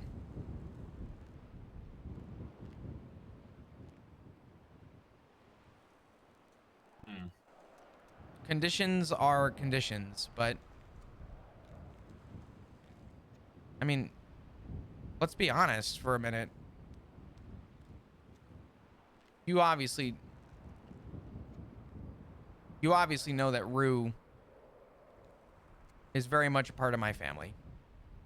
The same way Ziggy is.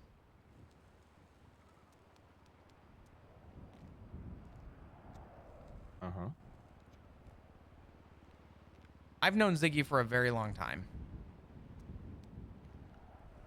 And I knew him when we were both cops. And I loved him. And after all these years, I still love him.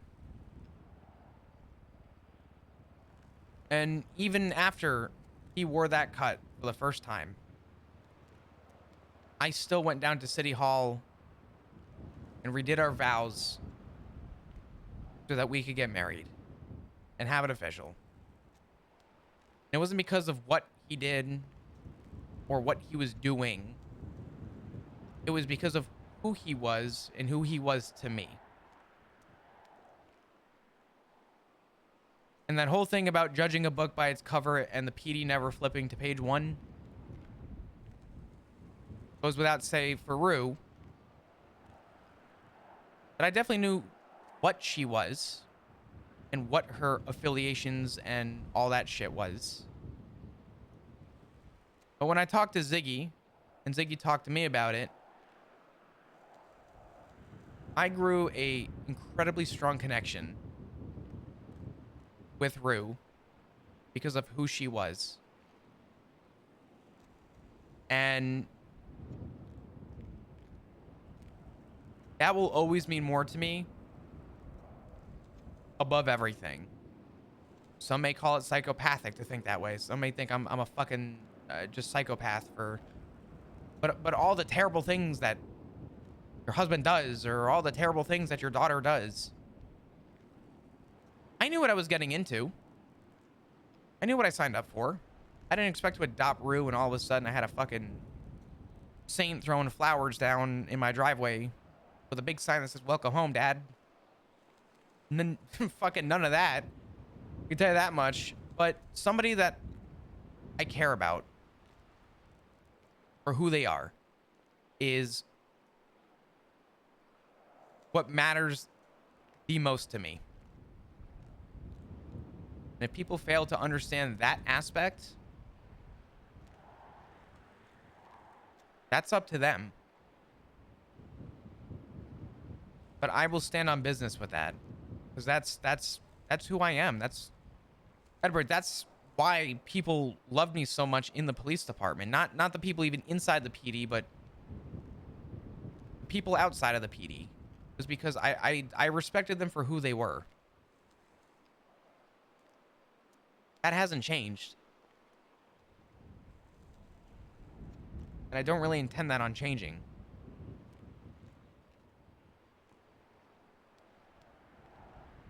You when you mentioned Ziggy and Rue, you said you still love them despite the terrible things they do, but well, Flop, who decides that? Who decides what is and isn't terrible? Right? Is it the people who hold the badges, the same hypocrites that break the rules that they enforce?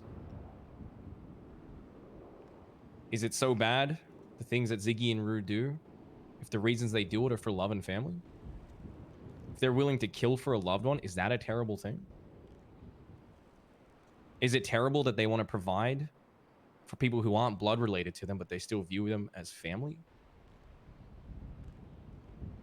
If that's terrible, everything that this society that we live in is built on is completely backwards. If it's terrible to want to defend your family, to want to keep them safe, whether that means you've got to steal, lie, or kill to do it, what the fuck is the point in any of this? Why do any of us take another breath, wake up in the morning, and put foot in front of foot every fucking day?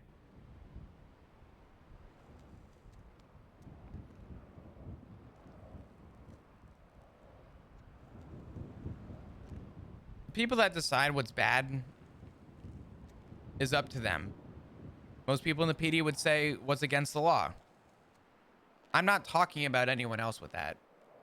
I'm not talking about, but Frank, any of that.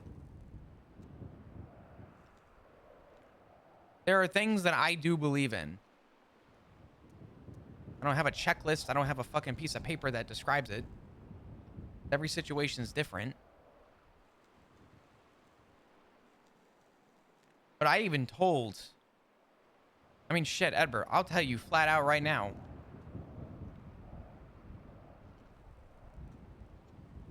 You are as much as, you mean as much to them in every way, shape, and form as much as I care about you guys looking after them, as much as they care about looking after you. You are a family to them. And they know that as well as you do. And as well as I do. And that is something I will always respect.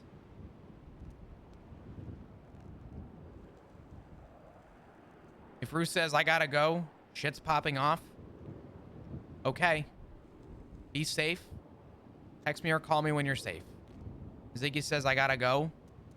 Love you. Text me or call me that you're safe. I respect that boundary. I know what they signed up for. I get it.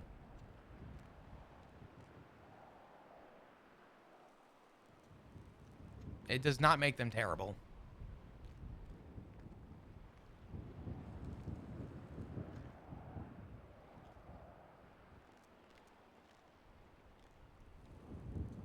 I think if anyone in your life labels that as terrible, I don't know. Maybe they don't know what love truly is. If they're willing to let things like laws and the word of another stop them from protecting or defending their family, blood or no blood, maybe they're the terrible ones. So at the end of the day, it's not a crime to want to live. It's not a crime to want to love. I'm just happy I've got a group of people that understand the mentality.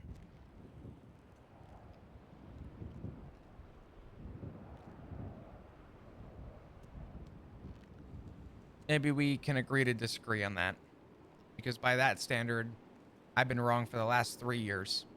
Actually, that's a lie. If you count the time we weren't on this island, I've been wrong for the last 8 years. I finally had people give me a different perspective. And I finally went through something that made me realize it differently. And I can't do any more than ask for the forgiveness from people who maybe view me still as a cop. And understand to the minimum that I at least saw something that changed me. And some people may never see that other perspective.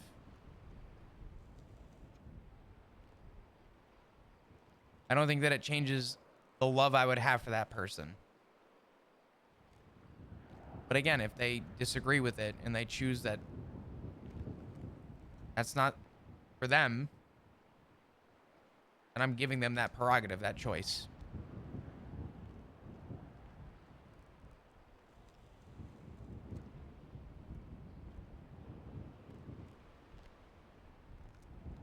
I think the fact that you've come to that realization and you've decided to change the path you're walking on makes you a good person. Seems like you understand what it is to truly love and have a family. I think you're doing the right thing.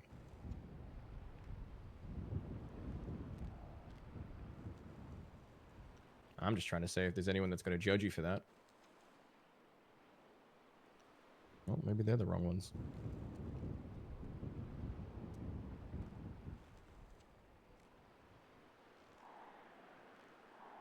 And they might be.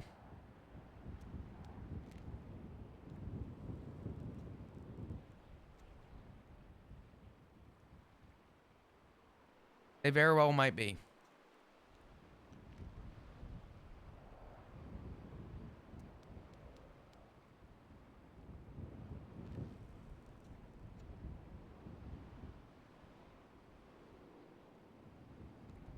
You know what, though? It'll be all right. So luckily, I know a group of people who think the same way as you and I do.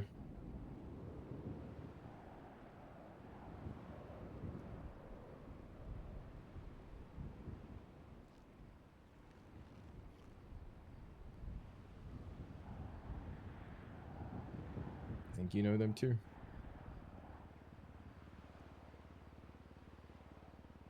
Well, they're the only people that have checked in on me. They're the only people that have continuously called me and wanted to know me for me.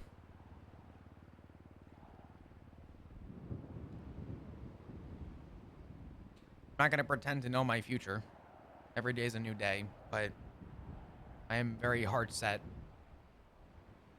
on my change of life.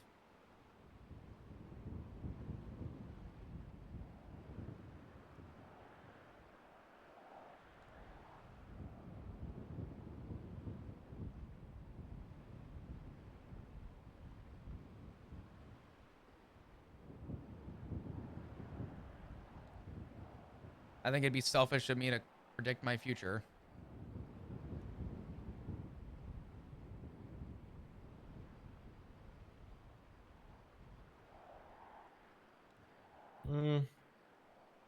It's all right. I think I can predict it for you.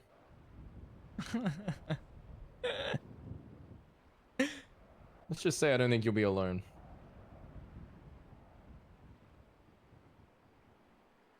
I think you'll find that giving up what you had, it's going to see you receive a lot more than you ever did before. I think that purpose that you've been looking for, Flop, well, it's been right under your nose this whole time.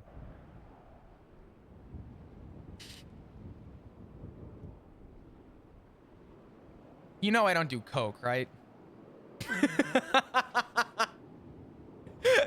That's all right. Maybe you'll do denim. There we go, but let's catch up again soon, okay? Sounds good, Edbert.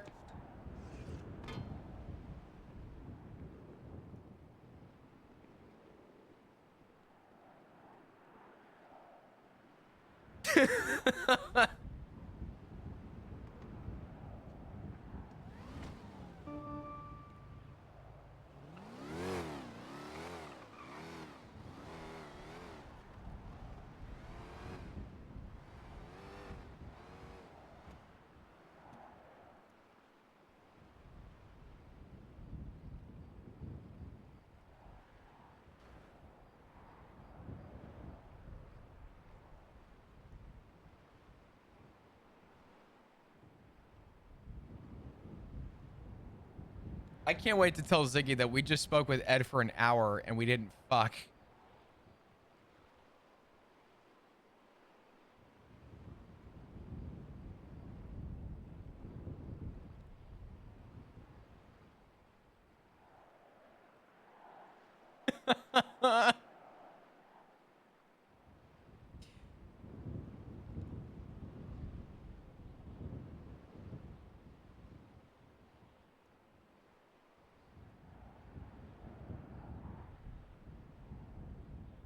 Oh.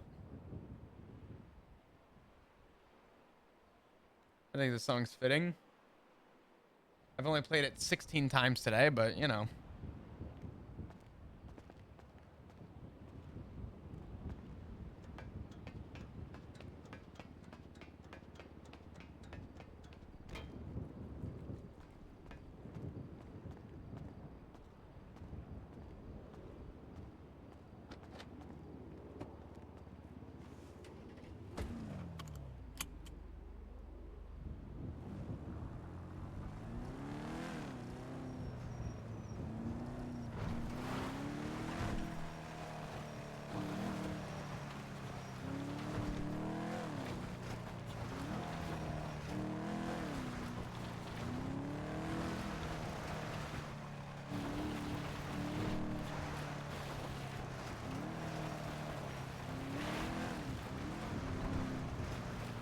I think the difference between Flop and Ed that I took away out of that conversation is that Flop as a character would not exile his fathers.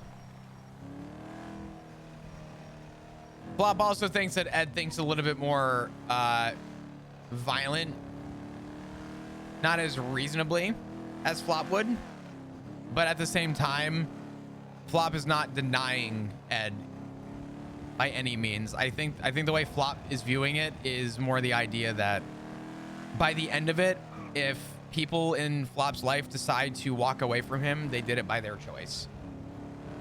Whereas Flop is not gonna fight to keep people in his life. If people want to leave him because they don't want to be around it, that's their decision.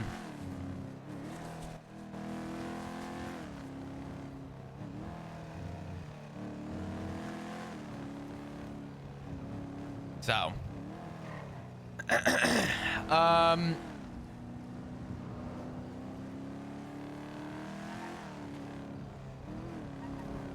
yeah.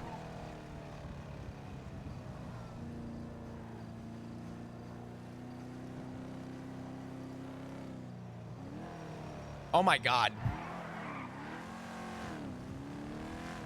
We gotta go do something.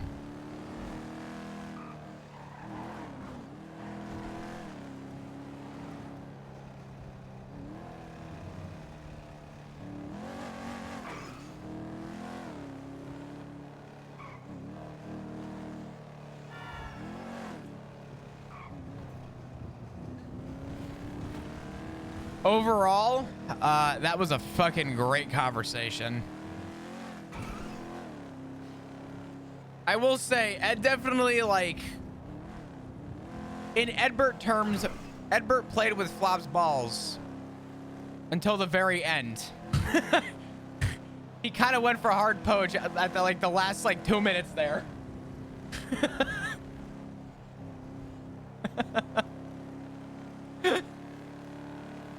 This motherfucker went for full-on poach, spearhead everything in the last 120 seconds.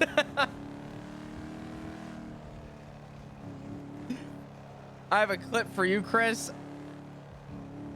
Oh, no. Trust me, there are a lot of things that I really want to do. My God, is he talking about Edbert? Does he want to do Ed? No. Oh, fuck off. I'm over. Done.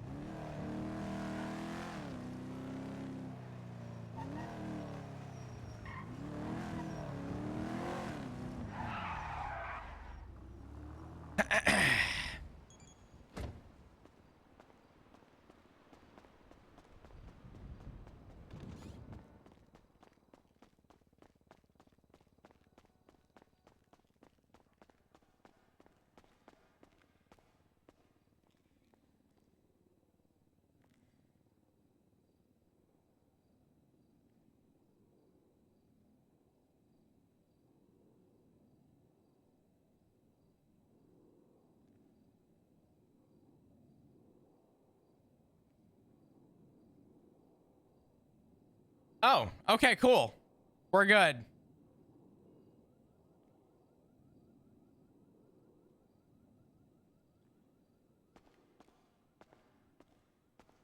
I thought I put Flop's cereal on his profile and I was going to delete it and add an editor's note so that anybody who did view Flop's profile would realize that something has changed.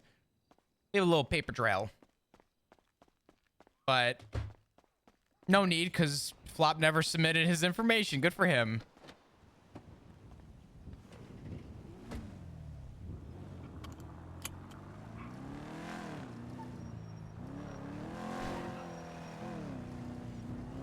No need to, though. Don't worry. There's going to be more spice that Flop will be leaving behind. Don't you worry. I already have something that I am not telling anyone. And I promise you, not a single one of you motherfuckers are going to predict it. I promise you.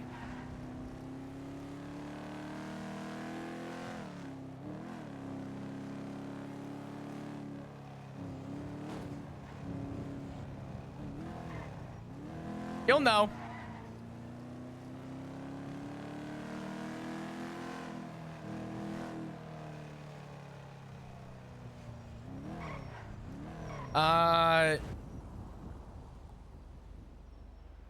Is Hazel around? No.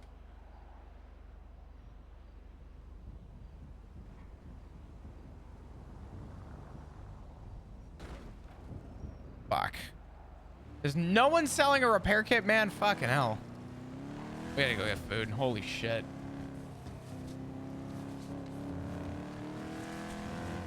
No, that was a good conversation. Now that Edward and Flopper are interacting, are Zed and Chris ever gonna play games? That's the next question, man. Fuck.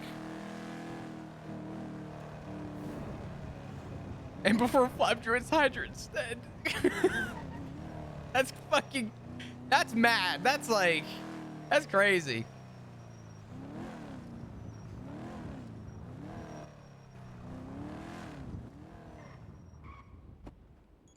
Just talking about variety earlier. I'm about to tell that bastard. Slide into them DMs.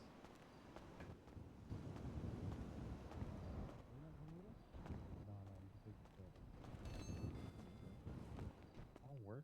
Is that Marty? Yeah, you have to work. Yeah. Oh, that's not Marty. Where do you see Marty? I swear he just walked Okay, okay. You in line? Yeah. All right, no, you're good. You're good.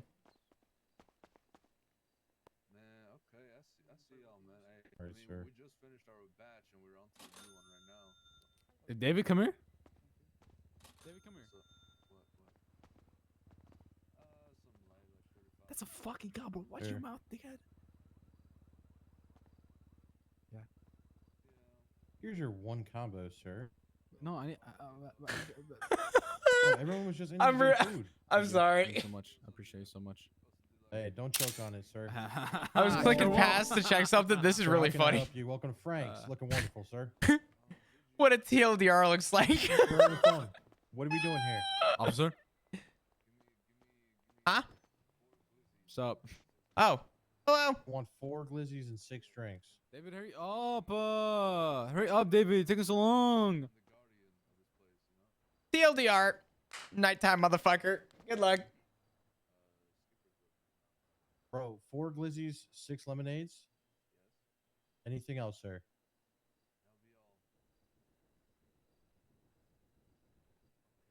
All right. On the till for you, boss.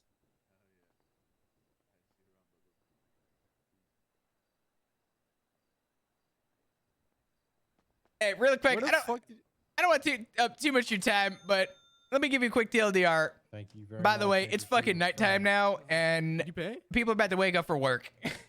Bro, no way you paid. Oh my god, how much? How much? How much?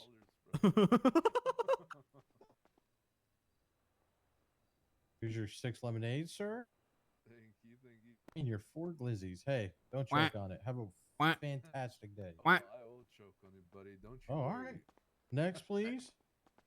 Come on, brother. How you doing? Doing wonderful, sir. Hey, I got to say, you look fantastic. I love the mustache. Hey, thank you. I appreciate it. I'll tell you what, that guy kind of convinced me. I'm not gonna lie. I came in with the idea of a different meal, but what do you got? 4 glizzies and 6 lemonades? Yeah, that's exactly what he got. Fuck, man. Make that a double. I'm in. 4 glizzies, 6 lemonades. You got it. You cool with everything on those glizzies, sir? Yeah, let's run it. All right. How do you like your glizzies cooked? Does it matter? Ooh, I'm gonna be honest. I prefer grilled, but whatever you got on standby. They're grilled. They're grilled. Oh, okay, They're easy grilled. Listen, they got a great snap to them, and let me tell you, you're gonna love them. let me tell you something. Anyone that boils a hot dog is a fucking. If you boil my glizzy, we got problems. That's all I'm saying. I agree. Right on the till for you, sir. Perfect. Thank you. How's the day been, man? Been good? I just started, so you know what? I can't complain. Hey, good shit, man. Love to hear that.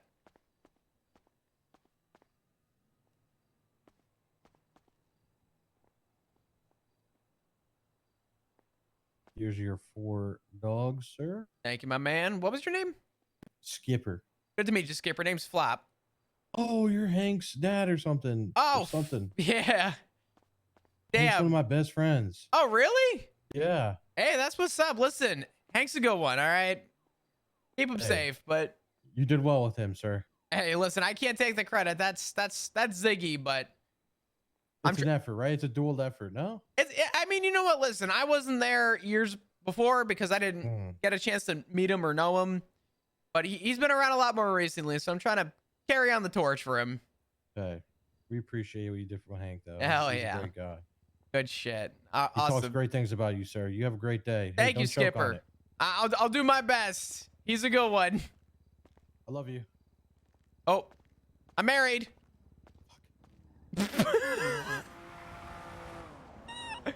What does everyone want to fuck flop, man?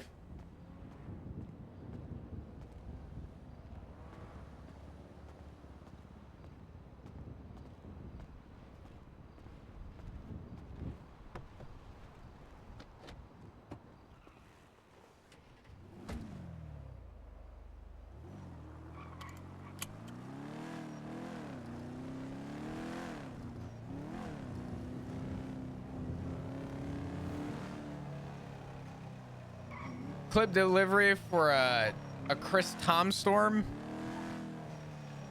I'm terrified.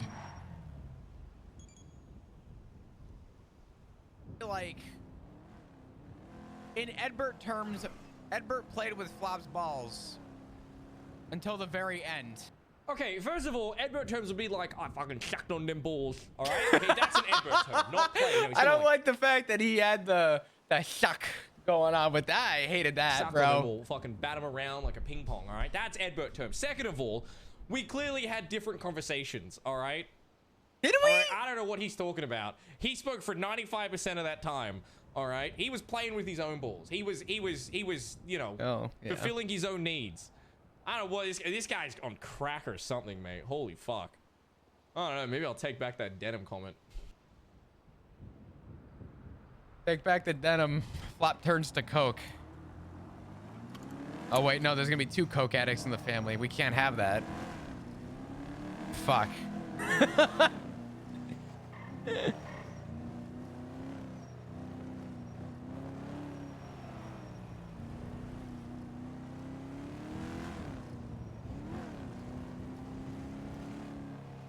He's not wrong though. I mean, listen, I like to talk, man. Fuck.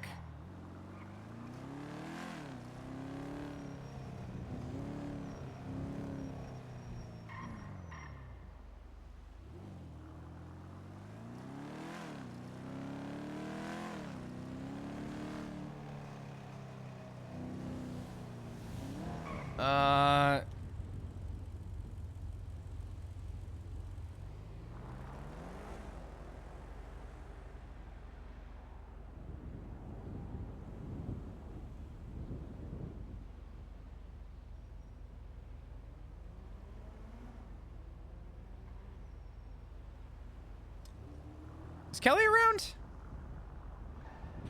Motherfucker.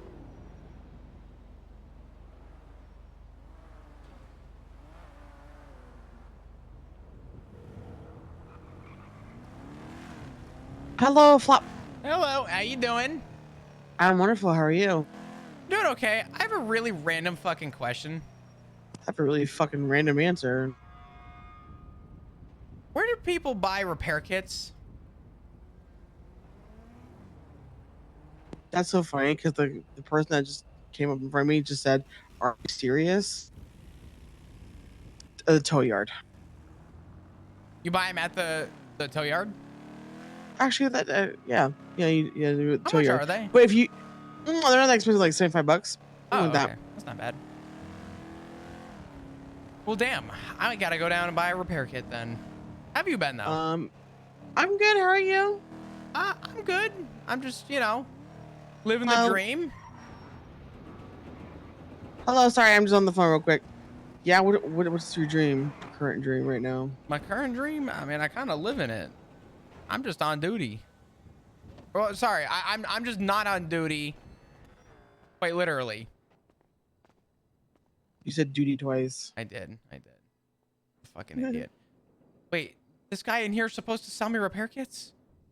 Yes, he should. Just be like, hey, here's a repair kit. If not, I can come down and get you some. I don't know if you need like. Could you buy me a couple and I'll just give you the money? Yeah. Okay. Yeah, no, I got you. Awesome. I'll be I'm here. on my way. I appreciate it. I'll see you soon. Bye-bye. Bye. Bro, I fucking dyslexic real hard there. In my head, I'm like not on duty. And then what came out was on duty. And I'm realizing now I'm not on duty.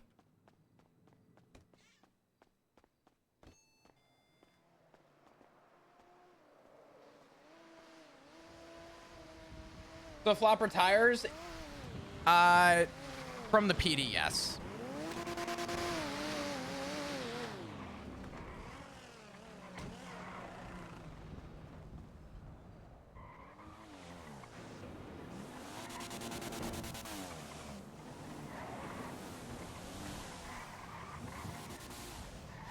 Now, where's the fucking street race? Dear God.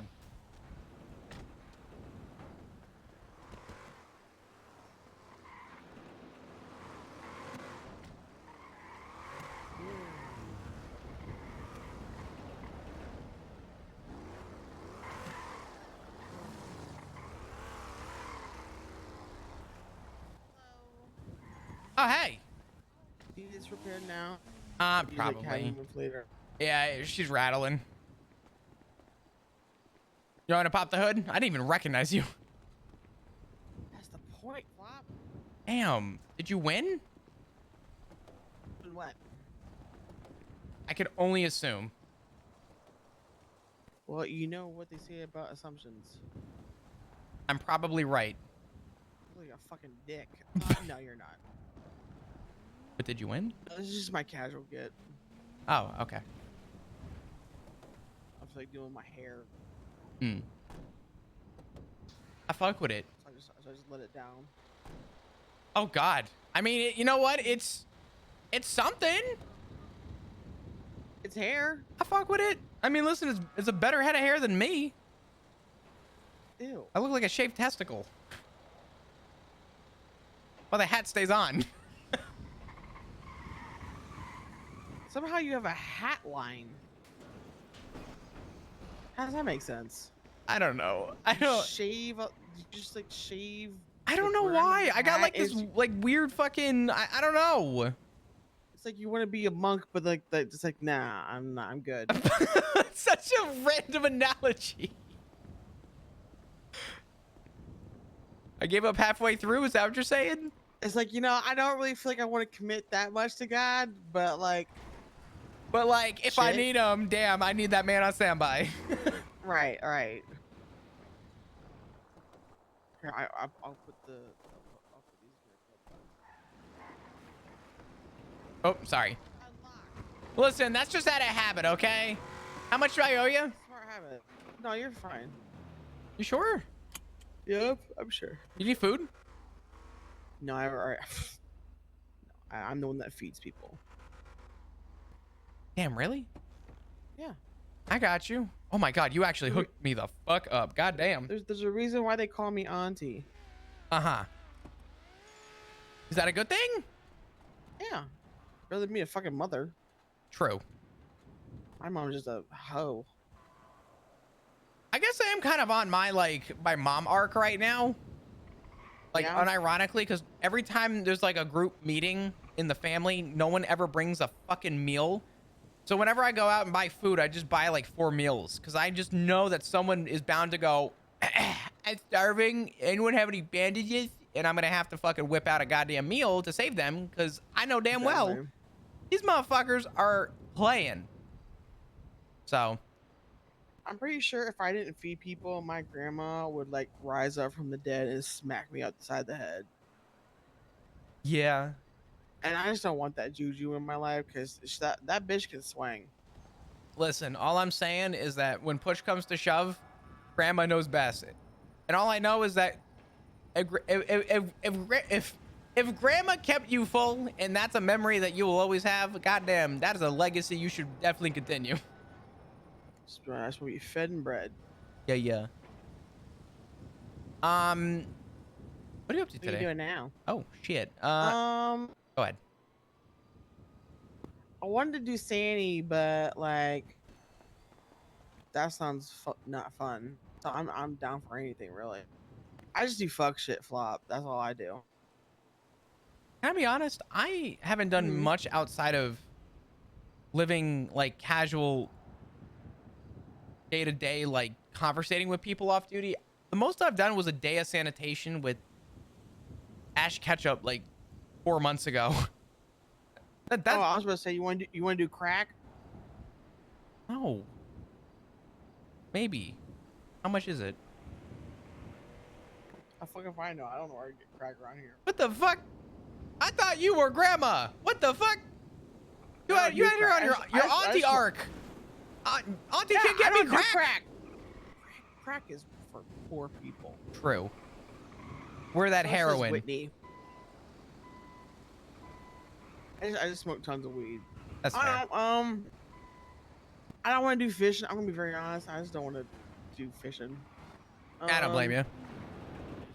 Real hard. I don't know. You still a cop? Officially 7 days, and I will no longer be. Okay, so I can't do other shit. Yeah. Why are you in the middle of doing other stuff right now? I'm always in the middle of doing other stuff. Yeah. Damn. Oh my god, you wanna know something that happened today? What's that? I'll tell you what. I mean, do you want to move from here, or do you not care? Where do you want to go? I don't care. Let me follow you. You know where the block is, right? Yeah. I don't want to pull up until you're there though, because I know better than to just show up uninvited. I'll follow you in.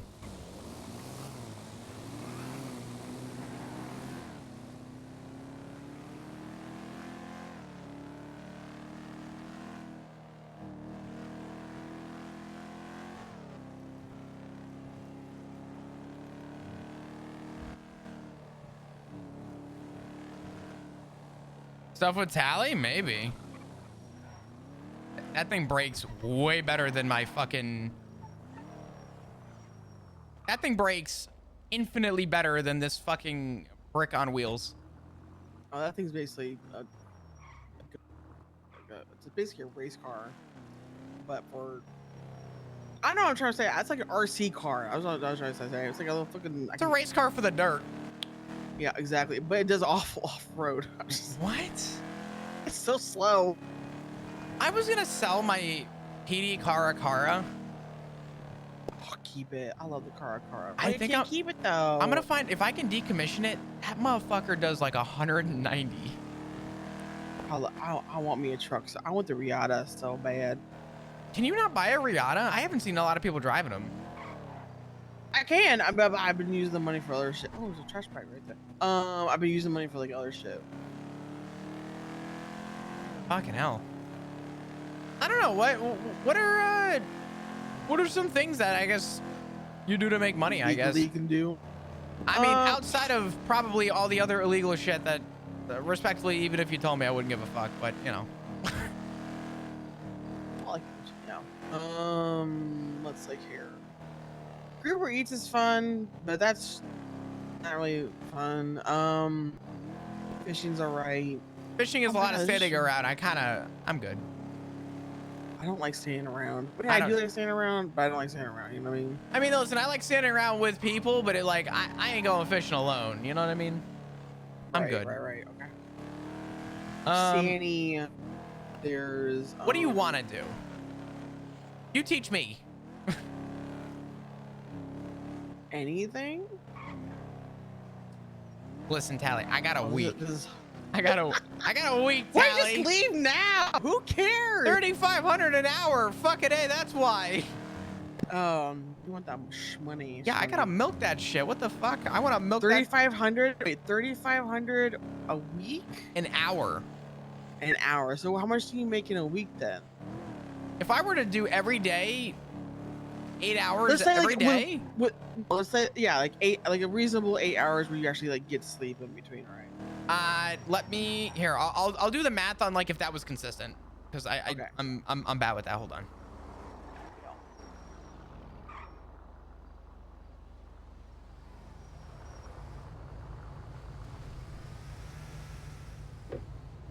I'm gonna do 8 hours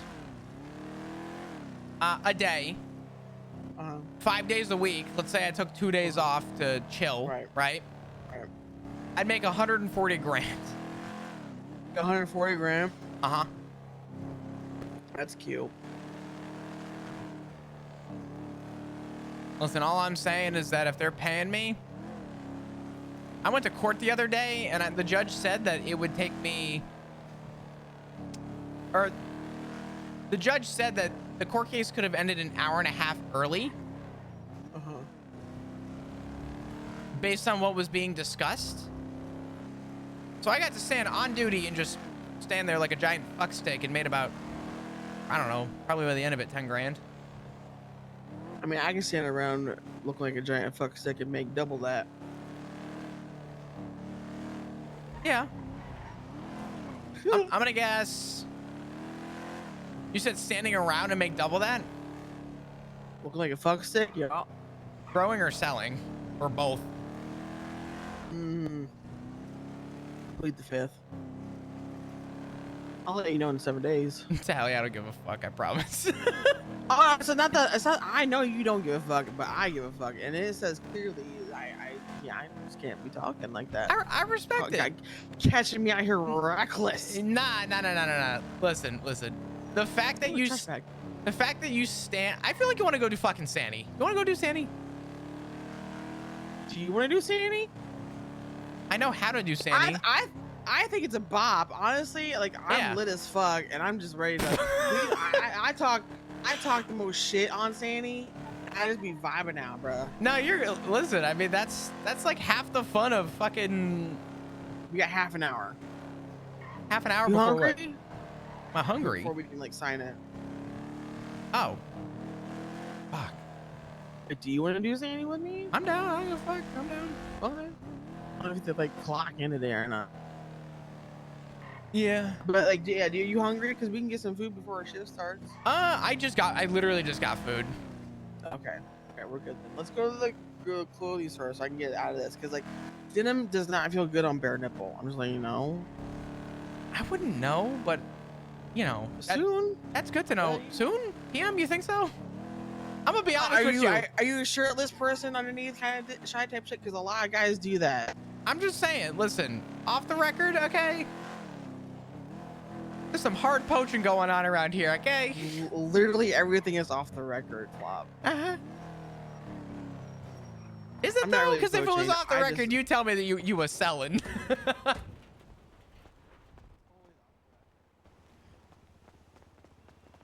Clearly, there's some record that you can't be telling me, right? Yeah. Yeah, exactly. I'm gonna stay in this.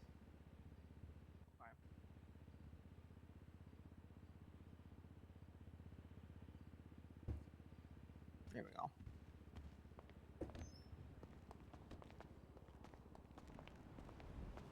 I love this thing. $35,000. Slightly wider tires, blacked out windows. Yeah, I lock my car.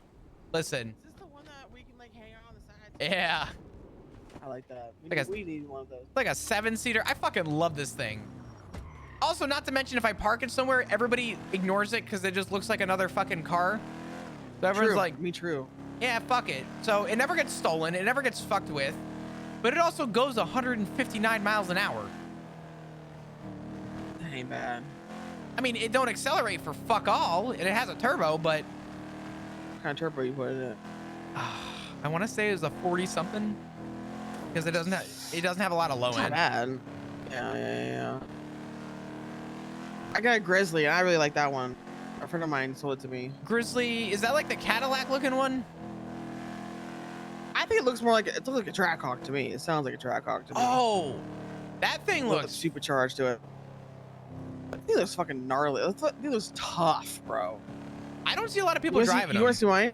You want to see mine? Go to the BSK garage. But it's not taking gas for whatever fuck reason. I put like 3 jerry cans worth in there, but it's like no. If I need to ram it to the gas station, we could do that real quick. Love that. Sorry, over here. So bad. Yeah, right there. Yeah.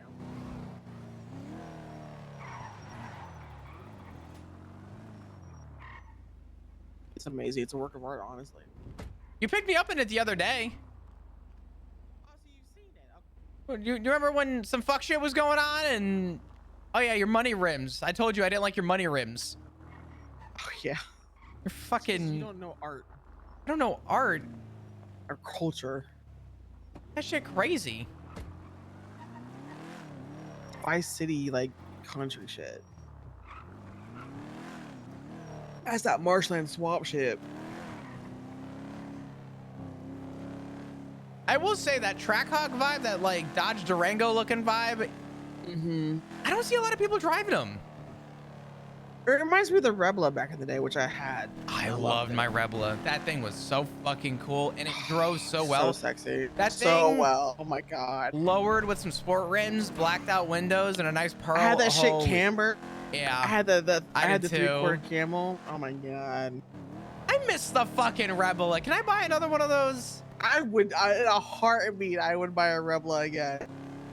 I had that thing. It had a nice like royal dark blue. It was so nice. It was so fucking nice. I bought Tommy Cruise's Rebla, and I turned it into the family car. I don't remember. That was my family car. Unironically, I needed a quote unquote SUV. Yeah, that's why I had the Grizzly. No, that's cool. We needed like an SUV for like, you know, chores and shit. Like I'm going to go to the milk and, you know, get snackies for everyone, get nuggies. That's why I bought this thing. I literally called this my family roadster because we had so many people at the house up in Paleto. I'm like, what's a car that makes me look like just a fucking middle-aged dad living his best life? And this thing just screamed at me. It screamed that this is what I needed. So this is what I got. Yep. It's mood setting. I love it. Fuck it. I want to go to Mosley's real quick. Unless, how much time do we have until we can sign in? Oh, we can sign in now, but Okay. you go where you want to. I'm chilling. My trash thing is at this block anyway. Do you own it like a Sandy truck? Well, it's like kind of like if you do lumber mill, they give you like a truck, but you can like leave it out and stuff like that. So I can like, if I see like a whole bunch of trash bags somewhere, I'll just go pick that up real quick. I did try putting fucking money tires on that, but they won't let me. Thank God. Bastards. What? Thank God. Trash truck flexing on your ass? That's hilarious. Yeah. But every time someone looks at a trash truck, they just see an easy target to kidnap. I wish a motherfucker would. You know what's crazy? First day I went off duty ever in the PD. Ash was like, let's hang out. I said, okay. Very first run, literally going to our first destination, John Paul rolls up and starts shooting at us. It's amazing. It's a sign, really. Yeah. I don't know. Let's grab your truck. Honestly, if I go to Mosley's right now, I shouldn't buy anything. The next thing I'm buying is a fucking car to definitely not race in. Vaquero. Hey, just look to the left for me. Okay. Actually, get in here. You're fine. You park here. Okay.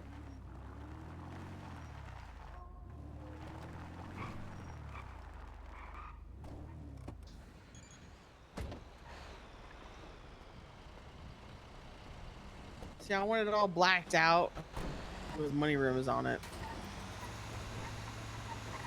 Can you get a lift kit on this thing and raise it like 10 feet in the air? I fucking will. I hope so. That'd be hilarious. Could you imagine trying to throw trash out and it's so tall it's hard to reach? It's amazing. Ends That's today. what I would do with the Riata. Just lift the What are we fucking talking about? to the gods with that bitch. I mean, it's basically just a mini Liberator. That's all it is. By the way, chat, if you guys are new to the stream and happen to be enjoying your stay, hit the follow button. Loves you. Come back. I mean, that's fair. Also, there's like a like an El Camino looking car. Oh, mayor voting? Yeah, about fell in love. The El Camino is probably the only car I would. Bob don't really care about voting. Everything else gets lifted.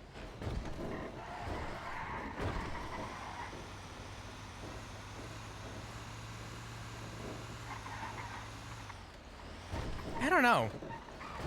That's another one that everyone drives. That fucking Patriot over there, I think is what it's called. The Humvee. Oh my God! Is Bruce here?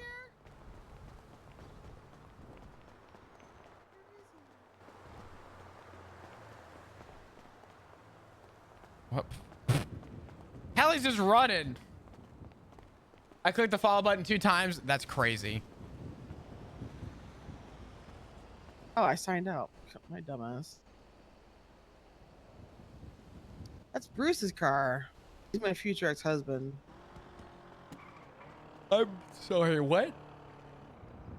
It's Bruce Baylor's car. He's my future ex-husband, part 2. Let me. Ow. Oh my God. What is that? What is happening? Oh my God.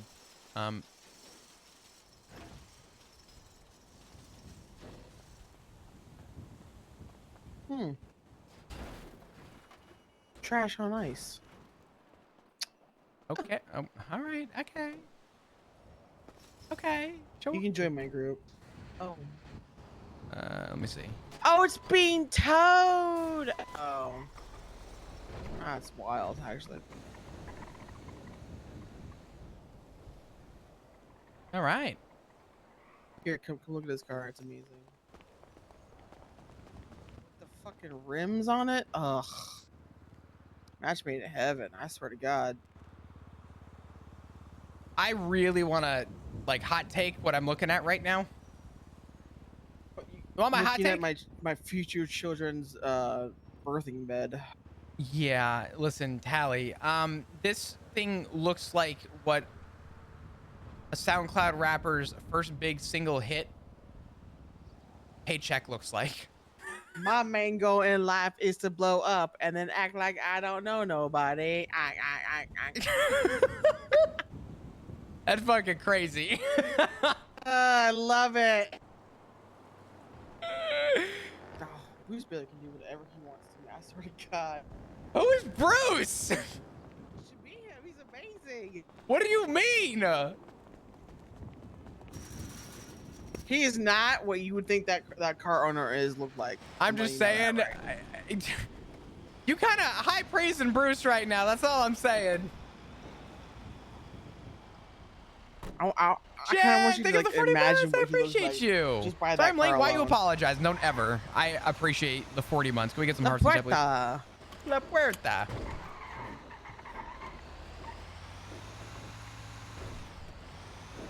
Thank you guys. Damn, we're fucking 11 away from 800. Thank you for all of the support today. I cannot thank you all enough. Thank you, thank you, thank you, thank you, thank you. God damn. I'm gonna have to meet Bruce now. I'm almost like dead set certain that you got the hots for him. But does he, I mean, does he have the hots for you? Oh, of course. Who doesn't? I'm charming as shit. You got that bad bitch energy. You know what I mean? You're like, you know what? You got that like. I'm a grown ass woman shit. Yeah, I know. You kind of like lay down on business. You know what I'm saying? Oh yeah, I know. Whee! I feel like trying to flee in one of these would be a lot of fun. Just put a drift kick in this bitch. It'd be hilarious. The moment you find a fucking drift kit, you let me know. I think you just take off traction control. You son. Ooh, you lucky I saw that first. Ooh. What's up, Nikita? How you doing? Trash man. You might run into him. When you hear the name Bruce Baylor. Say that again. Sorry, you were a little quiet. What's the mental image of Bruce Baylor in your head like right now? Because like, I already told you, like Kirk Jerkham is like my god, my redneck god, right? No, I had no idea. Oh, sorry. I told you that he hugged me and I felt amazing. What's the whole thing have to do with like compacting trash? I don't want to fuck with it because I was told that there's like a thing. Yeah, there's like a thing with it. You have to be the. If you press that lever, you just get like a whole bunch of just mishmash shit. Got it. We don't want that. I got you. Okay. Just like So Kirk Jerkums is your kind of guy? To be honest, I have a lot of kind of guys. That's fair. I only have one kind. In my hubbin. That you hubbing? In my hubbin. That you hubbing?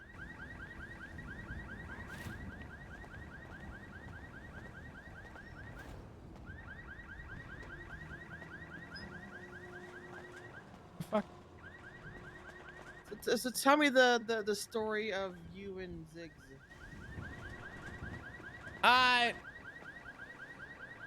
Damn.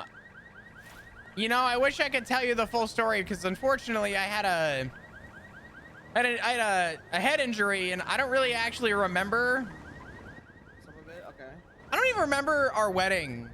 Kind of fucked up actually, but The first one? yeah. Well, the second one I remember because spousal privilege was hot as fuck, and I was like, damn, you could tell me all your crazy shit, or you could tell me, hey, honey, I have to let you go. I'm about to shoot somebody. And it's like, damn, I don't gotta tell him. That's fucking sick. Yeah, I remember that wedding too because I got yelled at. Yeah. Wait, why'd you get yelled at? Because I was wearing white to your wedding. That's fucking crazy. It was a gay wedding. It's okay.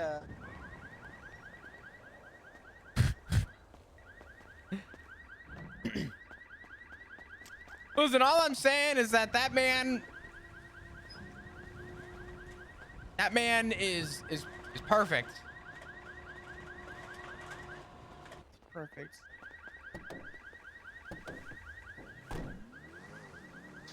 I don't know. Ziggy and I have just always, you know, we just been there for each other.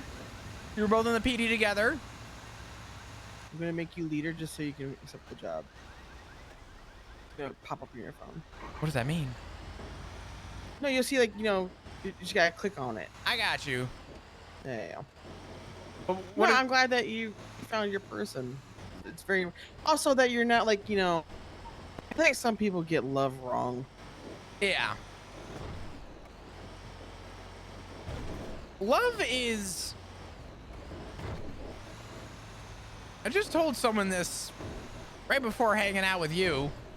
I said that conditional love is not love, and that I love someone for, and this goes just beyond. I said I love someone for who they are, not what they are, right?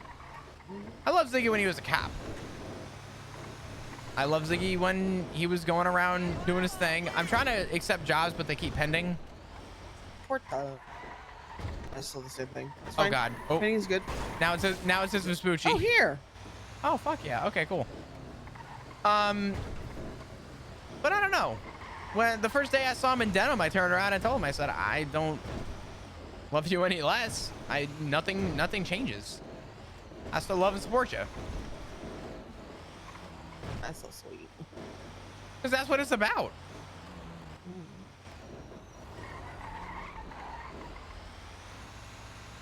I need to do this. No, I'm the same way with people. Stop doing the bit. I'm tired of the bit. If I say that I fucks with you, then I fucks with you. And, oh no. Oh no. I think to put condition on love is... It ain't love. Selfish. Yeah. Yeah, it's not love. I think this is a good spot. Yeah, this is a good spot. Yeah, no, this is good.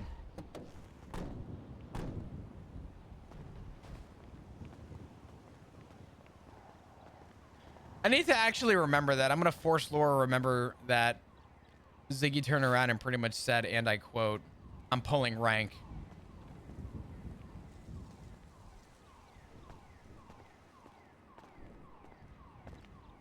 Where the fuck did you find that? Jesus Christ. It was just over. Someone just shoved it in the fucking trash bin. It was crazy. Jesus Christ. I think it was Mary Poppins' bin. I'm not sure. Do you know what I fucking like hate? You ever go to like a fast food joint or you see a garbage can that has like the little dome on top and like people will throw trash on top of the dome? Ew.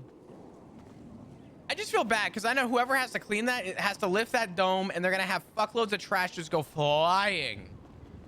I don't like trash at restaurants. I feel like they're somehow more disgusting.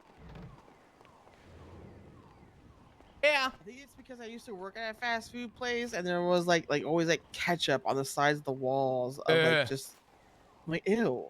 Ew. That was 2 years ago. Can you imagine that, by the way? It's like people really do be like disgusting outside their houses.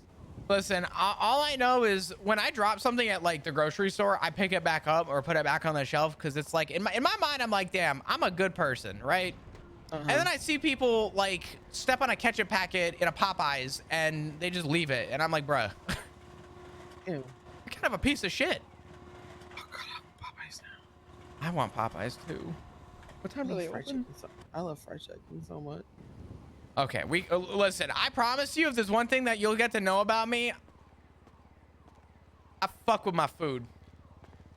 Oh, I love food. Oh my god, I love food. Kitty. Here, kitty. Let me pet you. Pet you. Oh, okay. I think Tally and Flop are gonna get along so well. Tally has that like. We are complete. Oh god, we're gonna talk about food, and I'm gonna get. Oh. And I can cook. Wait, we're not done. I'm confused. Oh, I was already in that. I'm done. As my god.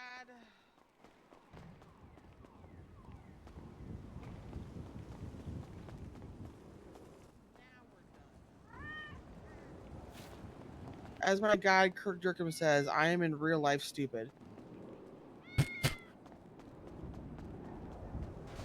Listen. All I'm saying is that I love Kirk. I love Kirk so much. He's such. Cat, shut the fuck up! Jesus Christ!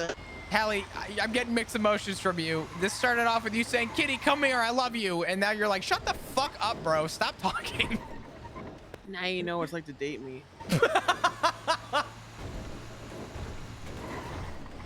Add in the whole like, why do you hate me? I'm a lot. Damn, you got that crazy to good sex factor. That's off the chart, my guy. Damn. It's actually crazy. That's fucking crazy.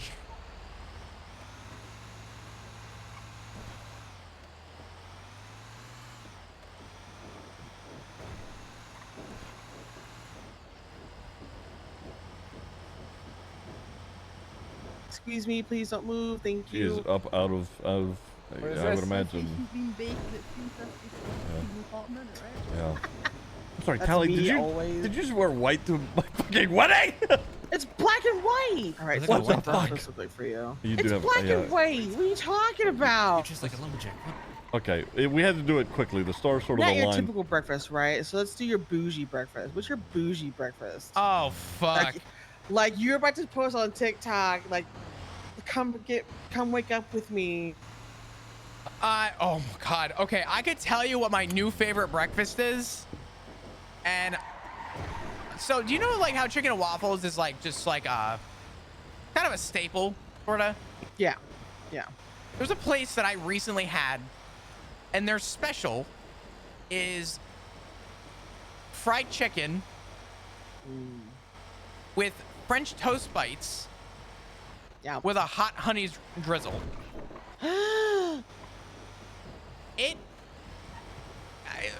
The phrasing "sex is great," but sex is great, but that fucking breakfast, I don't care how many calories it is.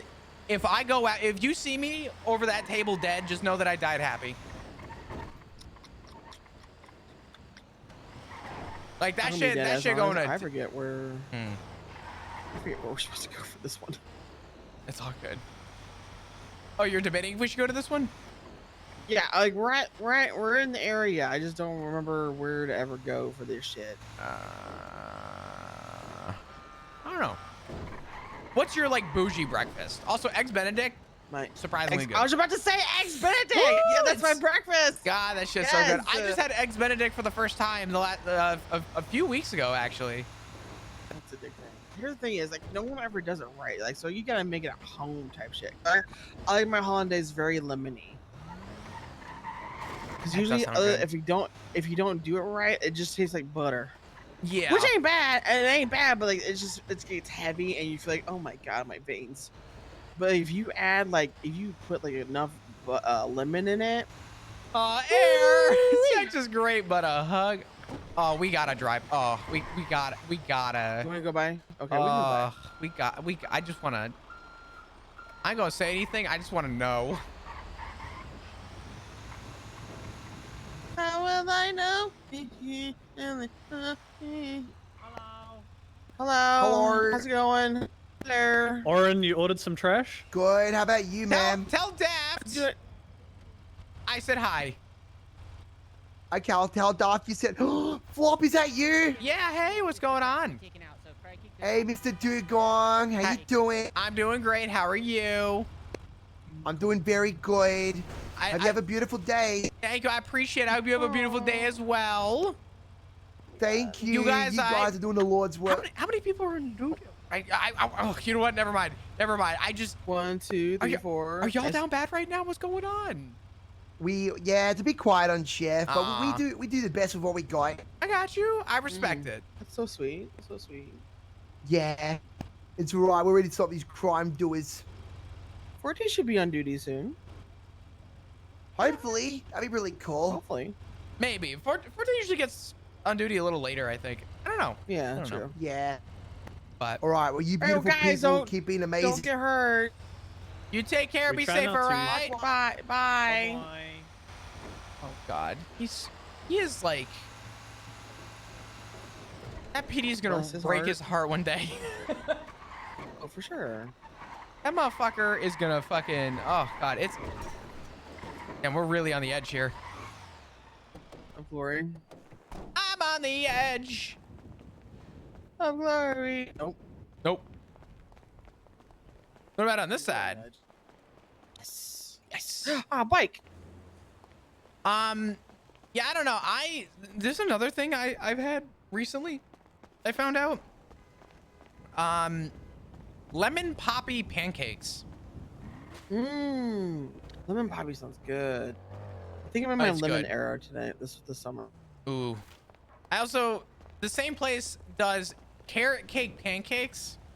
Oh my god. I fucked hard on carrot cake when I was a kid. I still fuck hard especially with from carrot a cake. diner, and they had on the rotating glass and everything, and they had the cream cheese frosting, that had shit was the probably carrot sitting there design on for, top of it. Okay, I gotta ask. 5 days. I gotta ask a question. What? Where'd you move from? If it's too personal, it's okay. No. Not a lot of people. Not a lot of people had diners that actually had full on the little bakeries at the counter. So I'm just saying. So my mom moved around a lot. So I am from the great wonderful state of Florida. Oh, okay. I'm from the Gulf, but then I grew up mostly in Tennessee, and then I lived in Ohio for a while, and then wait, where at in Tennessee? This place called Camden. You probably have not heard of it. Wait a minute. Stand by. Do you know? Okay, you know where the Nathan B. Bedford Forest is?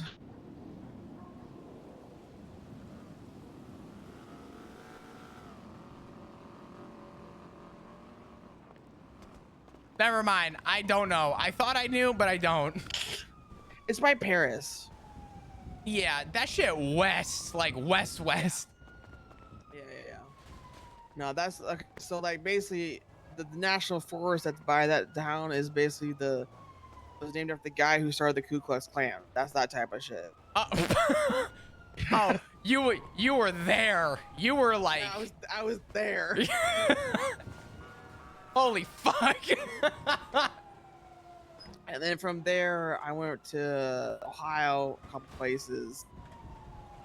Hanged out with the Amish folk.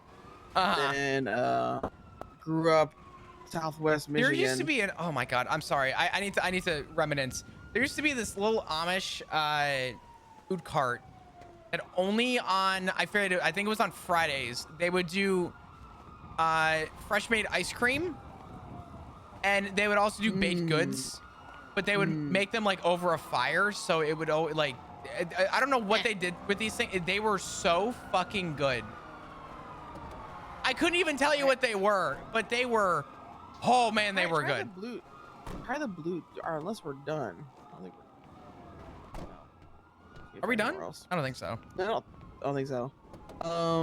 Yeah, I love me an Amish store. I used to steal all the time from them. What? Oh my God. Yeah. I went to a restaurant yesterday. They had this cute little serving bowl. Fit perfectly in my to-go container.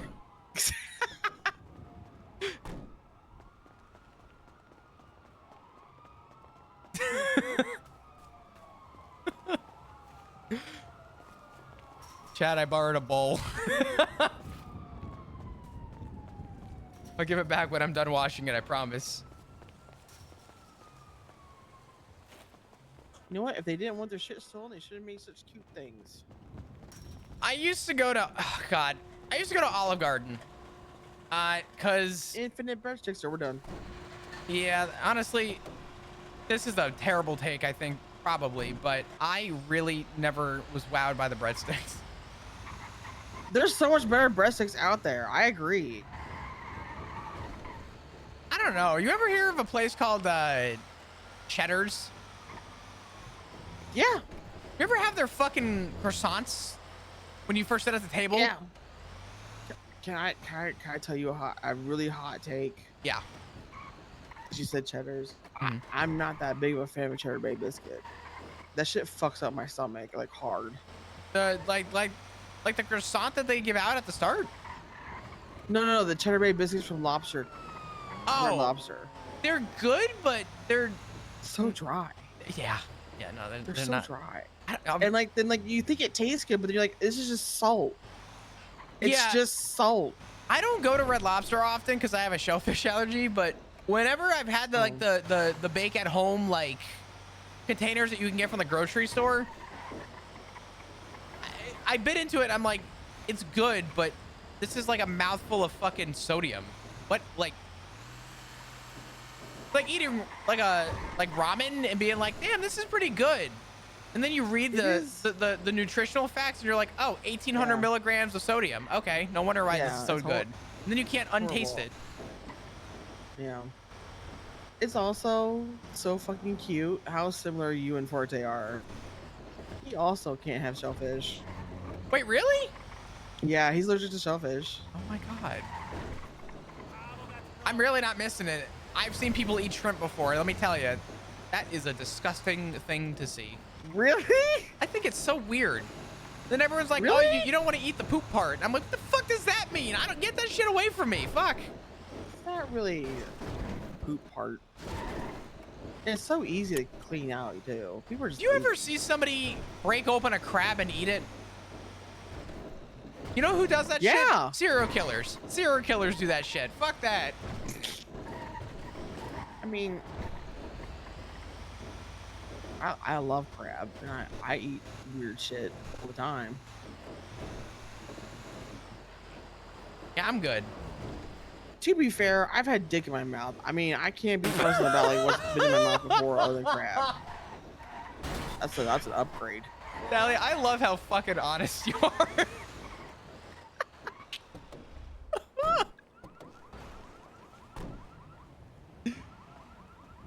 What's the weirdest thing you've eaten? What's your the weirdest thing I've eaten? Yeah.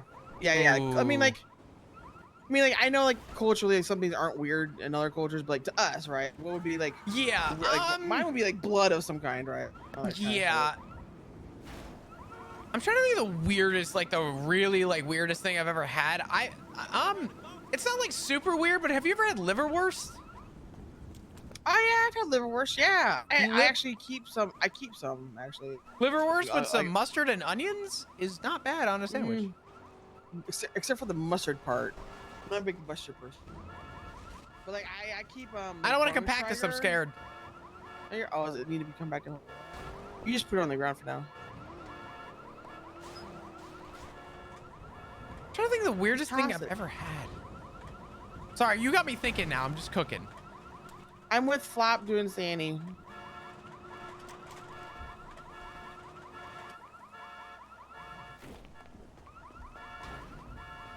Chat, what's something that I'm talking about that I'm eating that's weird?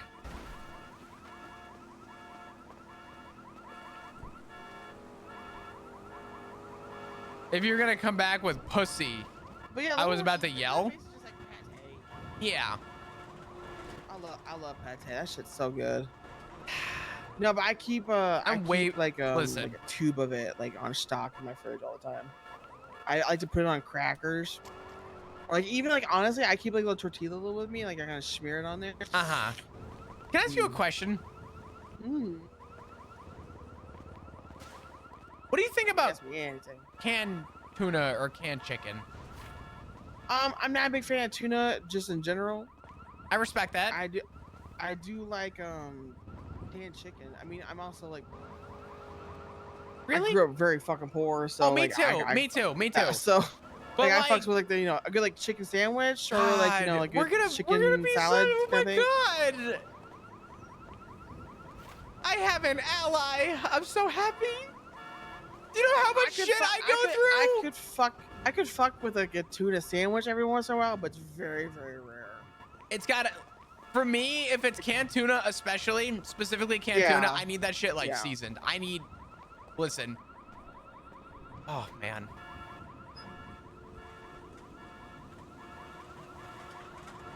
I'm so glad I know someone else that likes canned chicken. You have no idea how happy that makes me.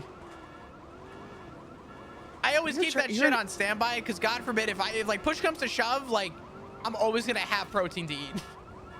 Exactly. You I know what I mean? used to like one of my stepdads was a truck driver, so I'm used to like living off canned goods. Especially those fucking like those tiny Vienna sausages things. I fucking go ham on those. Those things are pretty good too. I'm gonna lie. The only thing I've never had, you would think, out of everything that I grew up with. I don't know. I think so. We are done. Okay. The only thing I have never tried, but I've always wanted to, is Spam. I've never had Spam, but I've heard that Spam in a pan with some eggs and stuff is like really good. Yup. So that's kind of like my breakfast. I have every once in a while is Spam with eggs and rice, and I'll put like this Vietnamese it's not like a soy sauce, but it's like a Vietnamese fish sauce. Is it like a sesame like oil or like a? No, it's dark. It's dark like a soy sauce. You probably can't have it because it's got like a shrimp in it. Oh yeah. Yeah, you probably can't have it. But which by the way, your last name always reminds me of a Vietnamese name. I don't know why. Dugong? I think you're Vietnamese. You're the only person to say that for the last I don't know. Hold on. If we add the 5 years I was off this island, the last like 9 or 10 fucking years, I've been referred to as, oh, so you're like a Pokemon. And I'm like, Faye said it was a manatee? Yeah, it's a manatee. Okay. I was like, God damn.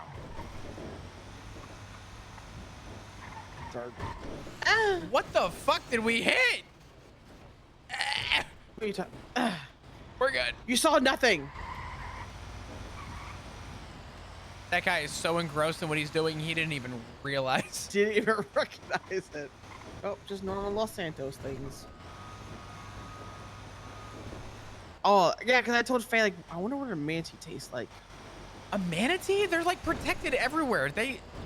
I know, but I'm saying like if they're they weren't sea like puppies. Right? What the fuck? There's like Alaskan natives who like eat like seal. I'm like, what does that taste?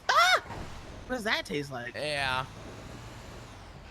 I have a question. That shit looks good. Okay. Murdered. Actually fucking murdered. Oh. Alice? You okay? Oh no, Alice! Are you okay? Are you okay? Okay. Do you need a repair kit? Do you need here? I don't know. Do I? I don't know. Oh, should we ride? You didn't get this for me. Just use it now. Thank you. Maybe I should have driven on the Kiwi side of the road after all. And these hours, baby, this thing is so cute, by the way. Holy fuck, matching and everything. The whole fit is so cute. This is honestly oh my amazing. God, I love it. I love this. You should find the Thank you exact so color of much. your shirt to match exactly with your bike. Do you need a repair kit? I thought about that, but then I've got other shades of pink in my wardrobe too. I don't think. Yeah, I think it's so good. Don't worry about it. Okay. Thank you for stopping, though. Yeah, not a problem. It's good to see you guys. Good to see you too. Make sure you use that IFAC because.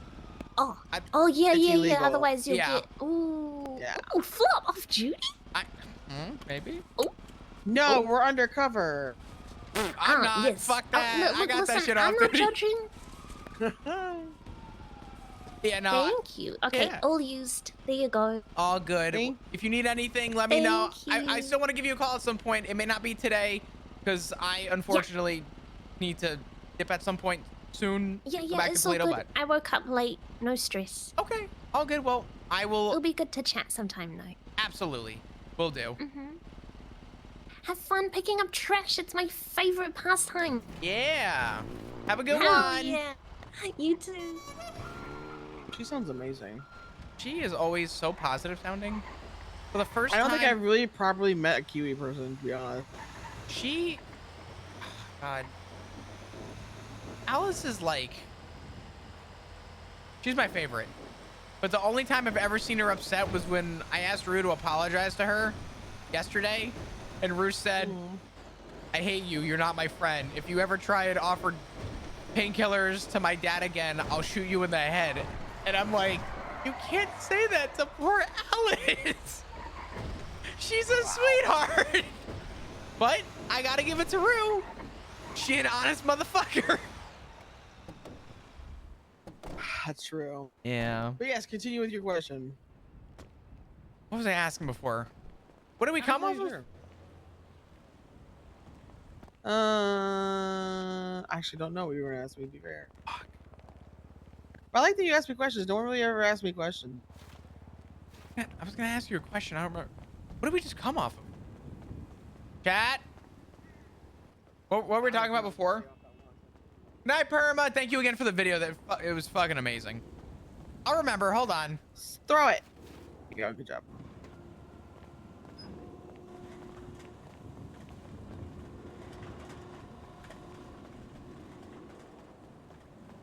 Oh my god, it's on the tip of my tongue. I'm trying to remember what I was gonna ask you. It was. Is it food related? Yeah. I don't. I'm gonna back up. Whatever. I don't know. I think. We were talking about. Oh, we were talking about chicken. I have a question. I remember. Go for it. Go for it. How do you feel about craft singles? Oh, love them. That's what I'm saying. Straight out the fridge and into my mouth. I fold them up in like little squares. That's what I'm saying. Listen.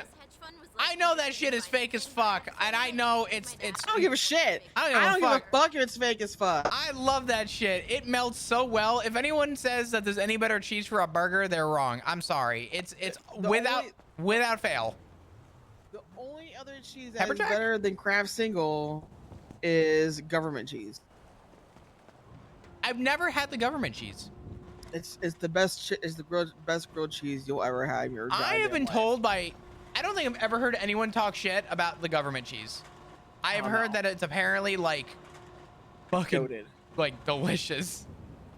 Like I'll trade stamps for some cheese. Yeah, you gotta find yourself a grandma though. Like they're the ones that always have it. I don't know how the fuck they always get it, but I can't fucking get it. Bastards. Isn't the government cheese sort of like Velveeta? Yeah, but it's almost like firmer than that. Like Velveeta do be good. Like that's what I make my grits with. Oh, that's a really important question. How do you like your grits? My grit. Okay, so I only recently had grits for the first time. Do you think it's a breakfast food? I've only had it for breakfast, to be fair. Okay, good. Okay, good. From a place, whenever I fly home, I will admit God, I think the only thing that I have had with grits that I fucking love, all right, is with goat cheese. Goat cheese grits. Actually, that doesn't sound bad at all. I'm not gonna lie. It's fucking great. I was always like, grits are kind of on their own. Like, I like them. Oh, we're not? But But grits with other stuff so far, I am thoroughly impressed. Oh, there we go. Try Velveeta. Velveeta is really good. I do like Velveeta. Velveeta is like, I mean, honestly, Velveeta in like mac and cheese is pretty fucking great. Well, let me, oh man, this is a hot take. I don't believe in like, okay, like a mega fucking hot take. You ready? Uh-huh. I think all mac and cheese tastes the fucking same. I like mac and cheese a lot, but I feel like for the million people that I have lived around and have experienced their food, it's always mac and cheese is good, but you haven't tried my mac and cheese. My mac and cheese. And then you try it and it tastes like the other 37 dishes you had before, and they're like the only secret difference is like ingredient- it's got a crunchy top or yeah, not. that's what I'm saying. My secret ingredient, bacon. Nice, good shit. I'm proud of you. So does everybody. Says to stop fondling his balls, by I'm the more way. judgmental of people's We haven't had the collars play than date I am yet. mac and cheese. The ball fondling comes after the denim. I love you guys. I appreciate that. Thank you so much for the raid. I appreciate If you. you can't cook collard greens, I don't want to fuck with you. Collard greens. I've never cooked collard greens, but every time I've had them, I fuck with them. Ugh. What? You hate them? I love them. I know. I love them. Oh, I okay, love okay. collard greens. I fucking love collard greens. It's costly after the denim, maybe. Mess again? Hold on. I got another job. Hold on. I'm confused. It offered me 2. Davis.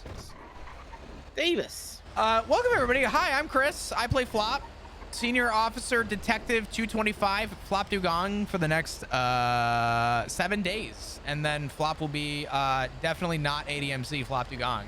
Seth, thank you for the raid. I love you and appreciate you. Thank you for the roleplay today.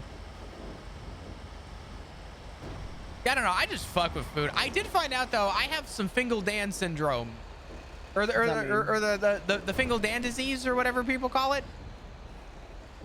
Which is being a fucking idiot. Besides that, I got that gout.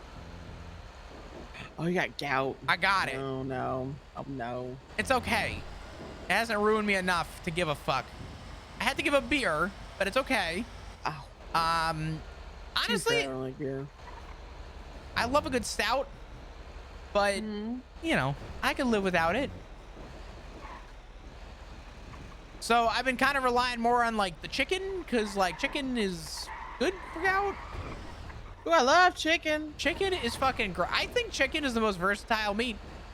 It is the only meat that's accepted in all cultures except for vegetarianism. True. All faiths allow it. We better get rolled up on culture. I wish a motherfucker would. I really wish a motherfucker would try me. I'm giant ass. There you go. Oh, I have you know, I was about to blast that fuck if he tried saying some shit. I don't need a gun. I got his hands. Yeah, I'm sorry. I literally have no idea where to go for this one particular place. For Davis? I forget. Give me your trash.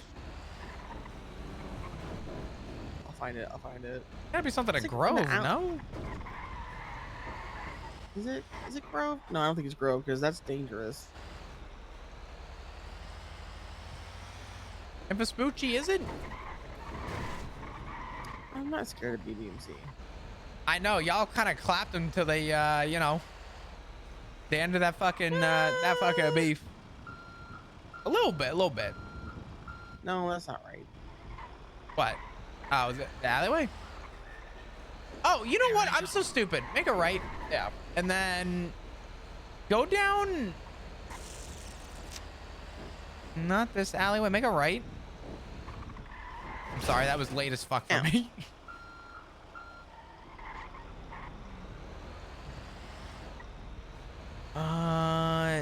Hold on. Slow down a little bit.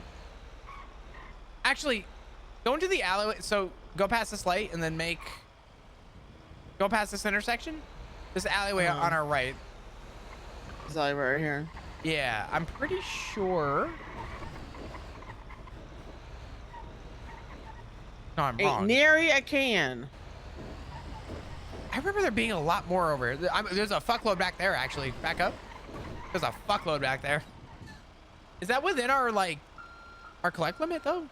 Yeah, this whole thing, this whole red ass shit is ours. Go behind this, like, building. These strips of building. So, like, go through the alleyway. Ellie, where are you going? Backing up here. Yep. This alleyway. Like this right here? Oh, yeah. You see him? You see him?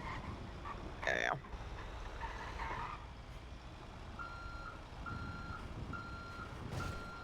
God, you got me all hungry and shit now. Fuck. Ah. Tight. Yeah.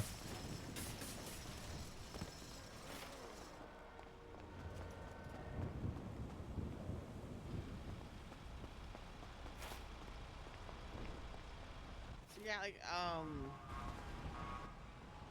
we were talking about eggs Benedict too. Yeah, get that shit. You know also, what? I really love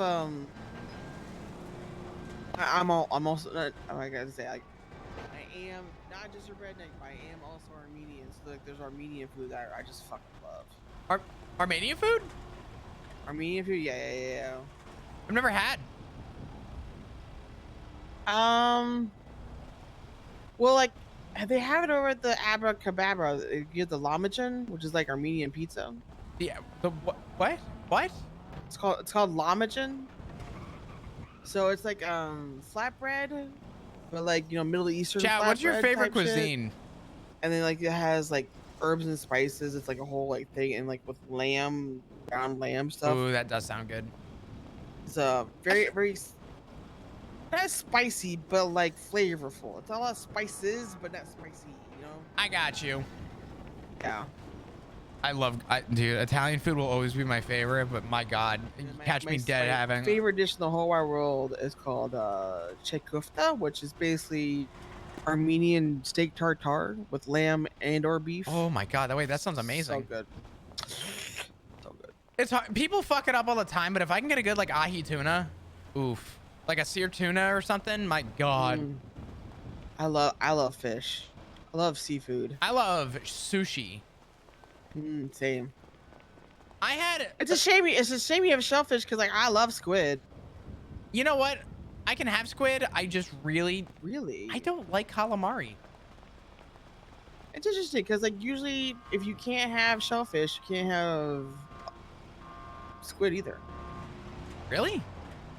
Yeah, because it's like something about the protein. Oh. Maybe because it's fried? I don't know. Maybe. Or maybe you're just slowly dying inside. Maybe that's why every time I eat. God, I went to a buffet the other day and I didn't realize it was like a seafood like buffet. So I'm like, I'll just avoid the seafood stuff. So I was eating, and then the next day I felt like absolute fucking trash. And I called a friend and I'm like, hey, I feel like shit. How are you feeling? He's like, I don't know. That shit was great. I'm like, yeah. Oh no, wait. So definitely a little bit of allergy. Is your allergy like not like anaphylactic shock type allergy, or is it just like? It hasn't gotten to that point yet, but I'll tell you what, I have concerns that it will eventually get to that point because of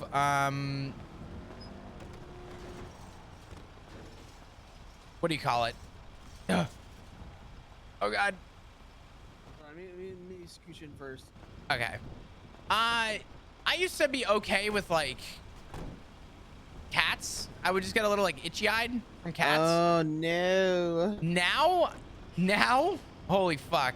Now if I were to pet a cat and scratch my neck, my whole neck will literally double it in size. It's like red, the whole thing. It's bad.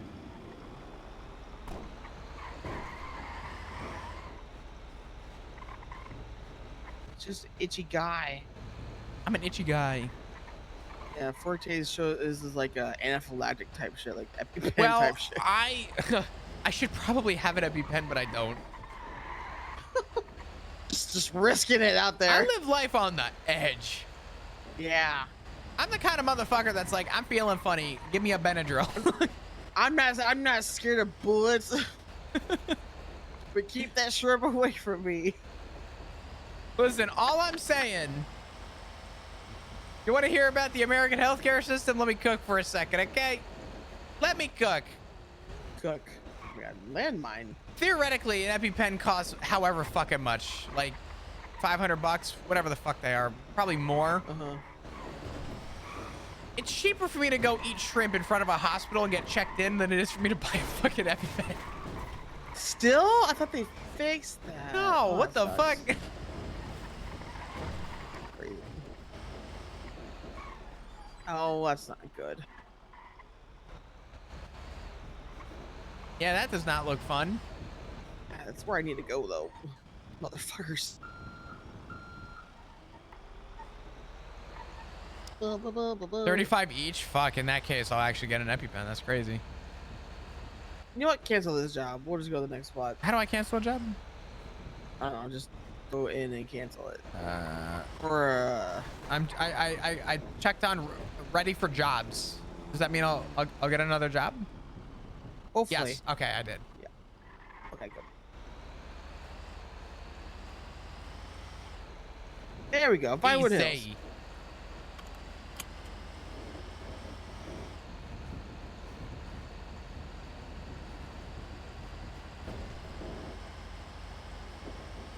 My mom always told me the best thing she ever got out of my dad, who I don't know who the fuck that is, was me and chicken and dumplings.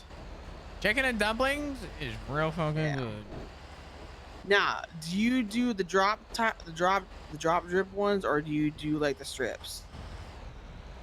For the dumplings? Yeah.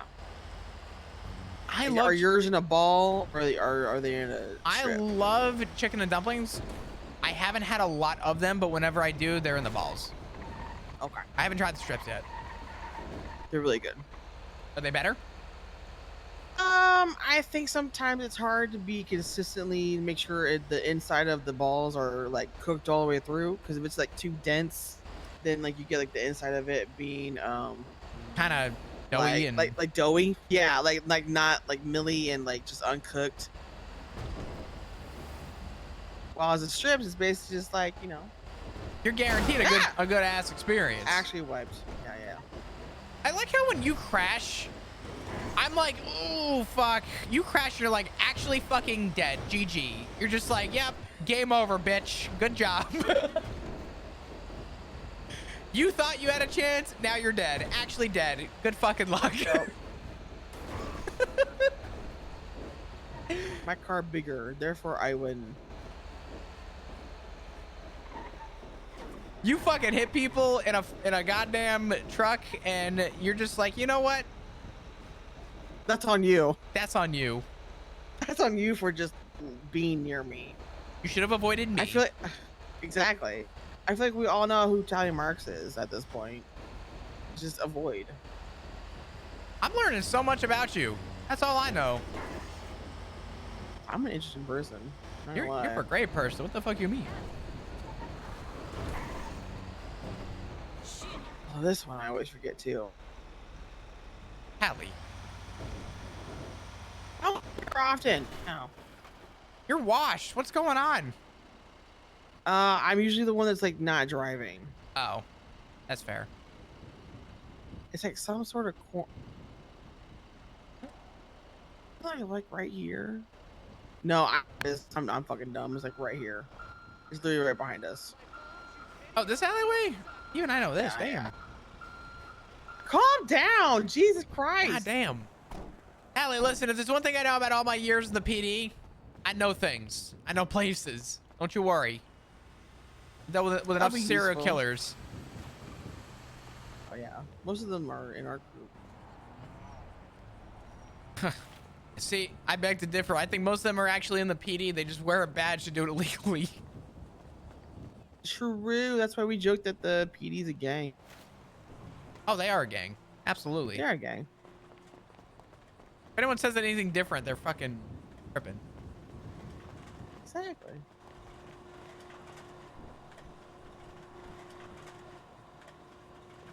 Oh, I'm so sorry. Ow! I'm so sorry. You've exposed my ugly. Good job. You actively choose to look like that, so that's on you. I didn't choose to look like this. I mean, it's not like you can't get your hair cut. shave it off, honestly. No, stay over there. I don't want to be responsible for a coronary. Word. What is your like? Video compact. You can ask me. I'm gonna let you know. You can ask me literally anything. If I choose an answer, just be. My mom says that just be prepared for an answer. Okay. Don't. If you don't want dumb answers, don't ask dumb questions. But you can ask me literally anything. Don't Just worry. be- You'll get to know me. I ask a lot of dumb shit. I love that though. No one ever asks me questions. I'm always the one that's asking questions. The people hate that because no one opens up about shit. One of the things I say quite often is because people ask me or like tell me about things, and I'll be like, I'd rather shit my hands and clap, and they get confused every time. Yeah, because why would you want to do that on a normal basis? I mean, I'd do it. If push came to shove, I'm shitting my hands and I'm clapping. Something I just don't want to do. I think ever since I saw that scroll picture of you, now I just think your shits are nutty. Listen, all I'm saying is that scroll photo, Ziggy thinks it's like a way to like dog on me, but I think it's cute. That motherfucker don't realize that, you know what? Listen, all I'm saying is that I'm fitting nuts in my mouth and there's plenty more room to spare. No thanks. It just makes me think of something else. I don't like where you're going with that, but now I'm curious. No, it's not sexual. It's actually not sexual at all. I was being sexual. No, Forte showed me this picture that someone drew with him as little baby Forte. Oh, is it his ID? His like his little guy ID? No, it's this other one where like it's you and Ziggy, and he's in a little squirrel outfit. It's a little baby Forte.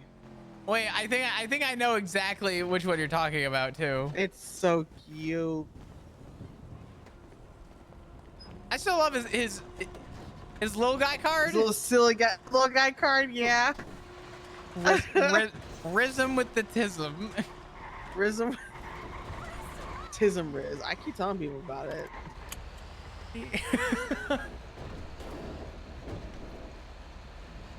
Are we not done yet?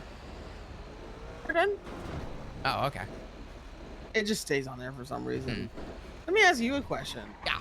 Since this whole thing has happened to you, you're going through you're becoming a grown woman now.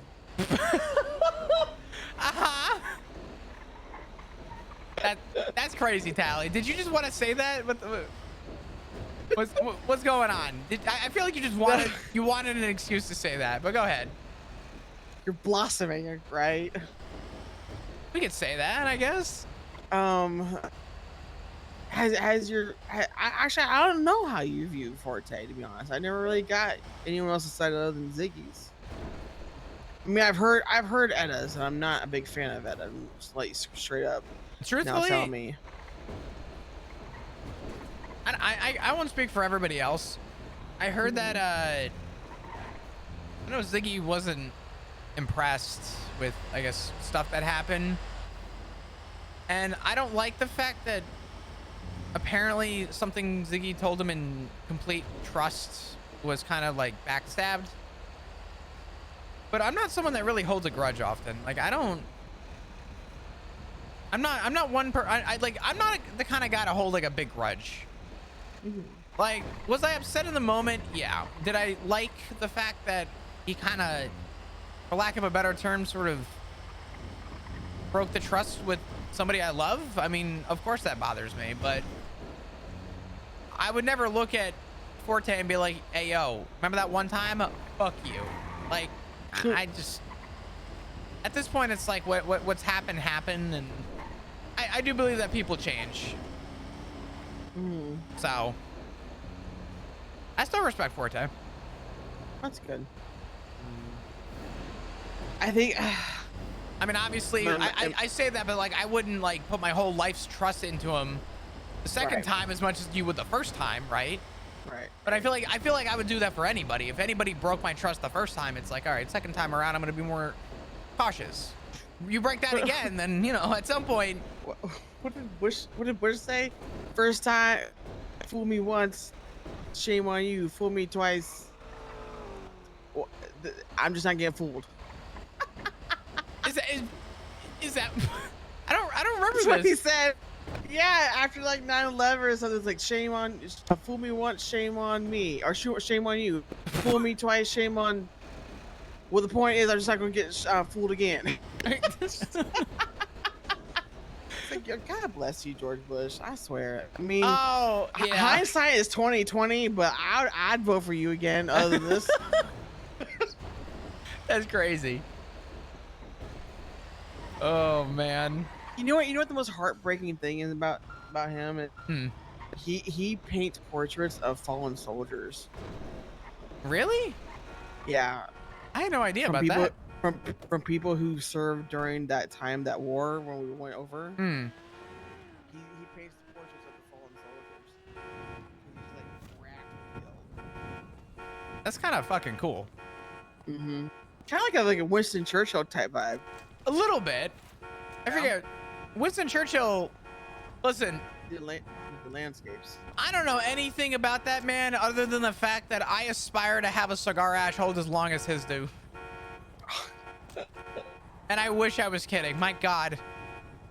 Sometimes I chance it too with a cigar and I'm like, maybe I'll get another inch out of this. And then it fucking falls on my lap and I just get pissed. I wish I liked cigars. See, I say cigars and I ask people like, you know, what kind of cigars have they had? And usually the response is, oh, I love Black and Mild. Yeah, I love Black and Mild and Swisher Sweets. And I'm like, no, that's a blunt. That's a blunt wrap. Cigarillo, and that's a blunt. Yeah, no one actually not... smokes. No one actually smokes cigarillos or Black and Mild. To be fair, I do smoke little cigarillos or little cigarillos when like in a pinch, but I like drunk. Okay. I get good ones. Yeah, I usually have them when I'm drunk. When I'm drinking, a cigarillo is like I feel like a trashy ass you can motherfucker. Actually inhale it. Yeah, because you can actually inhale it. Well, no, you're not I don't supposed to inhale, right? Yeah, I don't inhale. I have like a little cigarillo cigar, but it's not filtered or anything, so I still puff it, but like I fucking like I'm on my like trashy fucking arc. When I get drunk, I want a little cigar. These car horns are gonna drive me fucking insane. Oh yeah, welcome to Vespucci.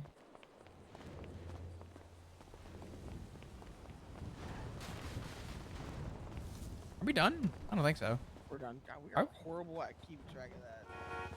Was it my turn to keep fucking count? No. I don't count. I just wait for the thing to pop up and says, hey, you got paid. Yeah. You just wait for the boss man to say that you're good? Yeah. Yeah. But then he says it too quick and I don't realize it. I'm like, oh shit. I love this, that Flop and Tally are getting to know each other. Up. Ain't nobody care. Damn, I might have to do that next time. Next time I come down to BBMC turf, I'm gonna be like, shut the fuck up. I don't fucking care. Nobody cares about you. Nobody cares. Just fuck off. You're adopted.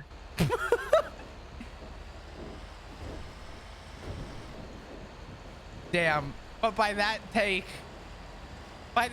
would that not imply that every gang in the city, everyone that's a part of any gang has been adopted? True. That's actually really funny. I'm gonna start using that on everybody. Back the fuck up. You're adopted. It's like, shut up, okay? Shut up. Shut the fuck up. Just honestly, just shut the fuck up. Nobody cares. I'm bored. A mess again. You see, just be filthy out here. You want me to? We're Okay. We're gonna take their fucking trash. Okay. Someone's gotta do it. I'm not trying to start a war again. I'm sorry. No. Sometimes I forget, like, I'm not in Vice City. Listen, God, Tally. You know how many wars I'm I've a real ass stopped? bitch. Okay, I'm a real ass bitch. Give a fuck about a Bondi boy. Yeah, imagine wearing denim. That's crazy. What? I'm saying, don't be me. Imagine wearing like slightly blue denim. instead of black denim. I could phrase this better. Imagine praising Irwin Dundee. Preach, brother, preach. I'm just saying. Hey, it said La Mesa. Where's La Mesa? Isn't this La Mesa? Nope. I'm actually an idiot. Not as dumb as me. I got La Puerta mixed up with La Mesa. You La Mesa'd up. Yeah, I blame Yankees for this, because if they didn't want to like expand westward, we wouldn't have to deal with like buying it from Mexico and all these fucking Spanish ass words. Got me confused.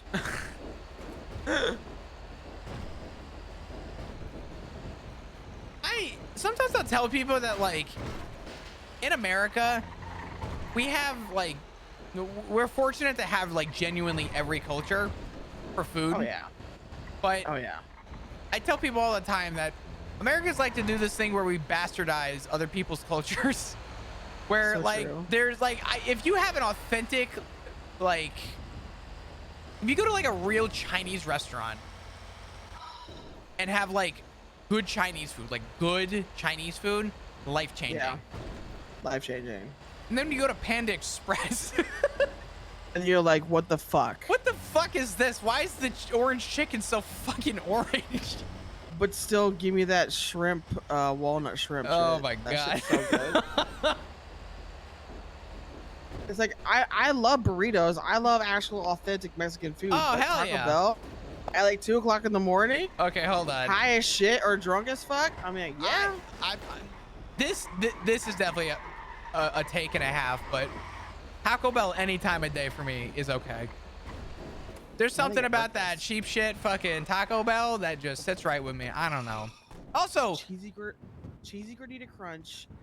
Get ooh, steak and or chicken replaces of the beef. Get double the 3 cheese blend, and you're good to go, brother. I love, oh God, their cantina menu is good.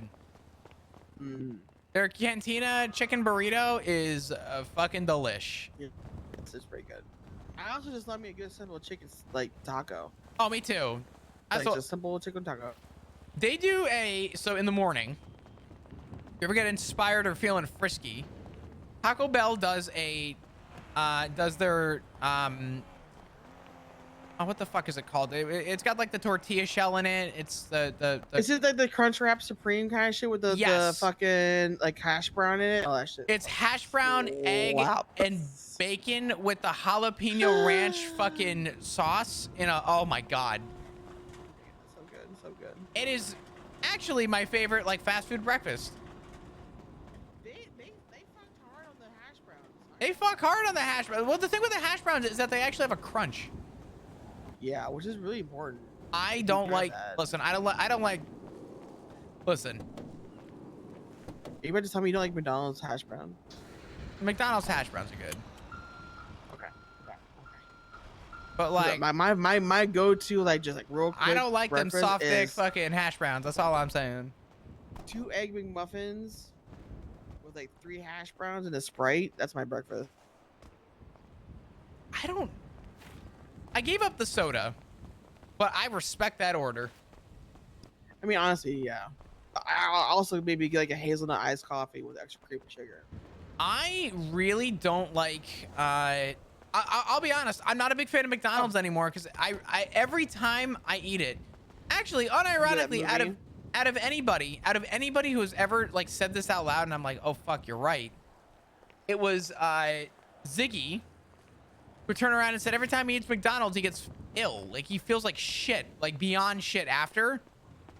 It's because you're going through like sugar withdrawal. Well, I don't know like exactly what it is, but what I do know is that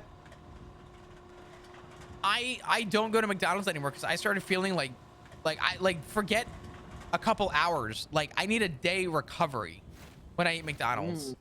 And Interesting. But the one thing I will always have. Now. Yeah. Oh God. Maybe I am getting old. Maybe. God, this shit fucking. Hell, this old. This getting old thing fucking blows. My stomach is just not the same anymore. And I'm such a weak bitch. Why am I so fucking weak? But My point for bringing that up is whenever I do go to McDonald's, I will, without fail, always get the... What is the name of the like McMuffin, but it's like the infused syrup? The McGriddle? McGriddle, yeah. The chicken McGriddle. Just a giant slab of fried chicken with the syrup infused bun. Oh my God. I know that's got like 17 times the caloric intake in a meal than you should have in a week, but I don't give a fuck. You remind me, you ever seen Wedding Crashers? Bits and pieces, never watched it fully through. Oh my God, first of all, cinematic glory. I believe it. There's this scene where like he wakes up from having like his whole body just molested by Amy Fisher. Which is amazing. And he like just pours syrup all over his breakfast foods. I'm like, that sounds like you. I feel like you're like really big on syrup, and I like that for you. I'm not because I love bacon. I like dipping bacon in syrup. Oh, me too. It's so good. Salty and sweet is the way to go. I love salty and sweet. Candied bacon kind of slaps. Candied bacon I'm not even is a big incredible. Bacon person. They oh man, there's a. I got a job ending. There is a place, Richmond. Okay. This way.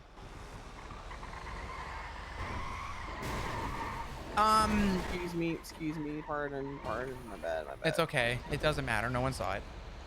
I don't care. I know you don't. Trust me. But traffic laws are suggestions, not actual laws. I mean, to you they are.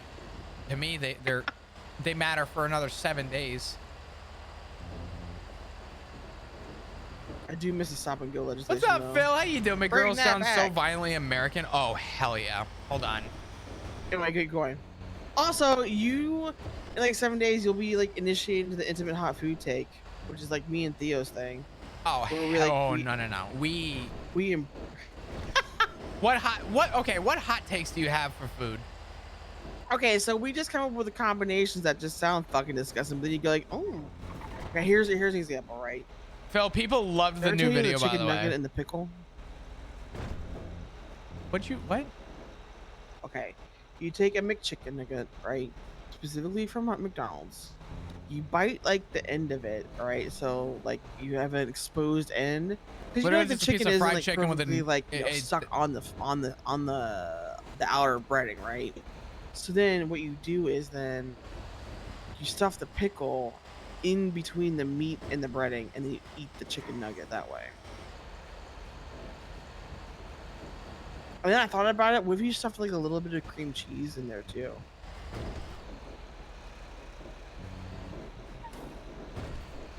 That's an intimate hot food take. I think we have different versions of hot food takes, and I just found out about that now. What the fuck did you just say to me? What we do is we embrace each other. We stare longingly in each other's eyes, and then we just tell like, it's kind of like stoner food. Like, let's experiment with like flavors, but like it sounds gross, right? Like that sounds fucking weird, right? I will grant you that it sounds fucking weird. But if you think about the flavor, like just the flavor on itself and the crunch you would get from like a pickle. Hallie, I am like an expert in the field of hot food takes. I've never been left speechless. Okay, so what's your hot food take then, Mr. Judgy? I'm not judging, okay? I'm not judging. I don't know. I mean, isn't this? Yeah, this is the right. Yeah, this alley. This is it. Excuse me. I mean, I have a lot of food takes. I don't know. Lay it on me. Well, see, usually, like, my thought of a hot food take started with like canned chicken, but we've established that like that's normal. That's normal. Thank God. You're the we best. got that in our pantry. You're a real one. How about this? What about this? Do you believe in counter butter? Yes, actually. Okay, good. I have a brother who cannot fathom why we continue to have counter butter. I'm like, why wouldn't you have counter butter? Counter butter is like always. Is essential. Like, how are you putting your butter on your toast without shredding the crap out of it? What the fuck are you doing with your life? Yeah, I don't know. Counter butter's fine. I will say this much. I don't usually have counter butter, but I will say that I don't know. I will never say no to some counter butter. You'll never have a better spread of butter in your life. It's true. It's so true. It's so What the fuck is counter butter? It's just in a butter dish. You leave it on the counter. You don't refrigerate it. God, we are normal people. Everyone else is just weird. Allie, I'm so glad that we have so much in common. This is fucking great. Same.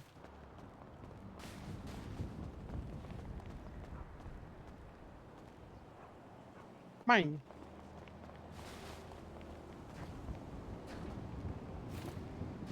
When you have a bagel, what do you put on it? Like I had like a whole selection of shit. Mm-hmm. Okay.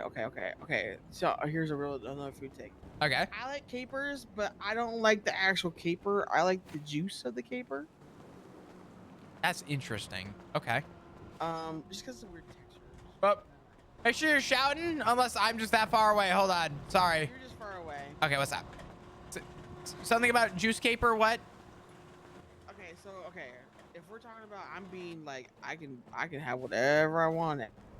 I do like me just a plain bagel. Okay. I can fuck with I can fuck with like an all season, whatever they call it, like everything bagel. Everything bagel, yeah. Cause basically just a plain bagel with just like some seed shit on it. Here, follow me real quick. Yeah. I'm listed. And then cream cheese. Are we done? I'm cool. Are we done? We are. Okay. Cream cheese, plain's fine. Maybe garlic or chive taste and something like that, but very light on it, right? How are raw you? Onion. Ooh, okay. I love raw onion. I'll eat a raw onion like a fucking apple. Same. Give me a Vidalia any day. I will fuck it up. Salmon.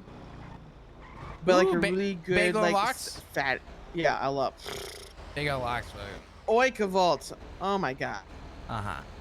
With a little bit of like caper juice with it, just for like the lemony, because I like a caper juice like a lemon. Like I'm learning that you just fuck with lemon anything. I really do. I like lemon. I don't disagree. I feel like your favorite muffin would be like a lemon poppy seed muffin. I just fuck with muffins. I love muffins. Oof. I like banana bread. Oh. Have you ever had zucchini bread? I feel like, but I don't know if I remember it to be memorable. Zucchini bread is so fucking weird to me, because if I were to blindfold you and give you zucchini bread, you what? What'd you say? That'd be 15K. Oh, well. Is it though? Also, you're gay and married. Exactly. Listen, I'll pull out the card if I gotta, but I ain't paying the 15K. You're fine.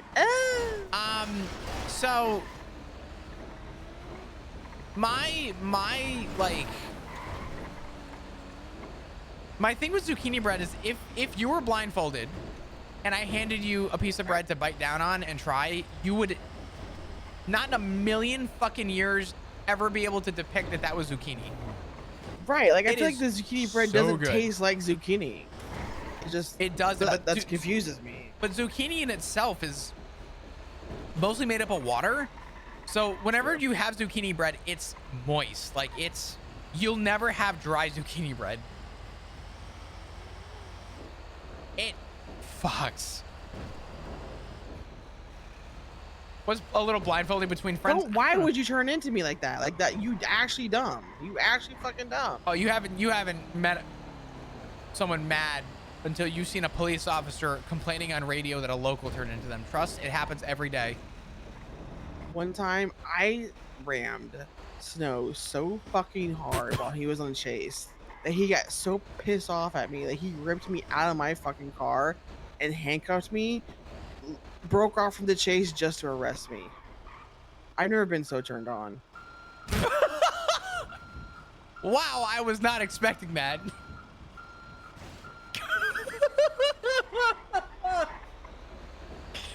Holy fuck. That caught me so off guard.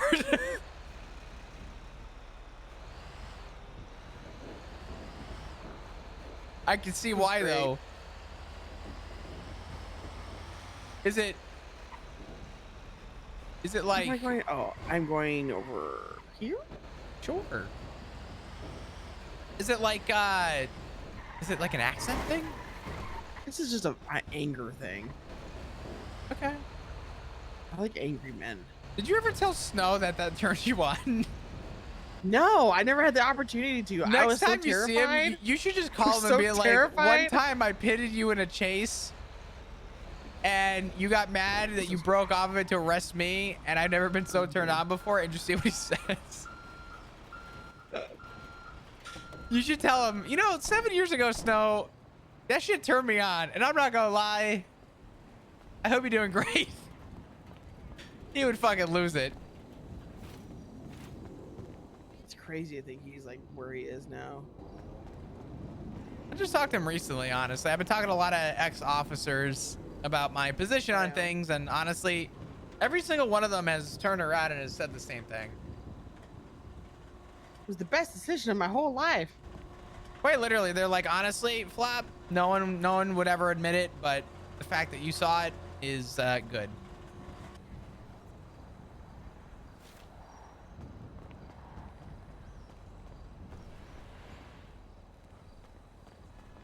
Yeah, I was always happy when I feel like you were the kind of person that in a chase you'd stop just to get arrested by somebody. Depends who it was. I feel like you'd be the one being like, please put me in handcuffs. Please, I'm begging. Please. Not judging. Well, I had Forte chase me. He was barking at me, and I was like, ooh. Wait, your type is Forte? Okay, my type is like Tally, interesting people. I don't Am think... have to compact this? Yeah. Wait, do I have to? Oh, okay. No, I do. No, I do. I just don't think you have a type. No, I'm pansexual, so like my type is intelligence and interesting. Like if you're boring as fuck, I cannot fuck with you. That's fair. I cannot be fucking bothered.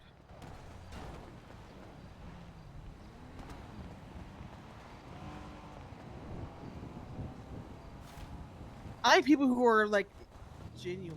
I don't know. I feel like there's a lot of people who are just like fake, and it just ugh me. Yeah, we need depot. Or we're almost done with the shift anyway.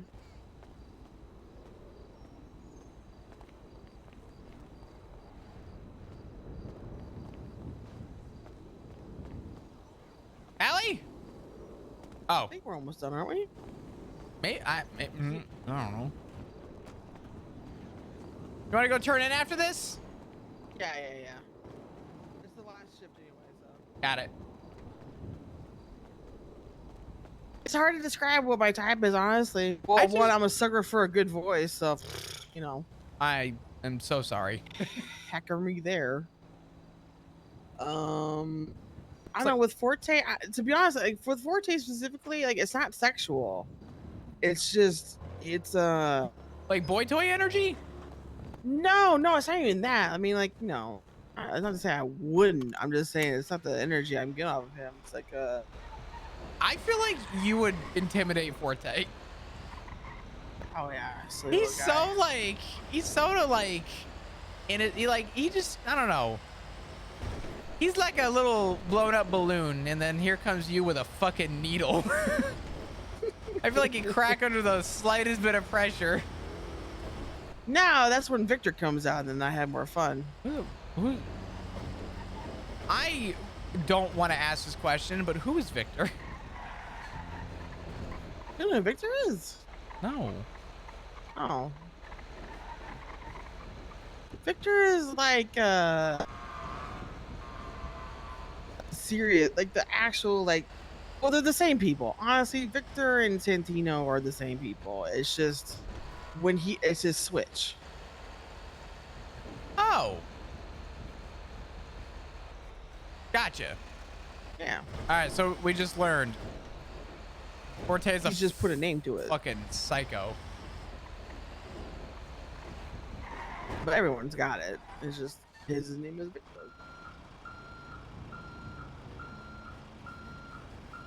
No, with Forte, it's like I see a lot of like he that crazy.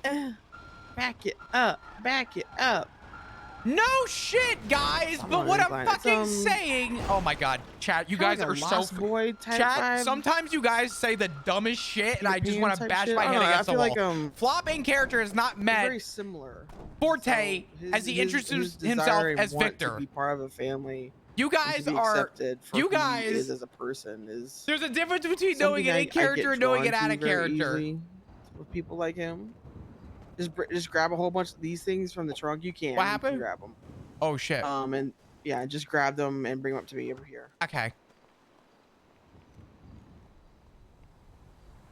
So you told you in character. Have you seen the roleplay of the last 2 months? You think I thought about Forte in the last 2 months? What the fuck? Chat? Are you watching the same stream I'm fucking I'm doing? Sorry. Are you fine? I think you guys got a different form of content than I have. You think I'm paying attention to Forte right now?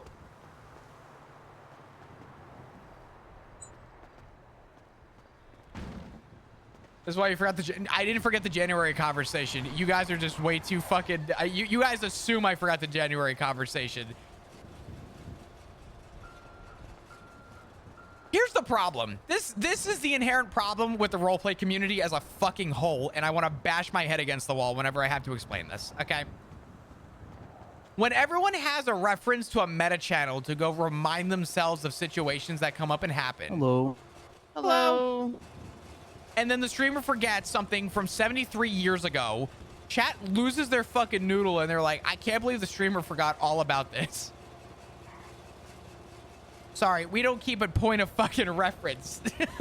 We just do our thing. Didn't forget the January conversation.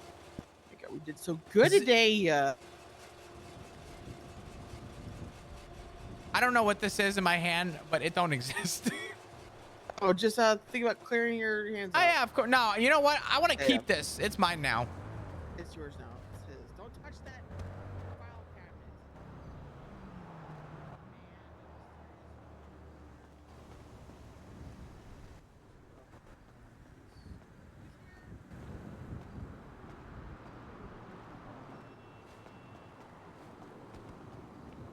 Sadly, Bruce left. I'm not debating with chat. You got you motherfuckers are just gonna assume what you want to assume anyway. It's fine. I fucking refuse to join meta chat. If I gotta look like an idiot for some things, so fucking be it.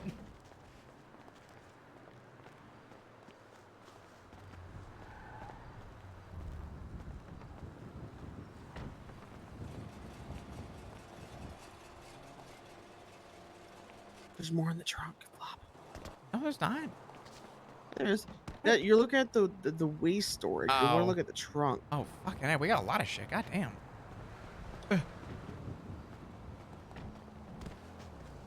You know what's fucked up? I know this is a computer screen, but I keep calling it a TV. Am I a boomer to know that that's a computer screen? I don't know. No, I know it's a computer screen too. I'm just saying, I'm just so used to watching TV on the computer screen that I'm just calling it TV. This is my hot take of the day. I just think chat shares a brain cell, and y'all are in a race for third place. 2 brain cells. You guys share them collectively, and they fight for third. Have you met Barry yet? Barry? Yeah. Which Barry? I know 2. Mr. Benson. Yeah, I used to call him and tell him stop fucking my husband.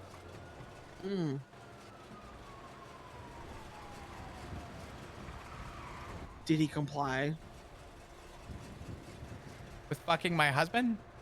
Yeah, did he stop fucking your husband? If I was Barry Benson, I wouldn't, but you know, it's just me. You do have a very handsome husband. Picked well. Yeah, what can I say? He's lucky to have me. Slay. Would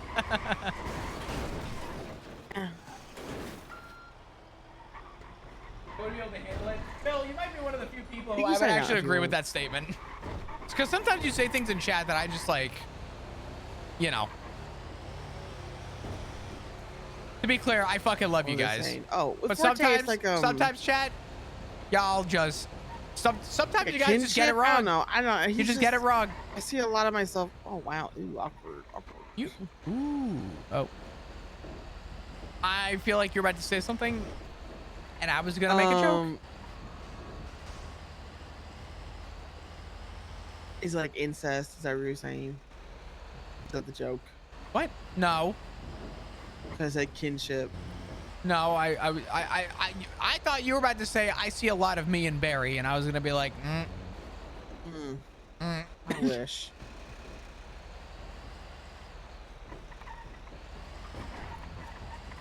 Wait, I didn't sign out. Was I supposed to sign out? Or you can if you want to. Now I'm just driving around, to be honest. Oh, okay. Just thinking about Barry Benson yelling. I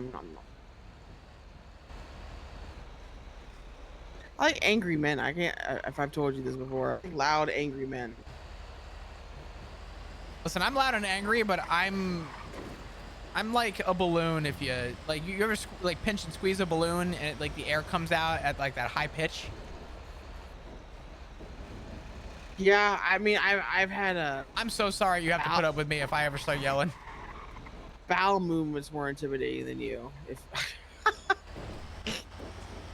no, I don't think you could scare me. I don't know.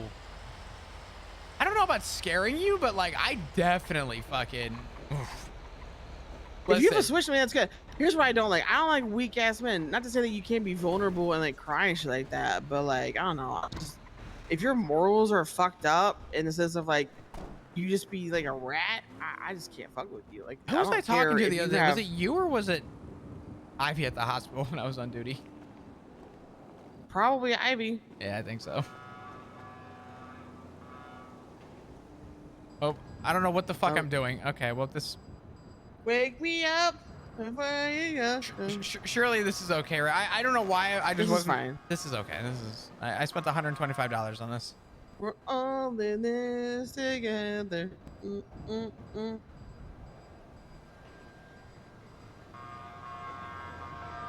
I don't know. I was talking to Ivy in the hospital when Rue was shot, and I'm like, not making a report, nothing off the record. You at least know who did it. She goes, Flop, I know you, I respect you, but I don't know you like well, and I see that badge. And I said, that's fine. I said, here, come here. And I pulled her aside and I said, you know who did it, and it was unwarranted. You have the information, and they turned up dead and washed up on shore. I wouldn't give a fuck, and I walked away. She was like, no, Flop, come back. And I went, So,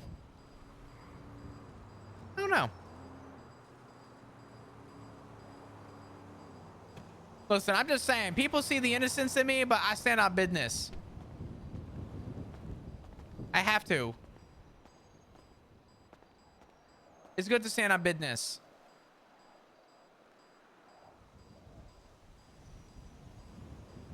That's cute.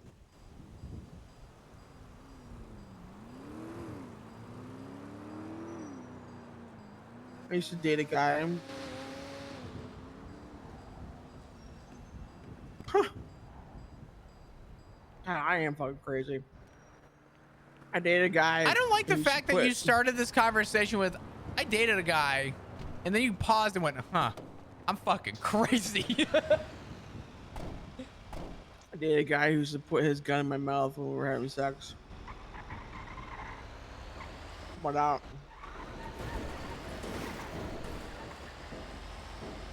I'm that fucking crazy.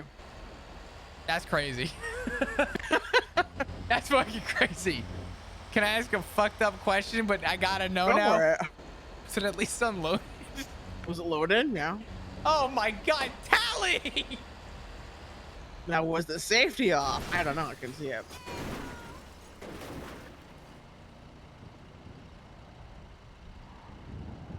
Please tell me you're still in the truck.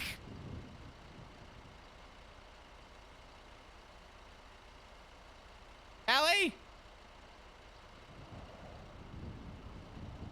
Hello?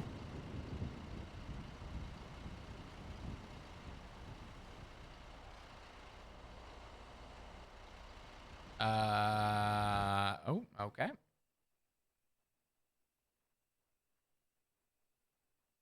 server just go down, or did I just go down?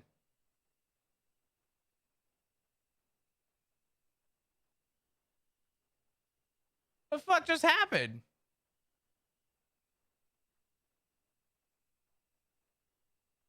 Server went down? Did it actually? Like everybody?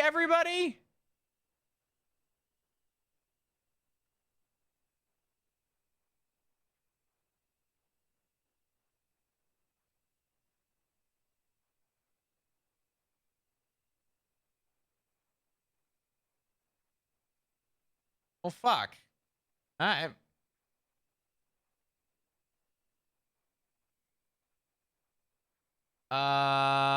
Fuck. I was gonna say, I don't think everyone did. I'm confused. I don't know Tally's Discord.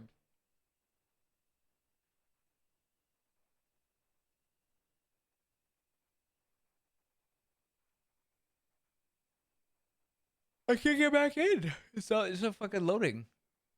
I'm just getting the infinite load. It's not like the connect is like taking 57 fucking years.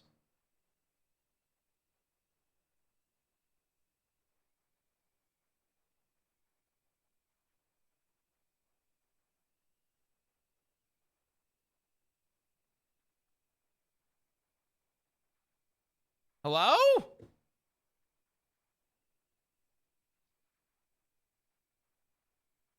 Dude, everyone got kicked out?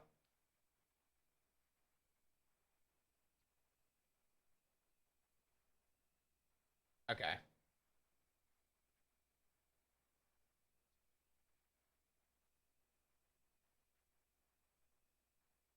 Well, fuck. Now what? Oh, Jesus Christ. Is this a Citizen FX error?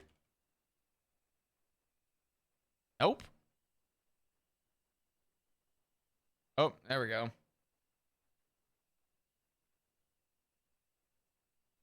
Actually, what time is it? 6.5 hours today. 6 a.m. Fuck. Actually, you know what?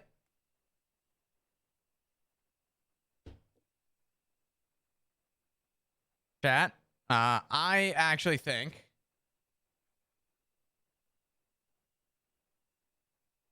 God damn it. I think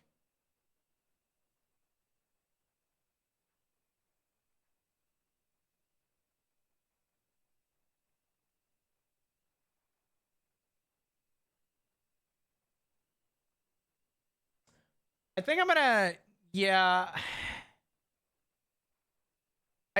I should probably go rest, man. I still feel like shit. I should really go rest. I don't want to, but I really should. I have stuff I need to do tomorrow. Rest before D&D. I'm not. D&D is not happening today. I can't today. Oh my god, it's Tally. I was about to DM you.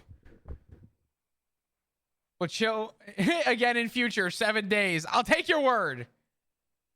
Yeah, no, D&D is not happening. I got asked if I could be around. I can't. I got tired when I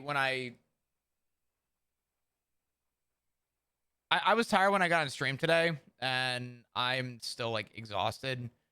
I haven't been sleeping very well, but even like on a full 8 hours today or yesterday, I still felt like out of it. So, I said that I would not survive an entire D&D session right now. I'm gonna hope I feel better by next week. But guys, it was so good to finally interact, like actually interact. It was good. It was fun. I question how many of the stories were true. I will admit the Jackie Snow thing made me laugh out fucking loud. That was so funny. Allie's amazing.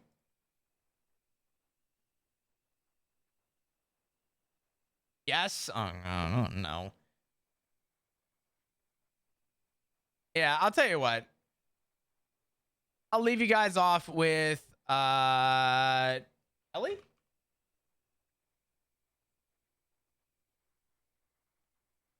If he's on Kelly? He's on Kelly. Yeah, fuck it. I'll send you guys off with Kelly. If you guys are new and happen to have enjoyed your stay, please hit the follow button. I would love to see you come back. If you're not in the Discord, Natalie with the gifted sub to Bez. Bez, welcome, Natalie. Thank you for the gifted sub. We are officially 11 subs away from 800. Thank you, guys. I appreciate your support so much. Hit the follow button, all that jazz. Join the Discord. Check out the new YouTube video, by the way. Oh, Chris, I don't know where that is. I don't want to click a bunch of shit. Well, I'm so glad that you were so concerned about it. You just scroll the down. You can click it. Phil did so good. It's fucking great. It's amazing. It's also most viewed in 24 hours, which was fucking super cool. But yeah, I'll leave you guys with a couple minutes of ads. You guys want to stick around? I appreciate it. If not, I fully understand. Thank you for everything. I'm gonna send you guys off to our boy Kelly, who I think is doing weed. So, yeah. Anyway. I love you guys. I appreciate you. Have an amazing, amazing rest of your night or morning. I'm gonna go get some sleep because I have another long ass fucking day tomorrow. It's just gonna be a shit show, but figure it out. Love you. Appreciate you. Enjoy your night, and I will see you tomorrow. Have a good one. Take a breath, Akita. Don't worry, it's not done yet. It's all good. Breathe. Breathe. Fucking breathe. I have to type.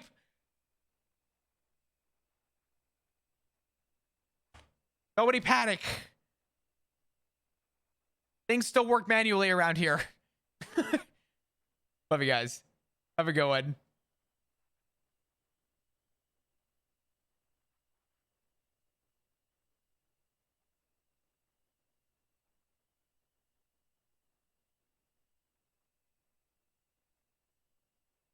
Fucking TikTok ruined shit, man.